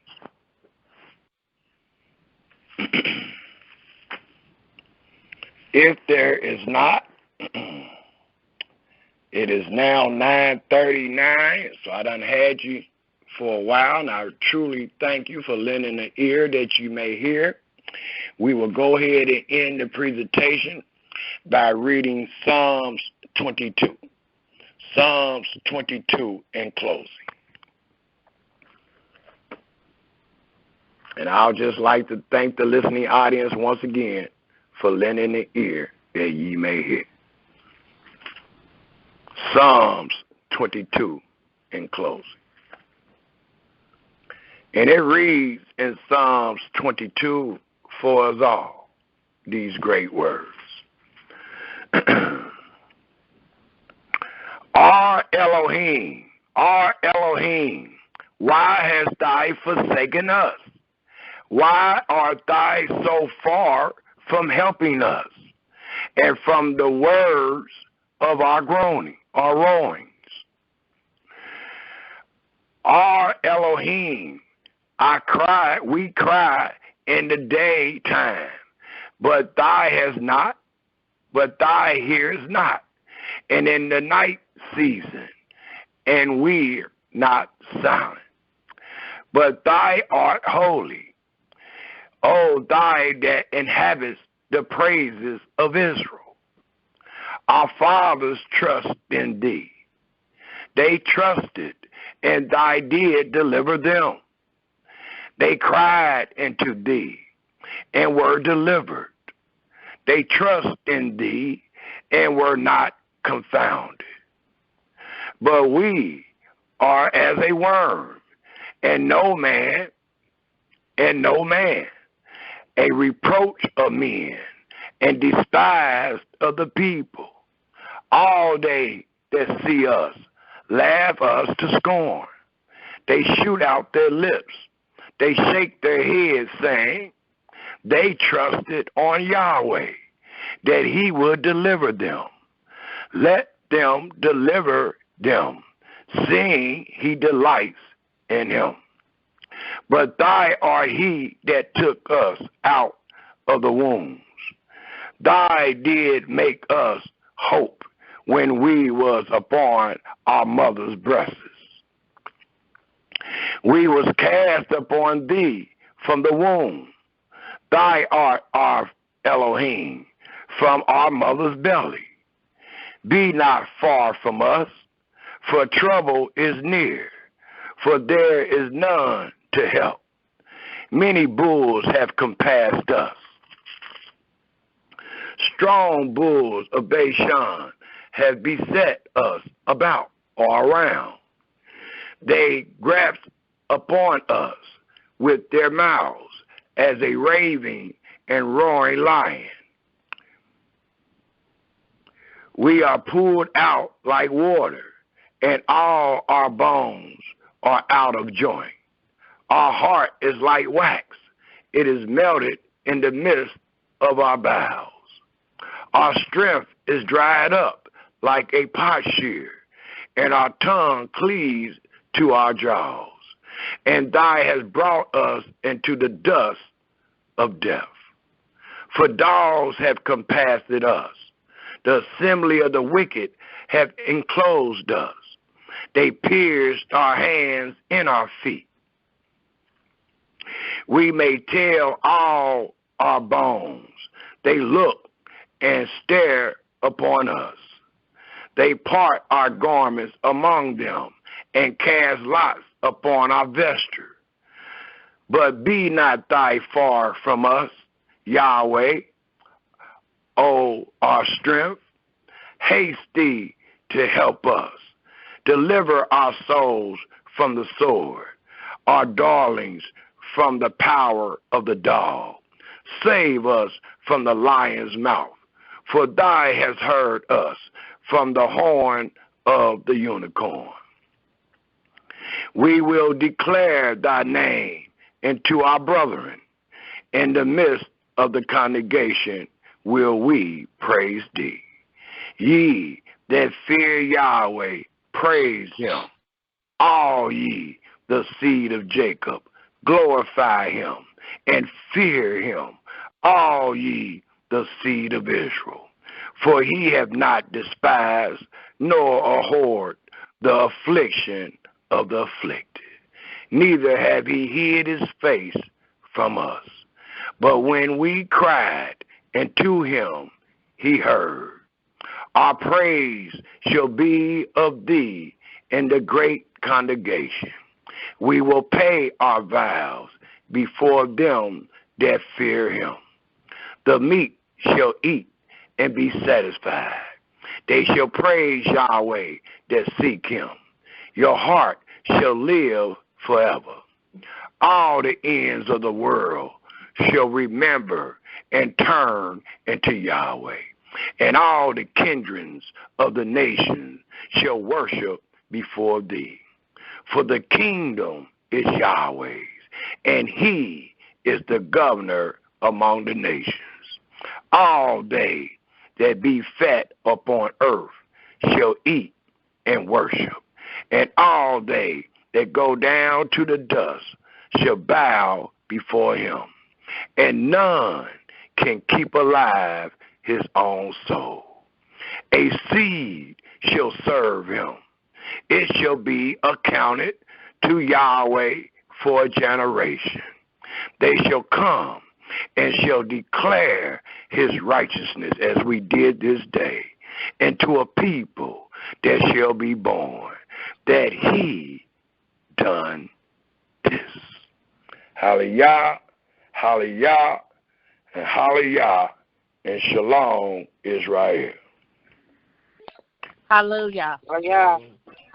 Hallelujah. Hallelujah. Shalom.